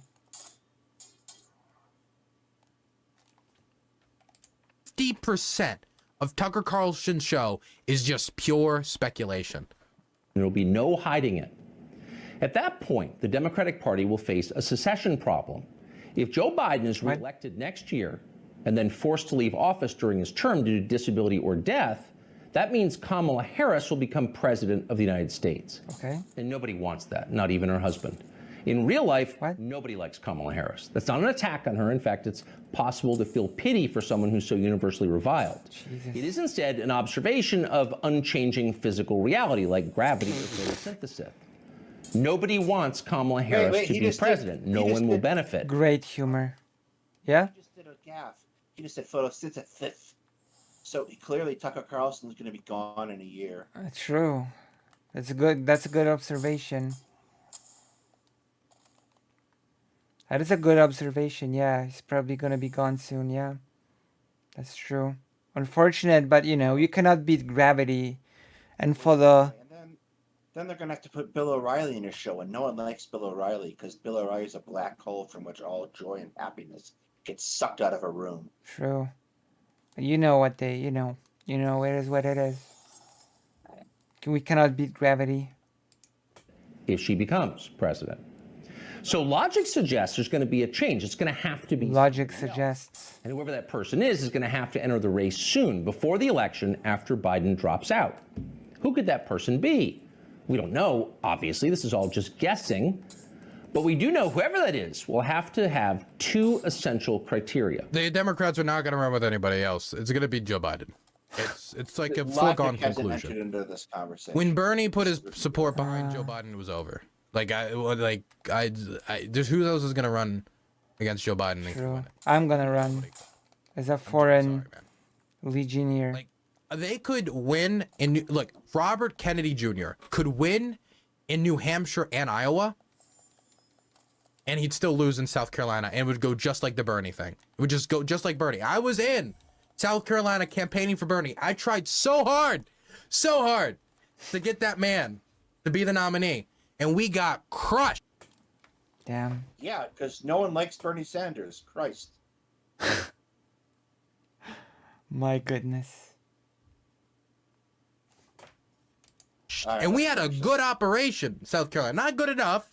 We should have tried to at least go to Jim Clyburn's barbecue, right? But we tried, man. They were sending us out like soldiers in vans, just dropping us off in the community. Knock as many doors as possible, man. We got slaughtered. And you want to know what the DNC is doing right now, and they might succeed in doing? Don't get slaughtered, They might make it so South Carolina is the first primary.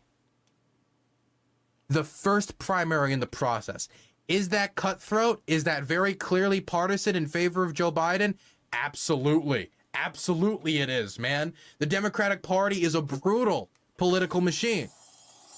But it also means that there's just no way. Even like before, the scenario was, well, maybe they can win in New Hampshire and maybe they can win in Nevada, and then hopefully they could overcome the gigantic lead that Joe Biden has in somewhere like South Carolina. But if South Carolina is the first state, even that path is dead. And that path is already tremendously unlikely. Joe Biden is going to be the nominee for the Democrats unless he literally croaks. Damn.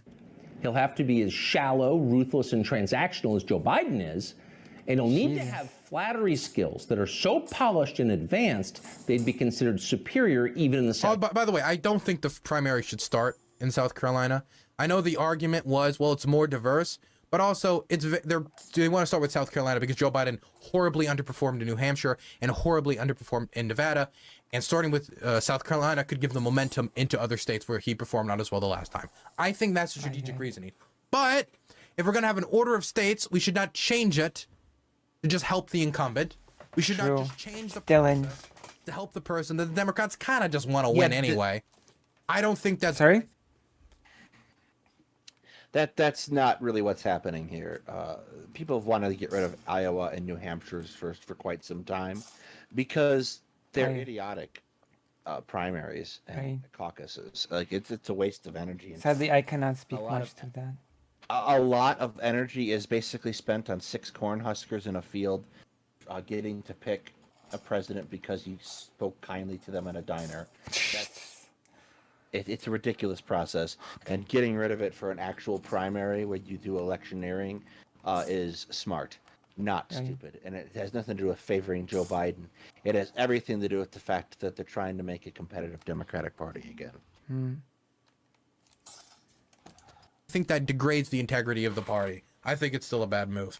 And that's not to say that Iowa should necessarily be the first state.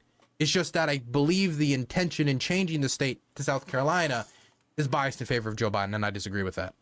Real court. And there's only one man in modern America who fits that description. Gavin Newsom, the governor of California, and perhaps not coincidentally, Joe Biden's new closest friend.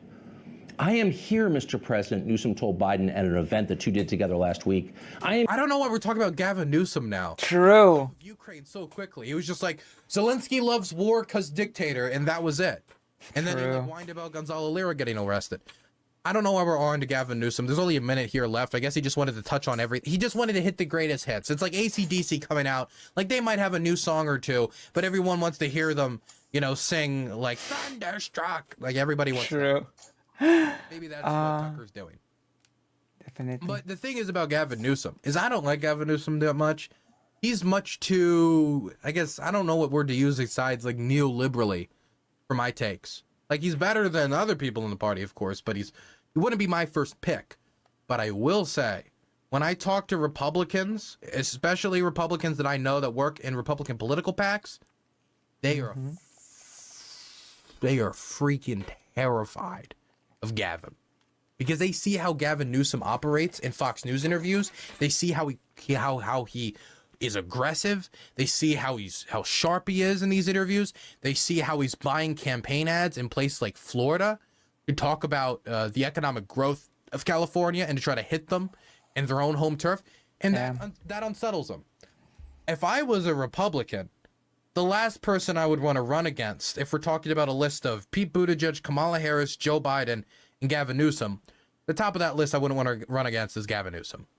Because the only thing I really think Republicans would amount to going to attacking Gavin on would be California. They would try to, like, California's lawless. But besides that, dude's a campaign machine. He was made for the campaign trail. And I'm saying that as somebody who doesn't even really like Newsom.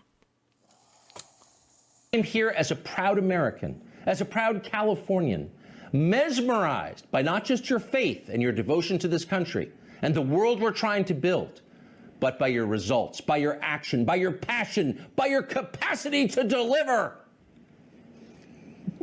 I am mesmerized. Didn't Gavin have to survive a recall? How he sounds like a maniac. He crushed the recall. It wasn't even close. By you, Joe Biden? Imagine saying that as a compliment. You couldn't do it. Few human beings could do it. But Gavin Newsom had no problem at all. Those words rolled right off his forked tongue. He never stopped smiling. So if you're looking for the leader of the coup, there he is. Coup. Okay, so Ukraine isn't a real democracy. What coup? Of their constitution signed during martial law. You suspend elections until martial law is ended. Ukraine, the real reason we're giving aid to Ukraine is because of Hunter Biden, and Gavin Newsom's going to coup the party. Fantastic. Jesus. As incomprehensible as always. What am I even supposed to say to that? Like, what am I even supposed to say to, like, half of that shit? What? Okay. If you've enjoyed this, then subscribe, like, hit the bell, subscribe to me, subscribe to the Two Guys Talk History channel, all that good stuff. Isn't that right? Yes, everyone subscribe. Everyone click like. There's only 15 likes. More likes. It's true. There's 15. I only see 14. So that's more than I see on your, you know. I've refreshed more recently. All right. So now it's time for the real deal. It's time I'm just gonna stay here. I'm gonna stand here in the corner. I'm gonna bam. Reorganizing everything. We are basically making you the center stage of the whole thing. Bam. Cluster bombs. This is the layout now. Nobody can stop us anymore. So I've read the basics about the cluster bombs, but now you, as the expert, can take it away and explain the whole situation to us as the military history expert. So, this past week, you might have noticed, if you've logged onto Twitter and regretted your life ever since, that a bit of a kerfluffle has been happening over the concept of cluster bombs, cluster munitions. What Joe Biden has finally done is he has approved giving anti-personnel cluster munitions to Ukraine. And immediately everyone turned around and said cluster bombs or cluster munitions are illegal. They aren't.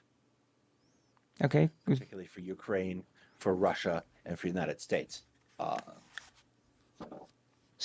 And then they said cluster bombs kill civilians, which they don't unless you aim them. So let's start at the basics. Let's explain what those are, and let's move from there.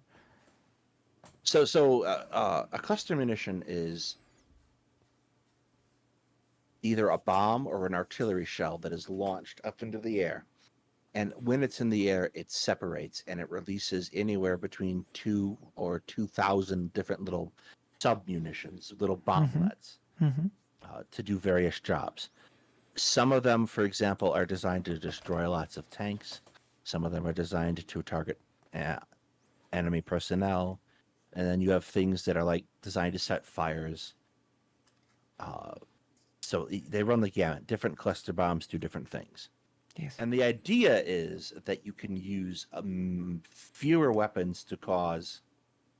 Yes, I am awfully tuckered out. Thank you, Dropcar. You use fewer weapons to cause significantly more, a larger area of effect. Yes. So, these are not inherently bad weapons. What the concern is, the actual legitimate concern, is that you have this munition which fires off a whole bunch of bombs into an area.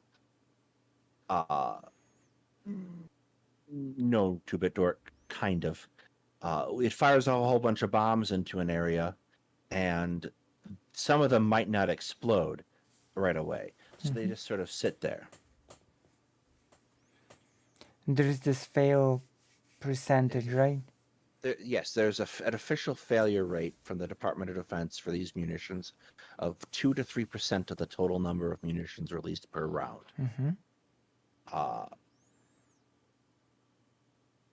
However, the actual count, because these are older weapons, might be higher.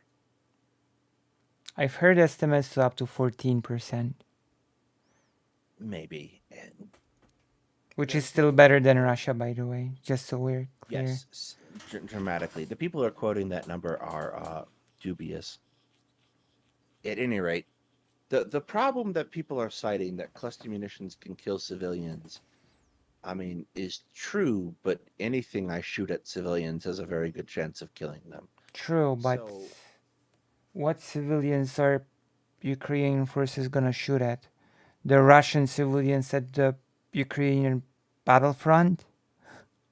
Yeah, there's first of all, like, I have a map for tomorrow of Russia's defensive lines, and they've basically evacuated civilians from that area. Right. So there aren't civilians to shoot at.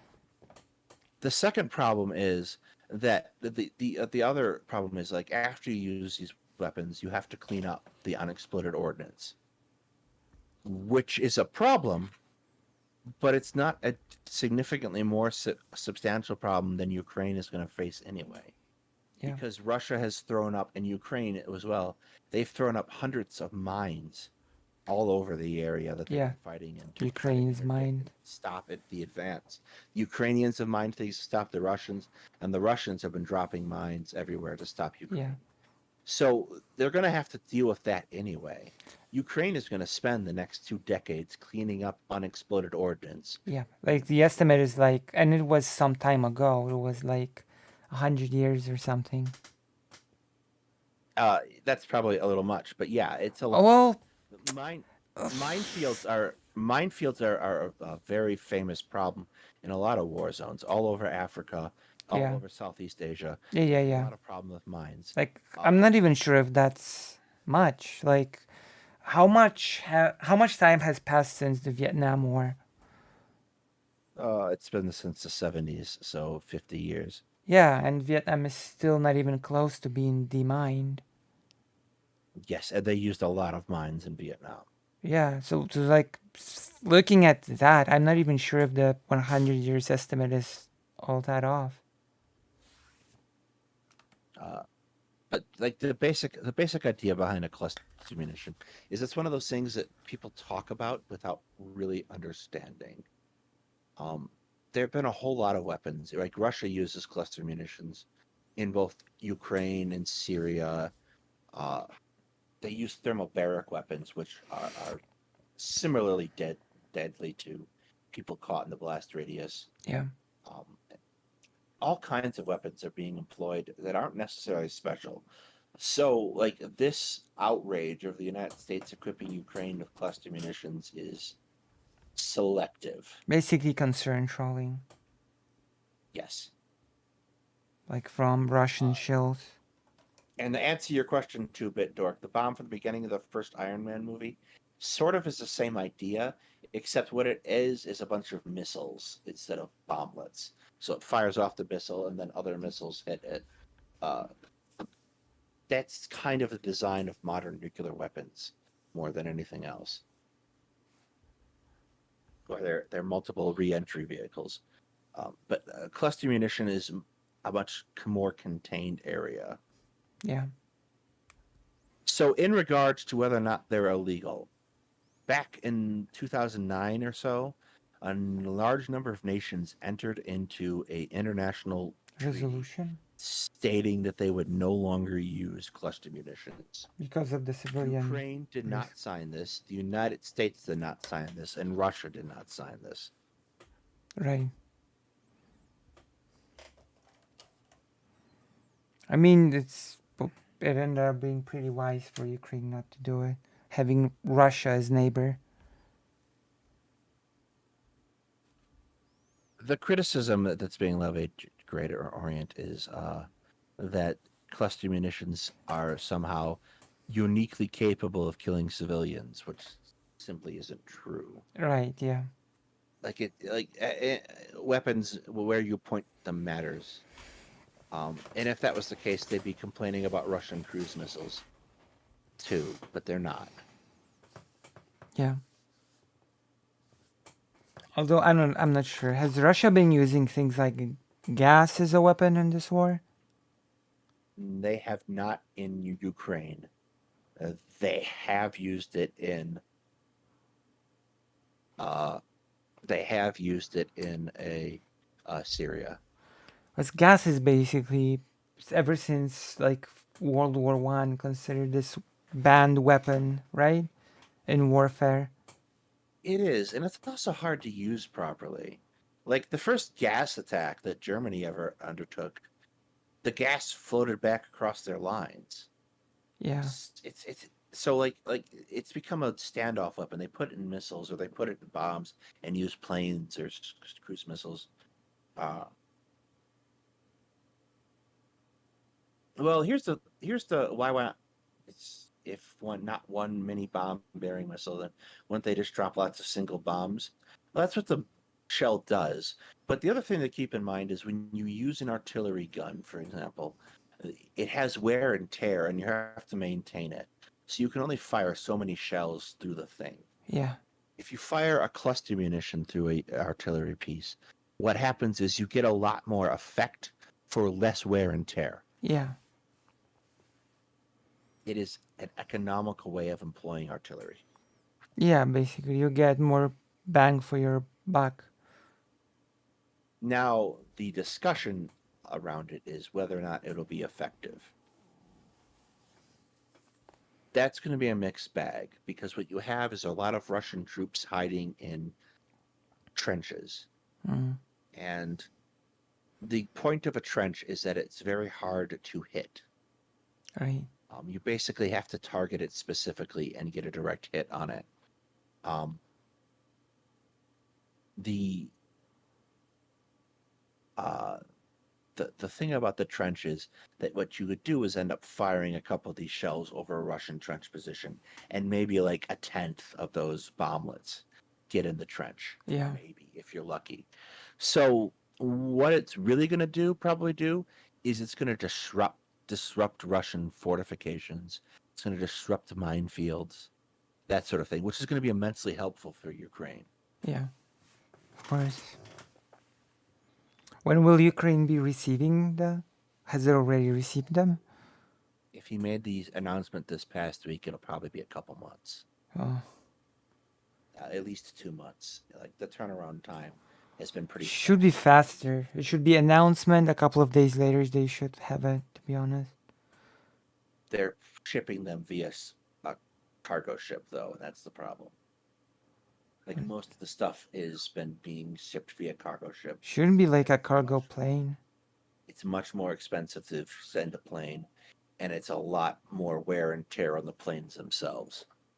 Like it was like maybe 3 or 4 months back, Canada sent some of its Leopard tanks over in a Starlifter, and both me and Commander McMillan from the End Time show thought that was a little unique, like a bit of a publicity stunt, because that's really hard on the Starlifter.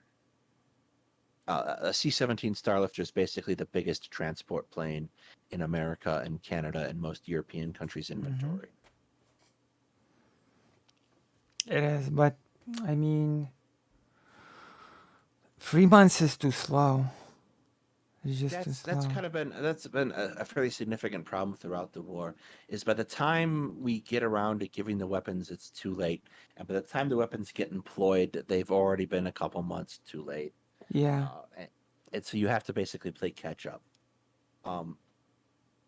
That's, I think, a very legitimate criticism. Damn. Just okay. So what else can we like? What are what other pluses, minuses?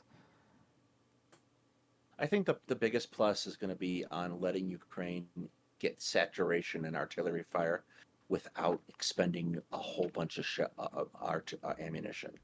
Right. The minus is the cleanup, but the cleanup is just being added on to an already huge problem.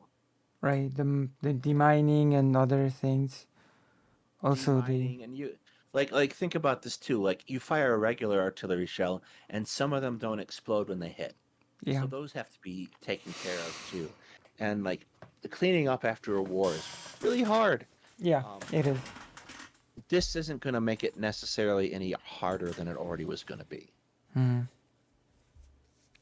So it seems like a bunch of posturing and just concern trolling by Russia shells then.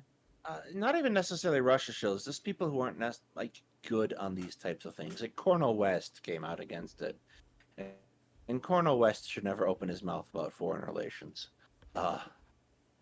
He has a wheelhouse, and every time he leaves it, he just messes up.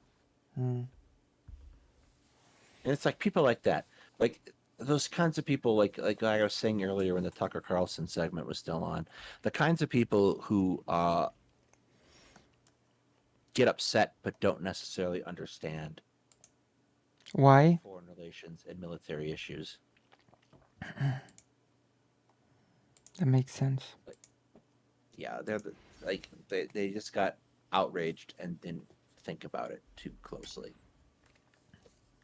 Oh, I've gotten the impression there is a massive gap between both countries' technology. Russia using obsolete and poorly maintained equipment, and Ukraine using more modern equipment from allies.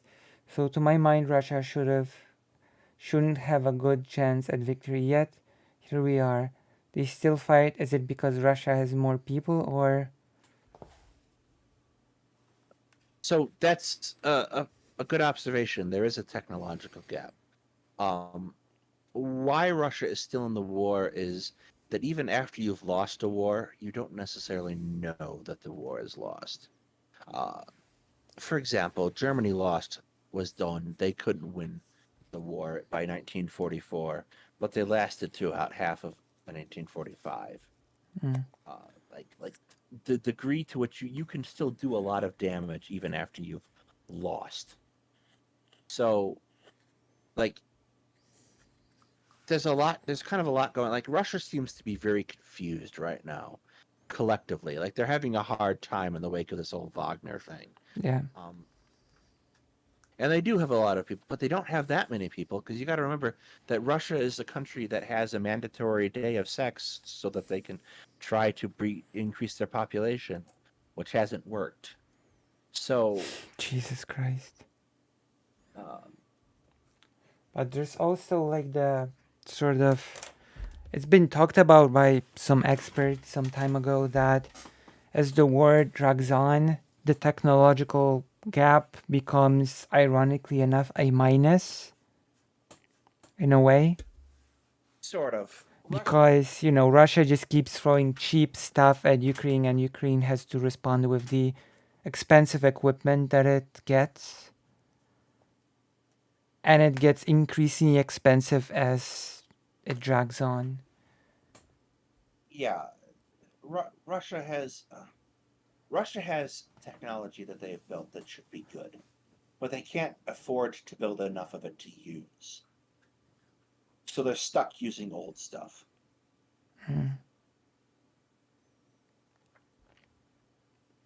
Well, I for one am hoping that my hope would be that Ukraine would be like receive much more, much quicker, and then just be able to end it. But it doesn't seem to be that way. I was hoping, yeah. Or we all get off our collective asses, send our army over there, win the war, and be done with it. True. And also, I had hopes when it came to the Wagner thing, but that whole thing ended up being a massive disappointment, to be quite honest. Yes, it was something else. It's been something else. Like I was kind of hoping that Russia would be just tied up in an internal conflict for at least a while, and then like Ukraine could slowly sort of march and, you know, clean up. That was my big hope, but I guess we cannot have nice things. Do you think Putin would realistically retaliate with nuclear bombs? No, because I'm absolutely sure that the United States has told Putin that if he uses chemical weapons or nukes, they will get involved, and then he will lose. Yeah. I vote we send more love to Ukraine and more arms too. Same. And yeah. More weapons before love, because they can't do much with the love until they got weapons. I mean, the arms I would count as love. Yes.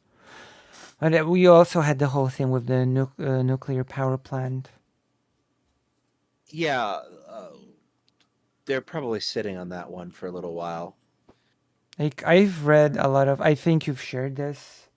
I've read a lot of experts from Poland, like an expert when it comes to power, one general, and they're basically saying that it's an attempt of Russia to redirect forces from the front to recapturing the power plant to slow down the counteroffensive. Very likely, actually. Yeah, Putin's mind state isn't really necessarily relevant because Putin is an oligarch and he has to function inside a system of other oligarchs. So their collective mind state is very important, and they seem to be a little divided at the moment. Like, there are some oligarchs who are only in it because Putin makes some money, and when that stops being the case, which is going to be very soon, he's going to have a much harder time because the ruble is about to crash. Yeah. So what do you think about the whole counteroffensive slowing strategy of the nuclear power plant? I don't necessarily think it's going to work. Yeah, I'm not saying about, I'm not talking about necessarily the effectiveness of the plan, but do you think that it's actually a thing that Russia is trying to do?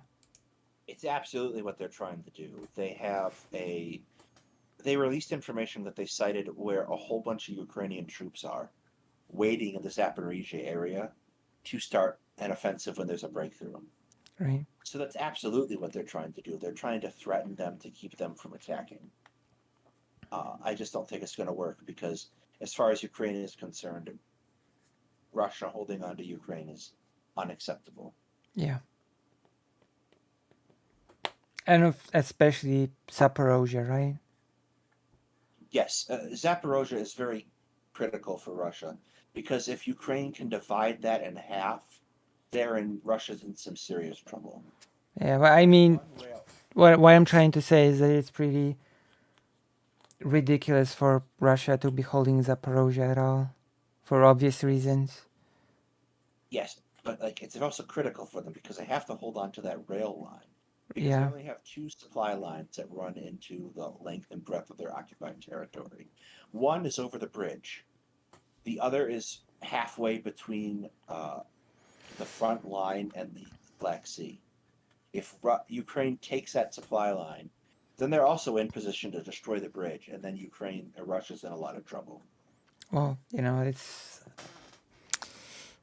maybe they should have fought before creating a vital base in the land of the Cossacks. Yeah, maybe they should have not invaded. Not invaded. True. My goodness. I would be afraid of what could replace Putin, I guess. Like it's a systemic problem in Russia. It would be naive to think that it would end with Putin being dethroned. Yes. We'll have to see what happens. That I don't know yet. Well, none of us do, but we've seen a lot of historical precedent of evil tyrants in Russia being sort of dethroned and other people taking their place. And then the next guy is just worse. Yeah. I mean, to be fair, the next guy right after Stalin was not necessarily worse than Stalin, but... No, Khrushchev was slightly better. Yeah. But Stalin was a pretty extreme case, also, to be fair. Yes. A very extreme case. A very purge-happy individual. Basically purge all of the higher-ups in the army before being invaded during World War II. Yes. Which is why the military was so hopeless at the start. They had to, promote people. It was crazy. Stalin sucked and was a doo-doo face. He was. He absolutely was a doo-doo face. All right. So yeah. I have to make dinner in short order. So anyone who wants to send any final questions, yes, now is the time. That's right. We have our expert now, and now is your last chance to ask the expert all of your questions.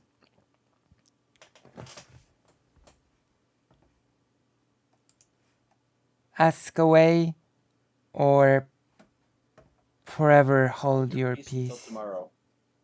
Yes.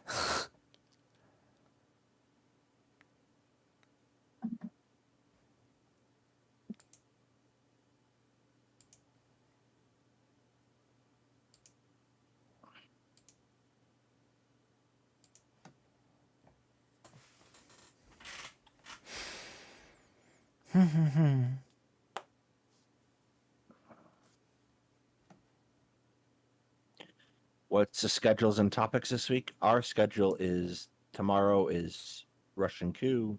Wednesday is a second American Civil War militia nut. It's a long story. Hetman's fault. And then Wednesday or Friday we're doing reacting to Vosh and a couple other things. Right. If you're asking me, actually, I have a schedule now as well. So I might as well disclose it right now verbally before turning it into a version that can be sort of discussed publicly. Is the war game Red Dragon a good one, Diadalos, is a question for you. Hetman loves it. I'm not overly fond of it. Okay, I'm gonna disclose my schedule. So tomorrow is gonna be, of course, warm-up. We're gonna do Diablo 4 plus Vosh. The Vosh compilation thing.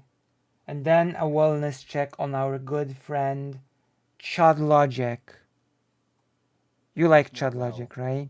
You like Chad Logic, right? The Atlas Media, your favorite creator. I think he's a tool.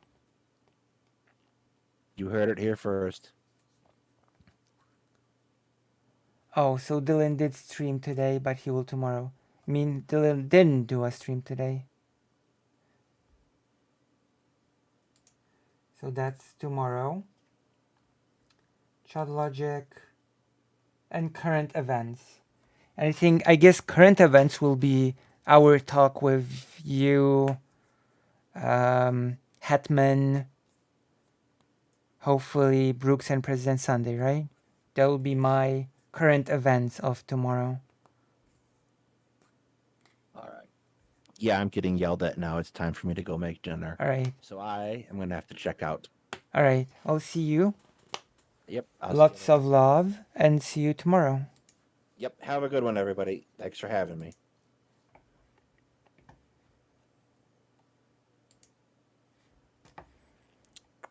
So, yes. The Supreme Court case about business discrimination rights was an interesting topic. So, that's tomorrow, okay?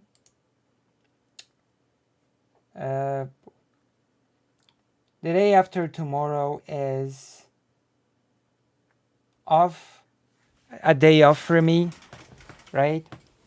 Wednesday is like a day off for me. I decided to have a few days off. Apologies, gigglers.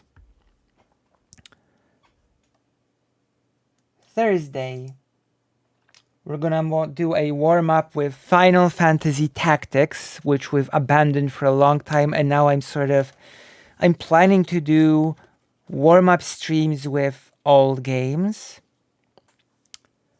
And we're gonna start with finishing Final Fantasy Tactics, and then after Final Fantasy Tactics, our next warm-up game will be Final Fantasy VIII. Then we're gonna watch a shark video. We're gonna do a reaction to a shark video on Thursday, plus Demon Souls. And then, on a very popular demand, I'm gonna do a big presentation on Rosa Luxemburg. I think Final Fantasy is okay. So Rosa Luxemburg, we're gonna do it that's gonna be the main event of Thursday's stream. A big presentation of Rosa Luxemburg. And then Friday,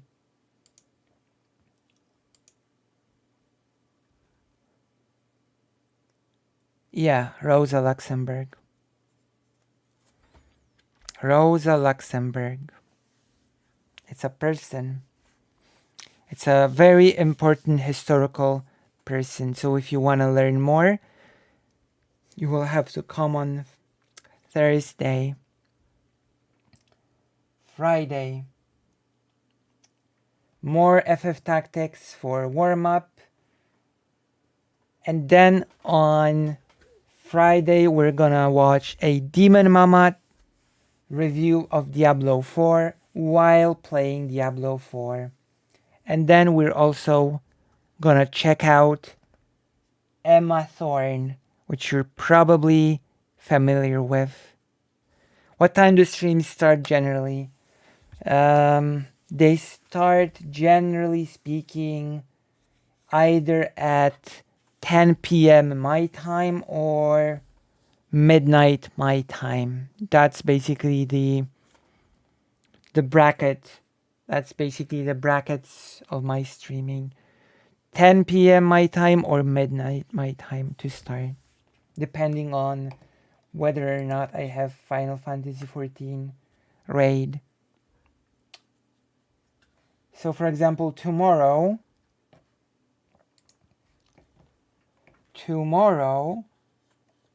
I'm gonna be starting at midnight my time, if I am being correct.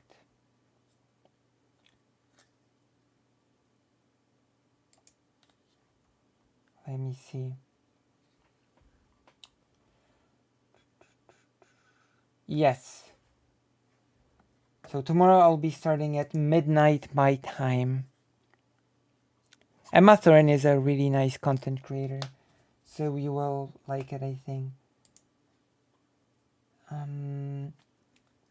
Saturday, warm-up plus Final Fantasy Tactics, history, and the whole stream is going to be dedicated to the history of Ukraine.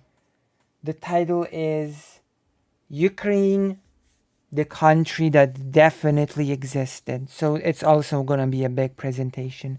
A big presentation of the history of Ukraine. So that is the plan. That is basically the plan for this week when it comes to streaming. So I hope you're looking forward to that. And if anything unexpected happens, if anything unexpected gets added, I will be sure to update the schedule. So I hope to see you all on the upcoming streams. It's been amazing fun. Today, I think we've been streaming for basically 5 hours. So I'm probably going to go to bed now. I hope to see you tomorrow. Good night. And if you like what I do, consider, of course, subscribing. Consider becoming a Patreon. You can do that as well if you want to support my work. And consider throwing a donation my way, since streaming is basically my main income source, my main, thing that my main way of making money. So if you enjoy, then consider supporting your favorite streamer. And with that said, I will bid you farewell. Good night. Love and solidarity, which is a thing that I always write in chat.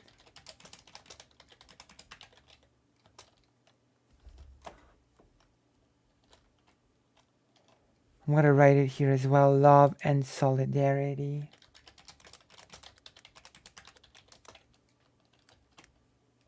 There we go.